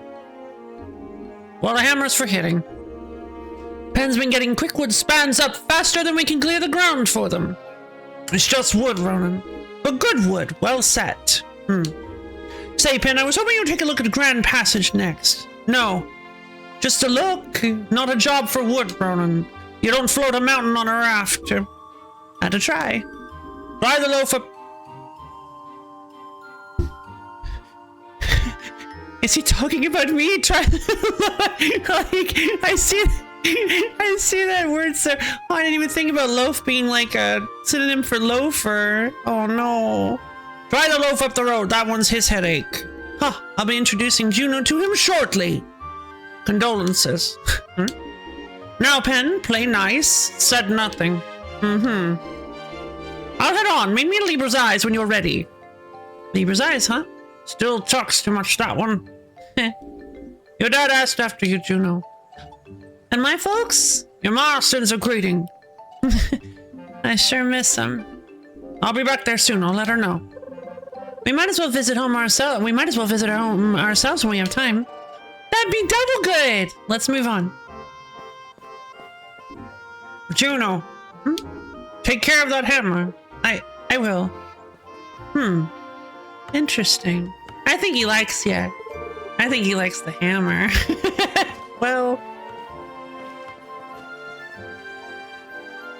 I mean, maybe. Alright, Stone Call in. Let's go meet Ronan at Libra's Eyes. It's all golden fields again. I mean, we did kind of come this way. Yep, all that Nyx growth evaporated. What are these things? Papillium. Oh, cute. Oh, Ether Week. Neat. Alright, that'll work.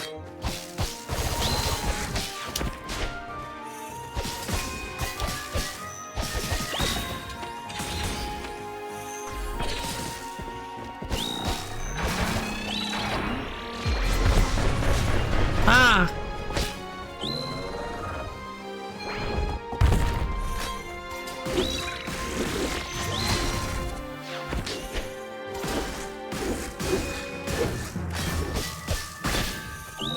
Come on. Come at me, you big lug.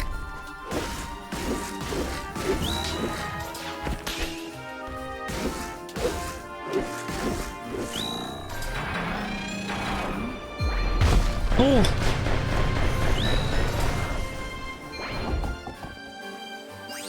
Strength word.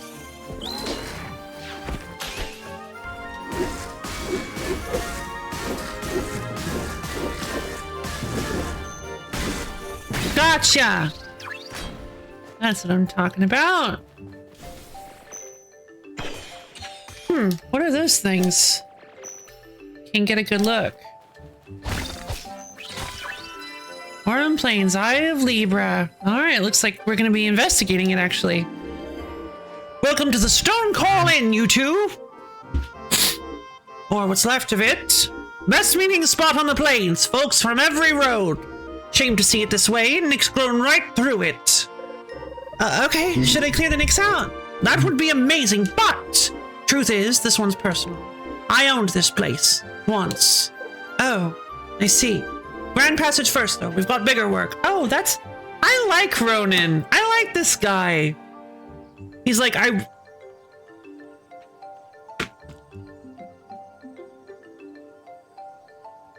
He's like, I'm gonna show this to you because there are tons of Nuemera here and tons of Nicks here. And I would really like it if it got fixed. But since this one's personal, it should take a backseat to the things that will help all the people. And I really like that. I think Ronan is actually kind of cool. I love that he's introduced as he's kind of introduced as probably being a blowhard, but like it immediately proves that he's actually kind of a nice guy, it seems. I mean, people love him. I like that. I like that people actually really like him. But if you'd make a mental note of it for later, I'd really appreciate it. Oh, this is when I'm going to learn how to do the map thing, I bet. Will do. Onwards, then. See you at South Bend, right by the Grand Passage. Ronan's Inn. Still in development. The quest Ronan's Inn is currently still in development. We plan to make it available with the next update. Oh. Aw. A lot of work for both of us, huh? Yeah. How about a little break? There's a cooking spot right here. We could try cooking some of those gartafels. Oh, I think I remember a few recipes. Wonderful. Up and below, Field Fruit Bakery, Clary Roll. Nice. Okay, not losing too much experience on the... Oh, and since I pressed the cooked button, I guess it looks like I lost it. Darn. Okay, I didn't realize that could happen.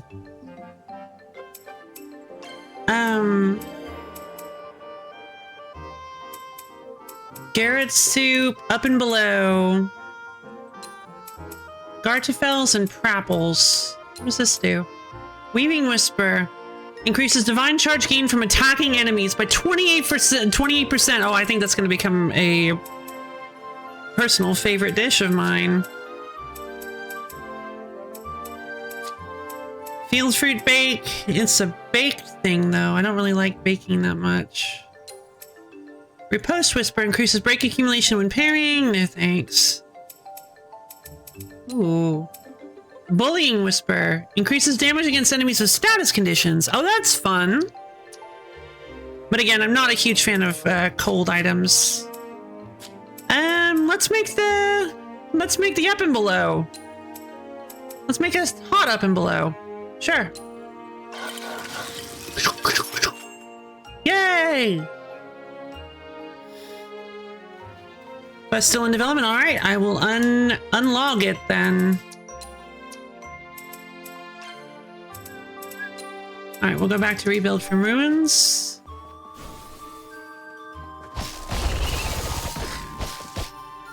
These guys are weak to slash.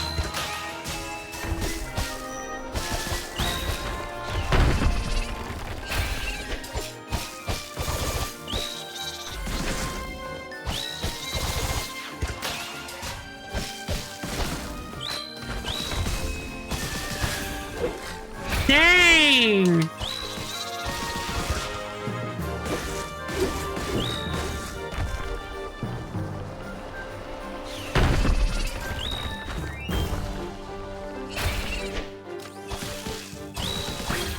Wow, that is a powerful ability. Okay, definitely want to get used to using that one. Hello, Delia.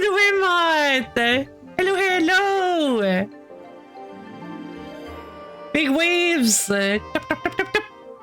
Moth knife. Knife moth. Hey, knife moth. 2-sentence horror story.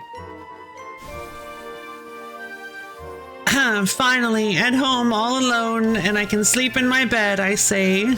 No, you're not, says Knife Guy.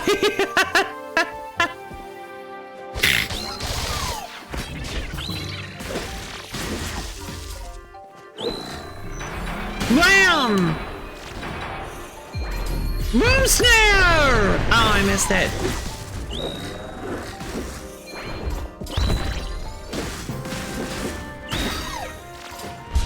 Wait, what did he do? Charges healing. Oh.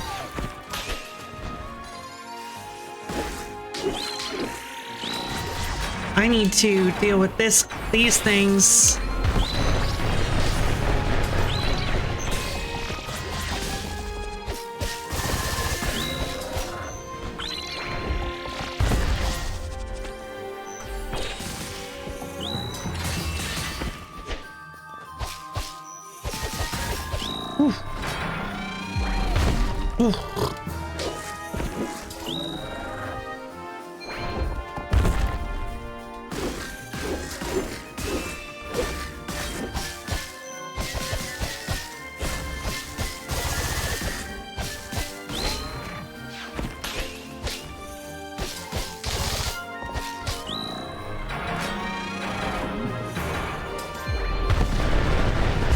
Oh no!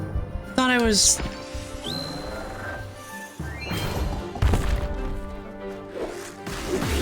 Got him! That was tough. Whew. Ah, I should have used my... Darn. Weaving Whisper!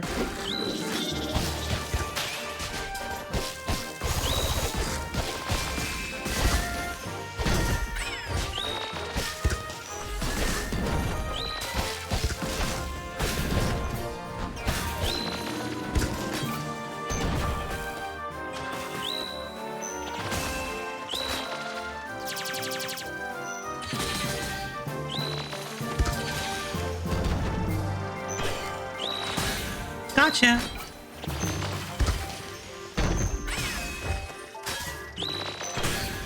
Gotcha.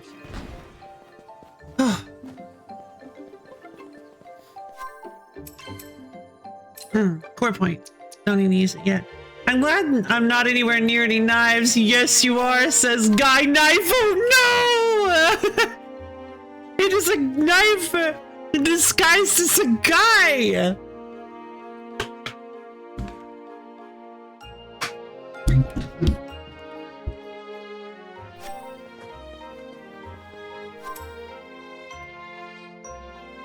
Whoa!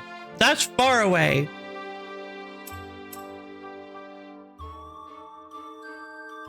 I guess we'll head this way then. Get a look at the world.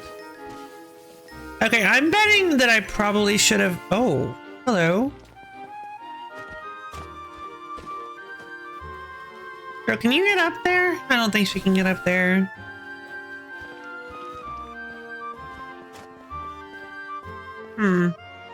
This is odd. How am I supposed to... God.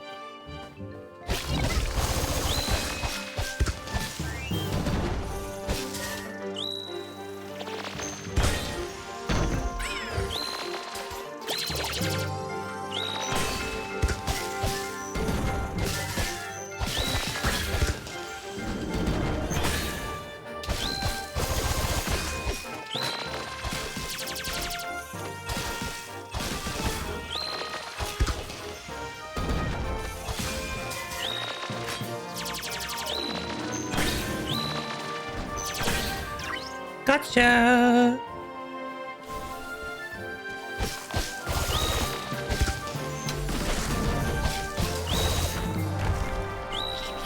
Boom snare!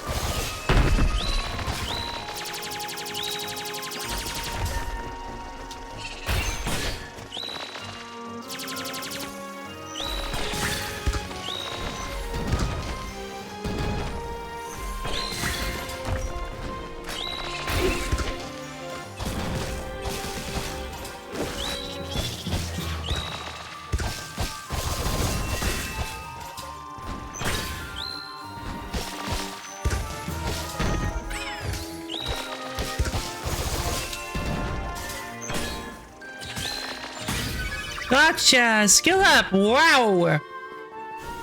Whew. They've got some of these areas. Oh, this place is filled with nicks. Let's see if I can...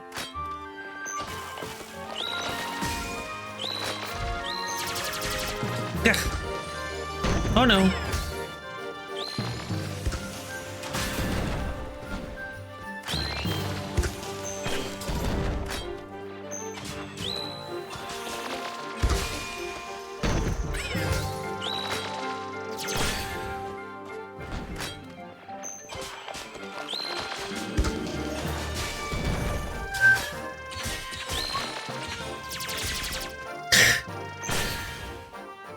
Getting too greedy before moving.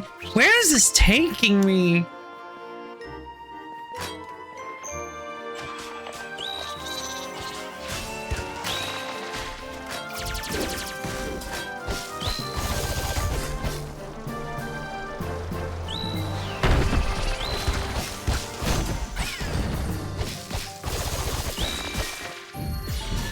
Ooh, snare!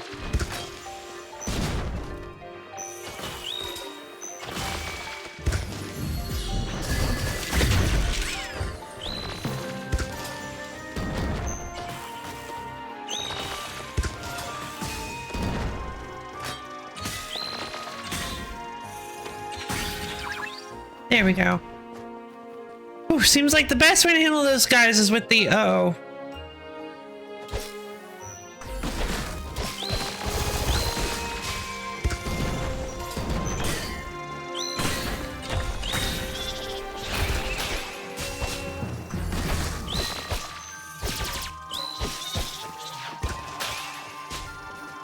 No, come on.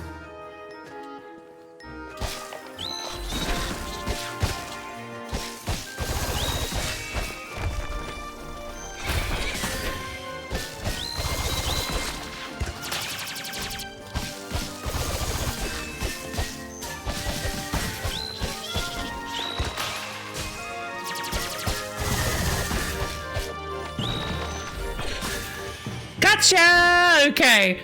Alright, I'm starting to feel a little bit more confident with my, ability to actually, like, fight, you know? With my grasp on the combat system. Oh, hello. Looks like I have to go around the other direction. What's over here, though? Uh-oh.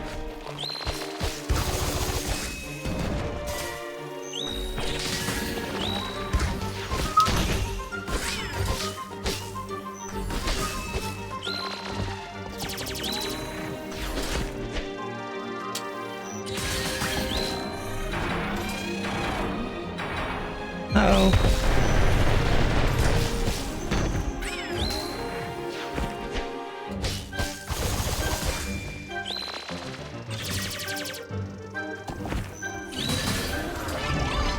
Uh-oh.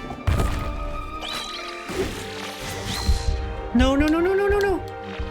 Boom snare! There we go.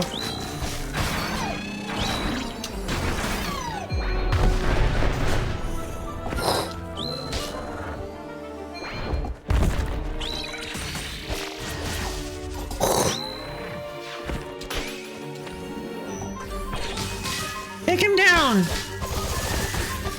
Alright.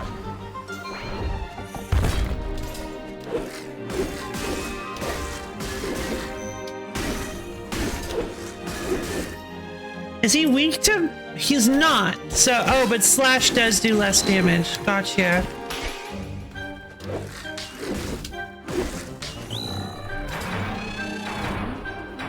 Okay, here comes 3.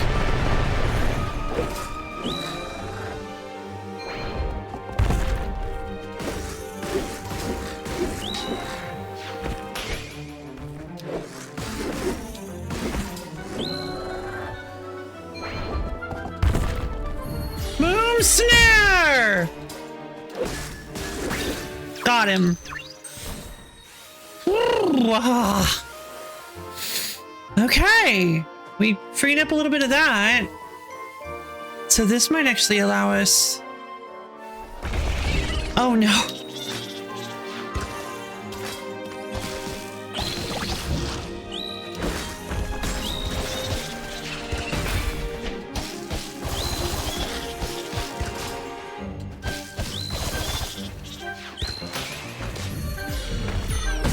snare! Uh-oh.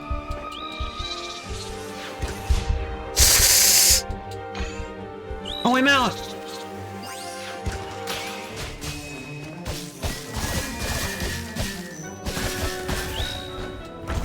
Okay, okay, that's fine. That's fine.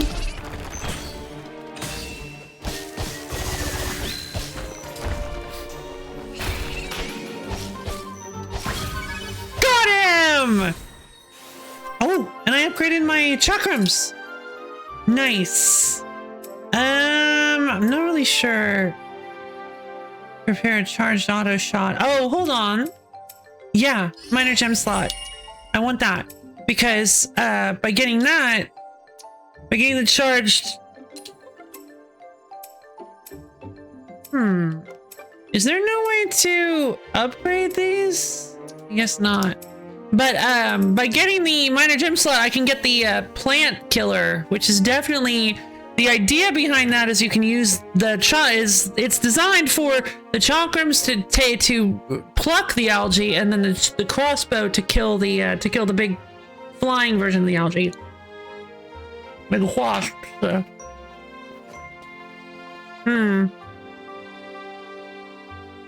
Okay.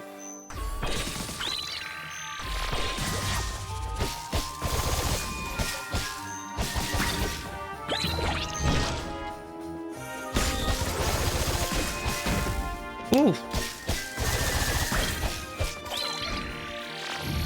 Nope.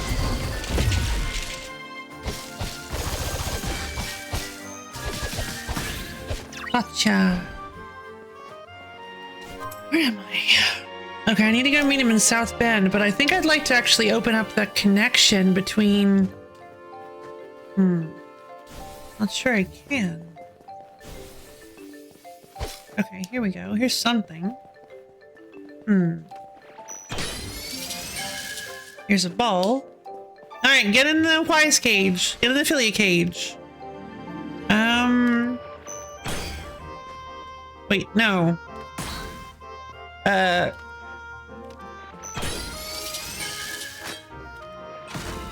Oh, whoops.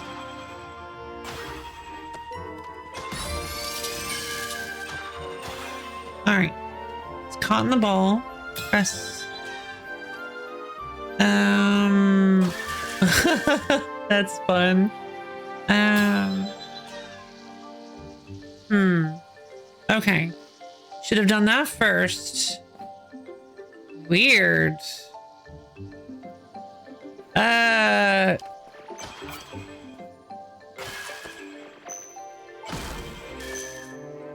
Huh.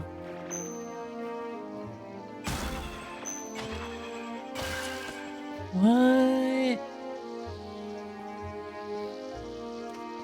Okay.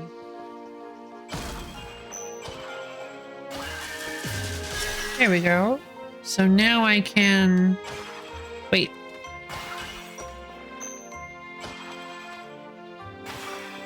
Do that.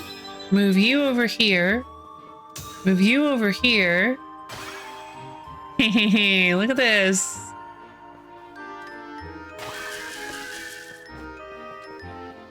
Okay, now this ball's active. But what do I... Catch. Catch. Okay, and then catch it, and... There we go! Yeah! Look at that! I did it! Cool! I freed up a shortcut! Oh, that's fun! I love puzzle-based shortcuts! That's so cool!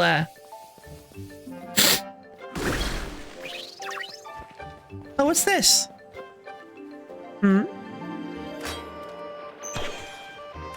Wait. Am I gonna get a... Oh my god, am I gonna get a grappling hook? Wait a minute. No, stop! You can only make a game so perfect! You can't keep getting away with this!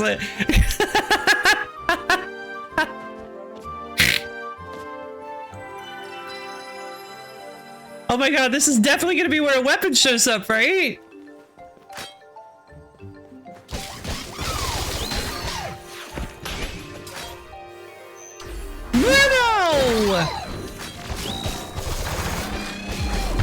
Oh.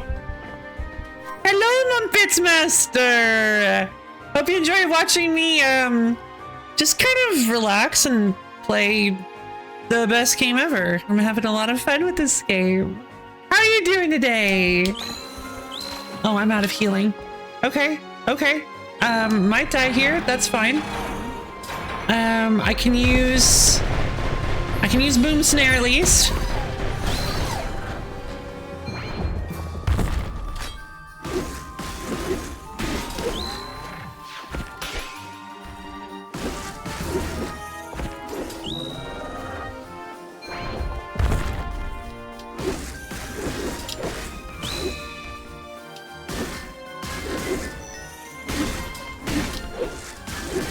Boom Snare!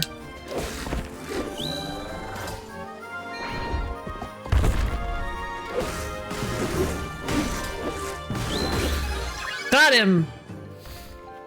Hammer leveled up and my core leveled up. Wonderful. Yep. I'll use one of the points for the minor gem slot for the hammer. Why not? Got 2 growth points. Status effects. You did not play Crosscode? I did play Crosscode. I did not play Crosscode on my channel, but I've played a lot of Crosscode. I stopped playing around Sapphire Ridge. That's where the game started to get to be a little too much for me. But I wouldn't mind going back in because I absolutely have to see the culmination of the story. I need to know how it ends. But at the moment, I kind of, okay, guilty, what is it? Confession time? I actually started playing Crosscode again. Furthest I ever really made it was the Ice Temple. Well, Fire Temple, I guess you could say. Whatever, the first temple. The first temple was the furthest I had ever made it. Like 3 times. 3 times I tried to play the game, and I only made it that far. And then after playing the Alabaster Dawn demo, I wanted more. I wanted more Alabaster Dawn. And the closest I could get to that was Crosscode. So I actually ended up playing like all the way through Crosscode. Almost all the way through. A ton of it. Because I just wanted more Alabaster Dawn so badly. And but then again, like I said, Sapphire has just proved to be too much for me. So I ended up just kind of shelving it for a while, and well, shelving it ever since. And then now Alabaster Dawn is out, and well, mostly in early access at least. And now I'm just having the time of my life. We need to go heal. Is there maybe a? There is a. This is a landmark at least. Okay, cool. Let's go ahead and rest. Who's this? All right, you two. This will be our final stop. And here's Terius, the man of the hour. Hi. Hey there. Hello, I'm Juno. I'm the Sunken Mason. Something wrong? The Grand Passage? Ever the phrase rock bottom? I guess then you realize the pair. Oh yeah, already. I've already seen the bones. I've talked about this, that they have very similar bones. But I do prefer, generally speaking, I prefer the combat in Alabaster Dawn. I think, well, Crosscode is very unique and has a lot of really interesting ideas. I still prefer Alabaster Dawn's combat considerably so. Welcome. Terius, it's a huge task, we know. It's impossible. This monument of our society, built hundreds of years ago, in ruins entirely, and I'm to rebuild all of it. We'll all work together to get it done. I don't even know where to start. Not to mention we can't even go there. I know. No, different voice. I know, that's why I brought Juno and Philia. Oh, more nicks? Right in the middle of the island. Everywhere. I'll get rid of it. A fruitless endeavor, waste of your gifts. Hey now, Juno's just trying to help. Let them try, Terius, just let them try. Right, you two, you know the work. Free the Grand Passage. Gotcha. Next growth bigger here. Mind yourselves. I'll be here. Guess I need to have another look in the cross because there's some updates. Maybe. Depends on when. All right, New Mare Island. Let's do this. Right in the middle of the island. Oh. Oh, okay. Oh, here we go. Maybe a boss fight? That'll be fun. Nope, just a ton of nicks. Oh, New Mare incoming. Blam. Boom snare! There we go. I love boom snare. Boom snare is so good. We'll have to reach that vein somehow. Let's find a way then. Grand Passage. Never figured I'd see it like this. Oh. We used to cross it every few months. Oh, I'm definitely gonna get visiting Macon and Patra and Sunderland. The whole family. Well, except Pa. Oh. Oh, that's interesting. Oh. Oh. A little bit of family history, a little bit of strife. Drama. Give me the drama. I need it. Oh, we're definitely getting the grappling hook or whatever. Give it to me, please, please. Ech. Ech. Help. Help. Drama. Ah. Oh, I didn't see that there. Okay, fight the Nyx infestation of the Grand Passage. Well, what did that do? Wait. Oh, I can go down here. Oh, hello. What? Big cow. No, turtle!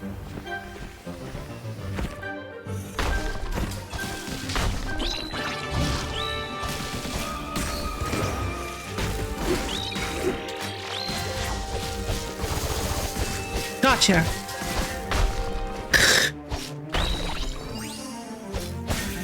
Boom snare! Rising Whisper. Oh, I'm out of Rising Whisper.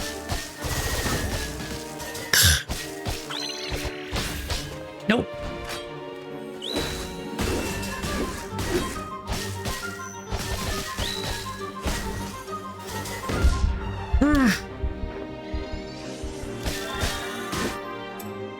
Okay, he doesn't actually have any resistance to...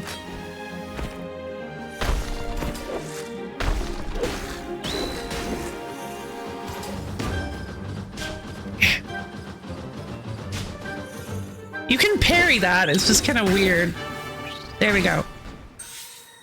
Come on.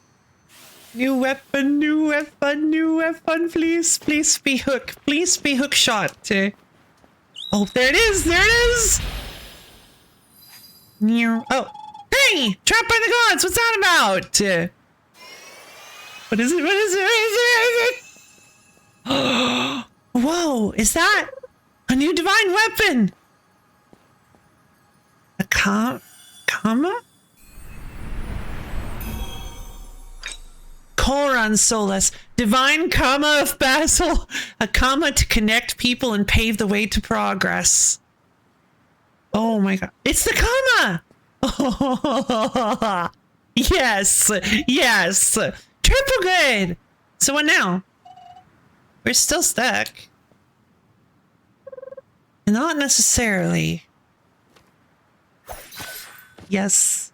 Whoa, that was intense! Hey, wanna go before you do that? Sure. I find parries and alabaster easier than cross. Yes, agreed. Remember how busy we were during training? Yeah. No more time to visit home.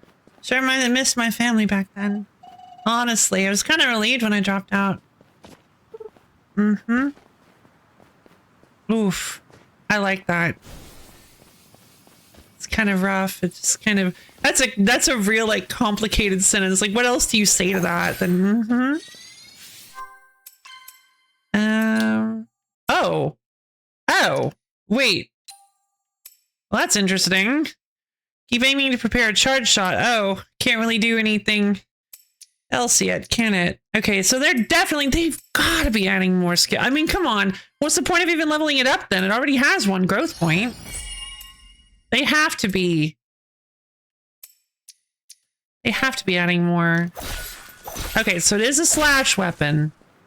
Gotcha. Is it possible to check?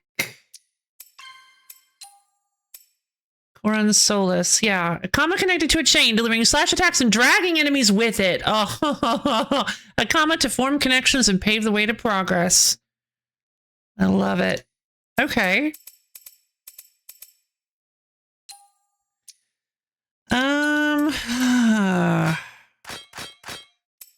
In that case, I'm actually at spell comma, not this one.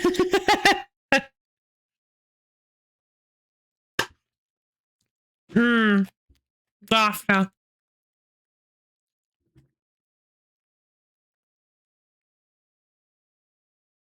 Wait, did it actually? I didn't see that.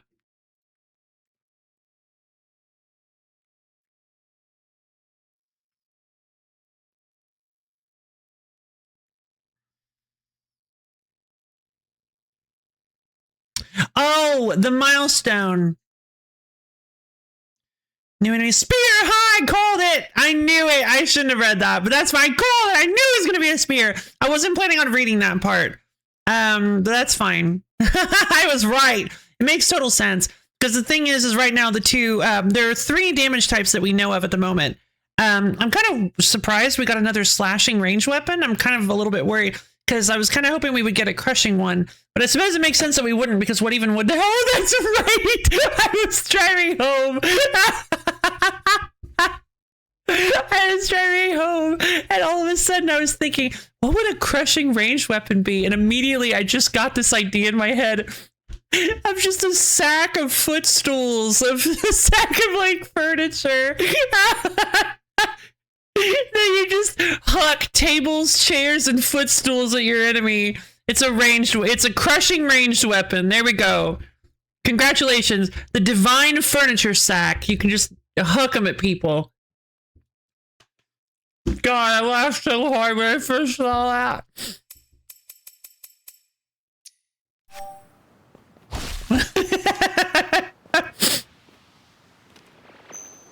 Okay, so I've got a... I'm happy we're getting like a movement. I'm happy we got a movement option weapon. That's pretty cool.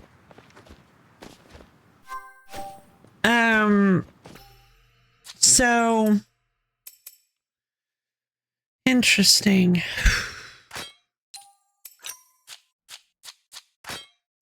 I don't mind using the chakrams every so often, but I do prefer the crossbow in general. I don't mind using the comma here. The comma on this loadout, because it is nice to be able to pull people in, and it makes a lot of sense considering that the hammer is a close range. Honestly though, it kind of doesn't. I just realized it kind of doesn't make any sense to put on a hammer, because the hammer actually has a lot of weirdly long range options. So let's put the crossbow on that one. Oh. Okay, I can't do that. I forgot about that. I can't put the comma on the Okay, I can put the comma on the sword, but not the hammer, because I've got the sword on the other side. I can put it on this one. Oh, right. Well, yeah, because... What am I doing? I can put it on the sword here. Yeah. Because I've got the... Yeah, I just had the comma there, but now I don't. Okay. Here we go. Okay.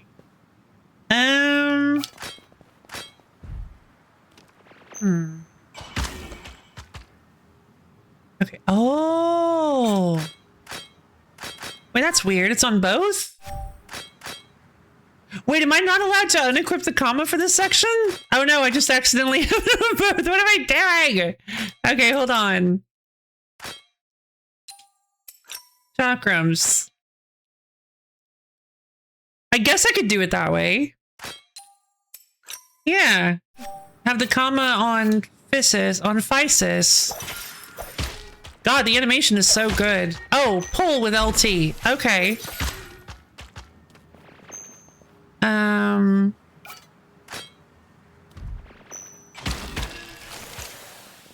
Okay, and I can still use the comma. Okay. I can still hit it with it, and then we switch to the chakrams. Nope.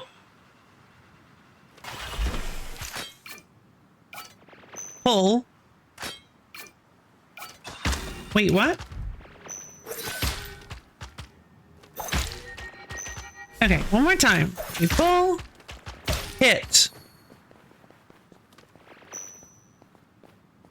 Pull. Hit. There we go. We're almost there. I'm ready. You better be.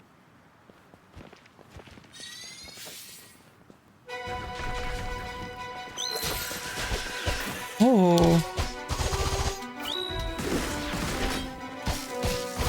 Been a while since we fought these big guys.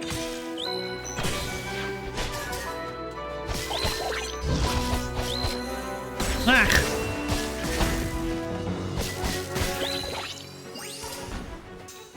Boom snare! Darn it. These guys they don't have any particular weakness.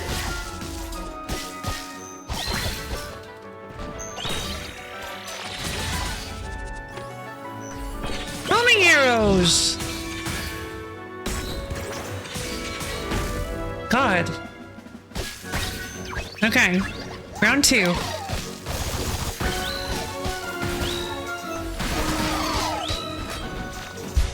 Uh-oh.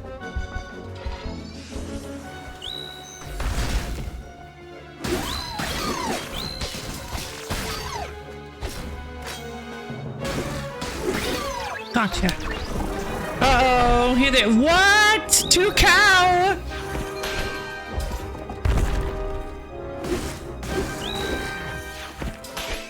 Okay, I need to handle him first. Wait, hold on. What if I use the comma for this guy?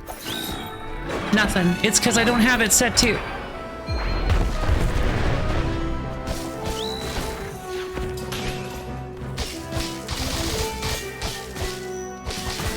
Okay, that's fine.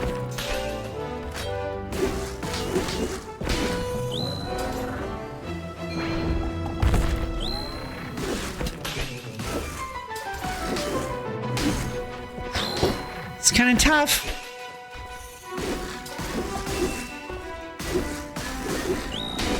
Boom snare!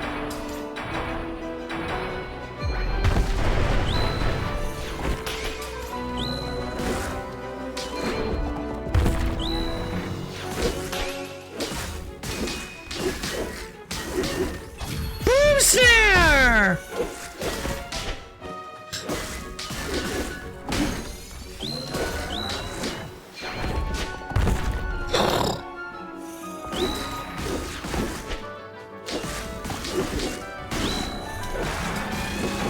Come on, let me take this guy out.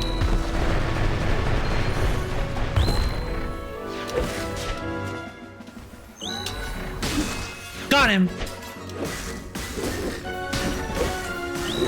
One more boom snare.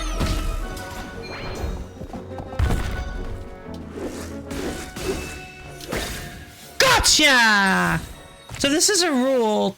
Then you cannot equip a weapon on multiple elements, and we get at least 4 melee and 4 ranged and 4. Yes, yeah, it was actually revealed at the very beginning that they're only planning to do 4 melee weapons and 4 ranged weapons, which is still plenty in my opinion. But yes, you're right. At least 4 melee. Oh, I'm sorry, I just realized. If you didn't want actual reveal information, I apologize.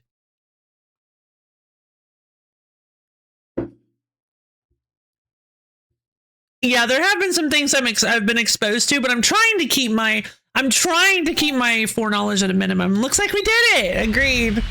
I'm trying to keep my foreknowledge of this game at a minimum. But yeah, there are some things I learned. I can imagine they put even more. I mean, that would be cool. that should be all. Yep. Now all that's left is rebuilding all this. Poor Terrius. He's gonna have his hands full. Let's head back. Agreed.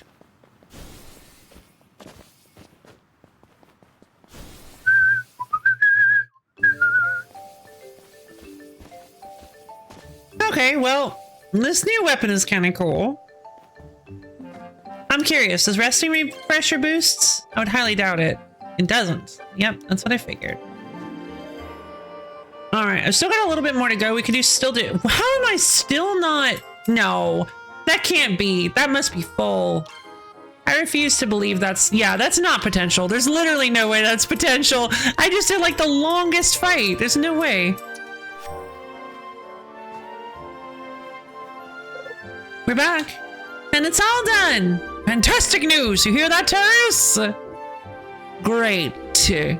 That means our work here can start, right? Right. No more excuses. I'll have to suffer through this. Terrius, my good man, this is your chance. Grand Passage is no more.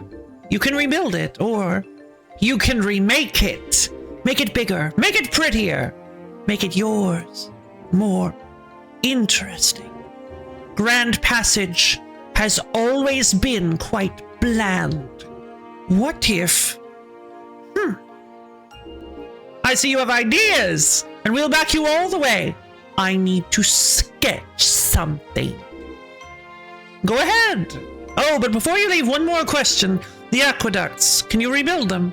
Those, compared to the Grand Passage, child's play. But they won't do you any good. The water reservoir is in Nyx territory. No clean water from there. That's what I thought. Thank you, Terrius. You best make your plans now. Whoa! Look at him go. That's the trick with him. Once inspired, he's unstoppable.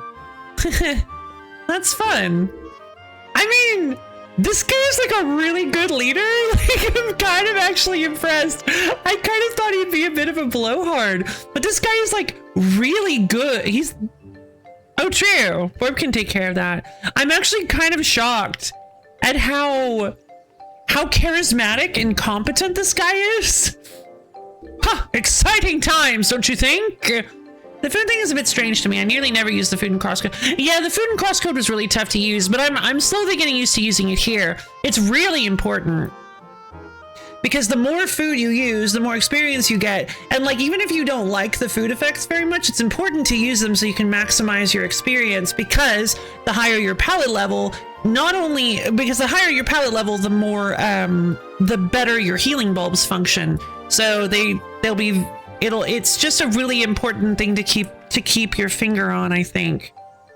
It's just a good, yeah. And so like, I really like it. It's a good mechanic that keeps you constantly like feeling like you want to use food effects. And so it's like you find the ones that you really like and like just try to remember to use them as much as possible. Yeah, I think it's designed really well. I'm actually really impressed. As opposed to the food and crosscode, which, I mean, I did get to the point where I felt like I had to use food effects. Like, it was getting to the point where I kind of started stocking up on lots of food because the game got so hard.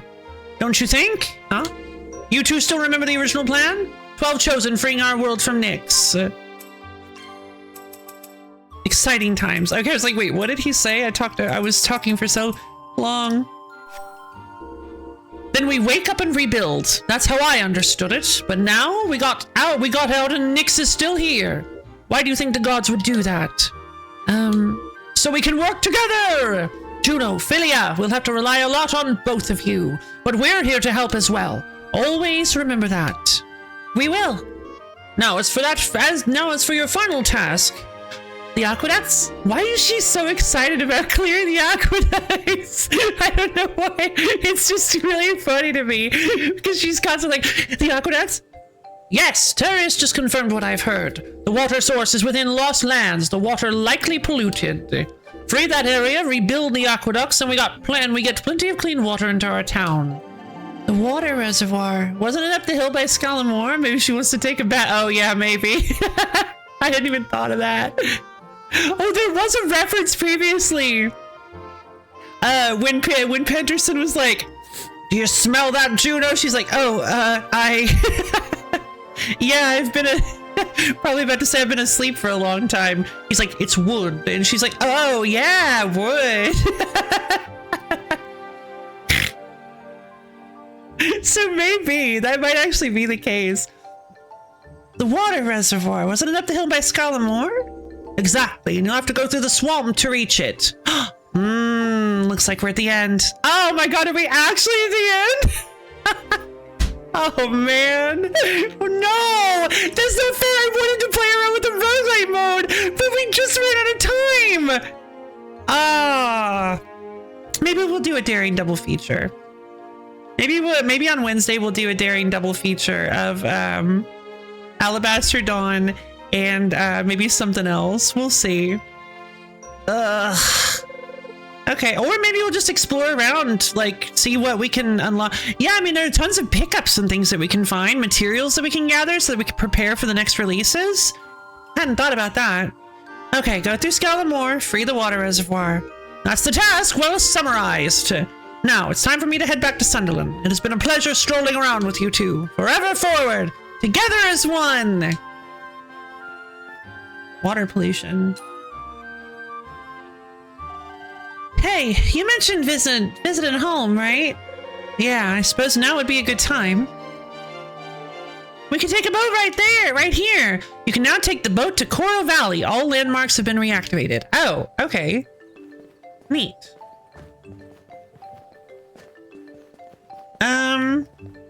Huh. Maybe we aren't done. We gotta go to the swamp later, but maybe we've still got some plot to... I read of someone who already leveled to level 35. I already struggled to get experience at level 22. I'm like, what level am I? How do I check that? Hold on, I can find it. 17. Uh-oh. I mean, yeah, you pour enough time into the game.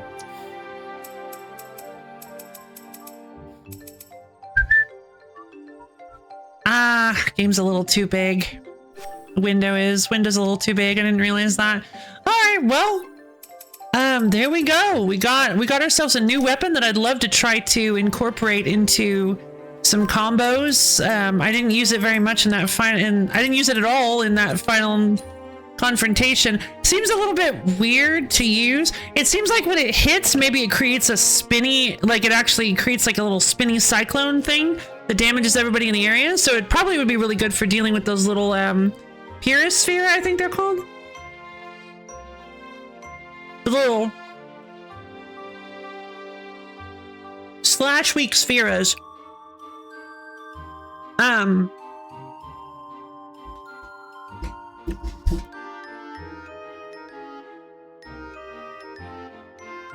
I don't know. We'll see. The thing I'm most excited for, and please do not say anything about it. It seems like we're actually very close to unlocking the roguelite mode. The roguelike. Like? It's probably like, because you probably don't unlock anything from it. Maybe. I don't know. It seems like we're very close to unlocking the dream, which is a mode I have been extremely excited to see.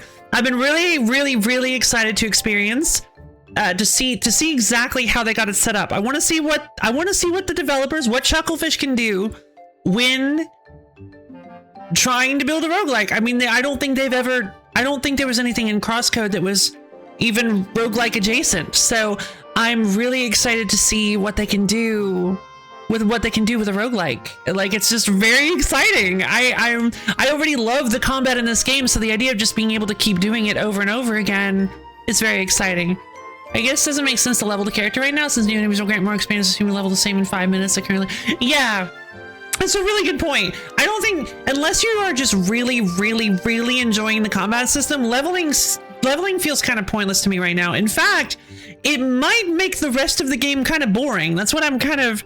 That's why I think leveling to 35 right now before the rest of the game is released might actually be a huge mistake, because you might just be way overpowered for the rest of the game, and then you're just gonna kind of plow through everything. So like, what's even the point? It just kind of, I don't know. the challenge of the combat is like one of the draws for me. I love how frantic and cluttered the combat is. Forces you to constantly be on your toes, and just you have to very quickly assess positioning, enemy typings. You can use vision to pause things, which I really, really like, but you have to very quickly, unless you, I mean, you can or you can't. You can if you want, you cannot if you want. But I've been like just very quickly assessing enemy typings and positionings and like what weapons I've got equipped, just swapping to what I need. I really like the strategy of this combat. It's extremely appealing. It's just like, it's just great. It's just really, really great. I want to say their chops. Me too. I'm very excited. So that is almost certainly going to happen on Wednesday. I feel like there's no way, considering that the swamp is apparently the next section of the game, and we have gotten to Scalamore, I guess is the swamp. And since Scalamore has been mentioned and is one of our next steps, I feel like it's highly likely that we are nearing the end of the current amount of content, which is fine because, I mean, I had a great time, for one, and two, we are approaching some potentially replayable content that you can use to scratch that itch whenever you feel like, I want to play some more Alabaster Dawn. So it's a very clever inclusion. I think whoever came up with that idea to include a roguelike mode to keep people kind of, I guess, satiated, kind of placated, just keep people happy, was a fantastic idea. Maybe, because again, we haven't seen it yet. So I want to keep high hopes because the rest of the game is incredible. So I want to keep high hopes that the dream is actually pretty solid. So, yeah, I mean, as long as it lets me fight things, with like semi-randomized stuff, as long as I can go in and fight like procedurally generated enemies, that's pretty much all I ask for, because that's like scale to your level, or at least our amazing kind of battles like to watch people learn new approaches. Yeah, exactly. Like you can do all sorts of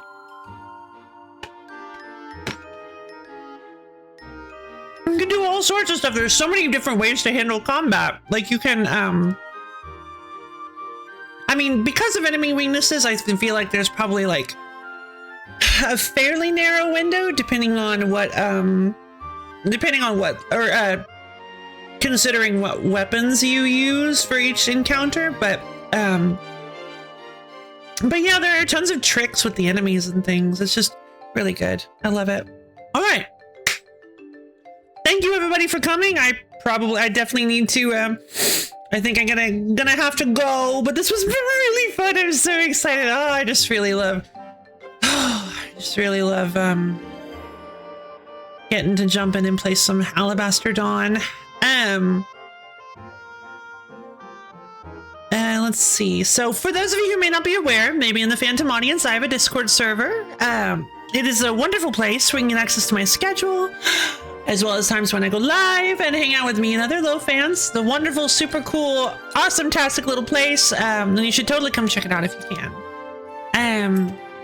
I just posted the link in chat for it if you want to go check that out. But yeah, tomorrow, oh boy, tomorrow we are going to play some more Pokemon Legends ZA.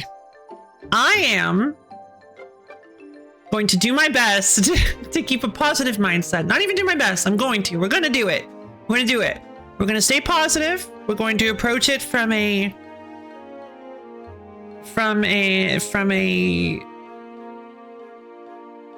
more positive angle, I guess you could say. An angle, a little bit more of a can't wait to see what else they've got to throw at me kind of angle, because I've been getting a little frustrated with it in the past.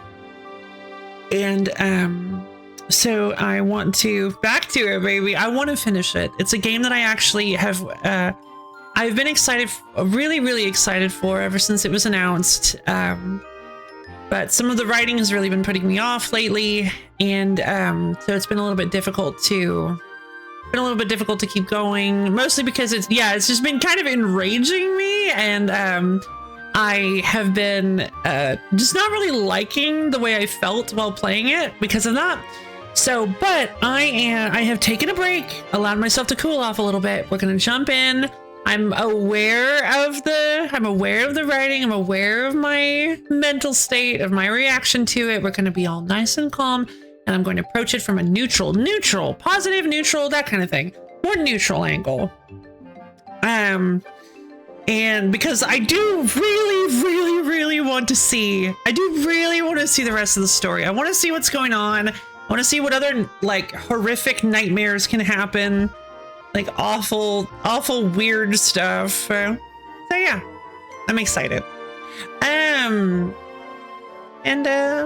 Yeah, I think that'll be it for today. Thank you again, everybody, for coming. I hope you had fun today because I know I did. Yeah, Alabaster Dawn, not much to say about it. I'm glad we got the for this couple of hours. We didn't get a whole ton of story, but I'm meeting Ronan was really fun. See ya, Muppets Master. Getting to see Ronan was pretty cool. Very interesting character. I love Ronan. Ronan is really cool. Esquetz, I think his name was. But yeah, Philia Marmus. Marmus is a cool last name. Gosh, she's so pretty. I love her. Her big floofy hair. But anyway.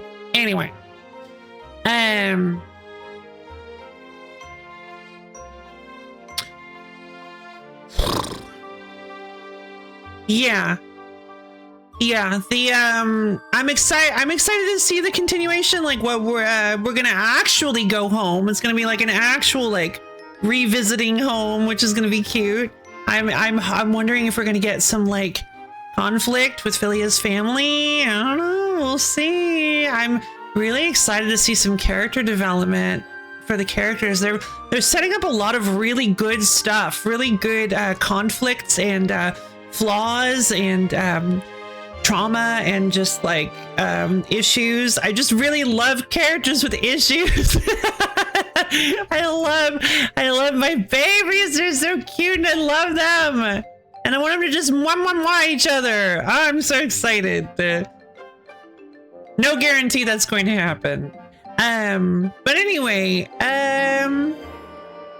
yeah. About Planet of Lana 2. Very excited. I feel like I talked quite a bit about it before we moved on to Alabaster Dawn, but I do want to touch on it a little bit more. I am excited for I did really enjoy this, by the way.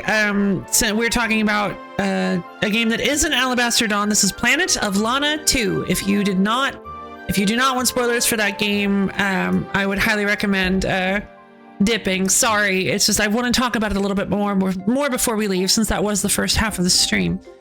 Planet of Lana 2 was really good. I really loved the story. I really loved what happened. Kind of. I'm a little bit torn because I am now very excited for a sequel. I cannot believe they set up a sequel hook like that. I can't believe it.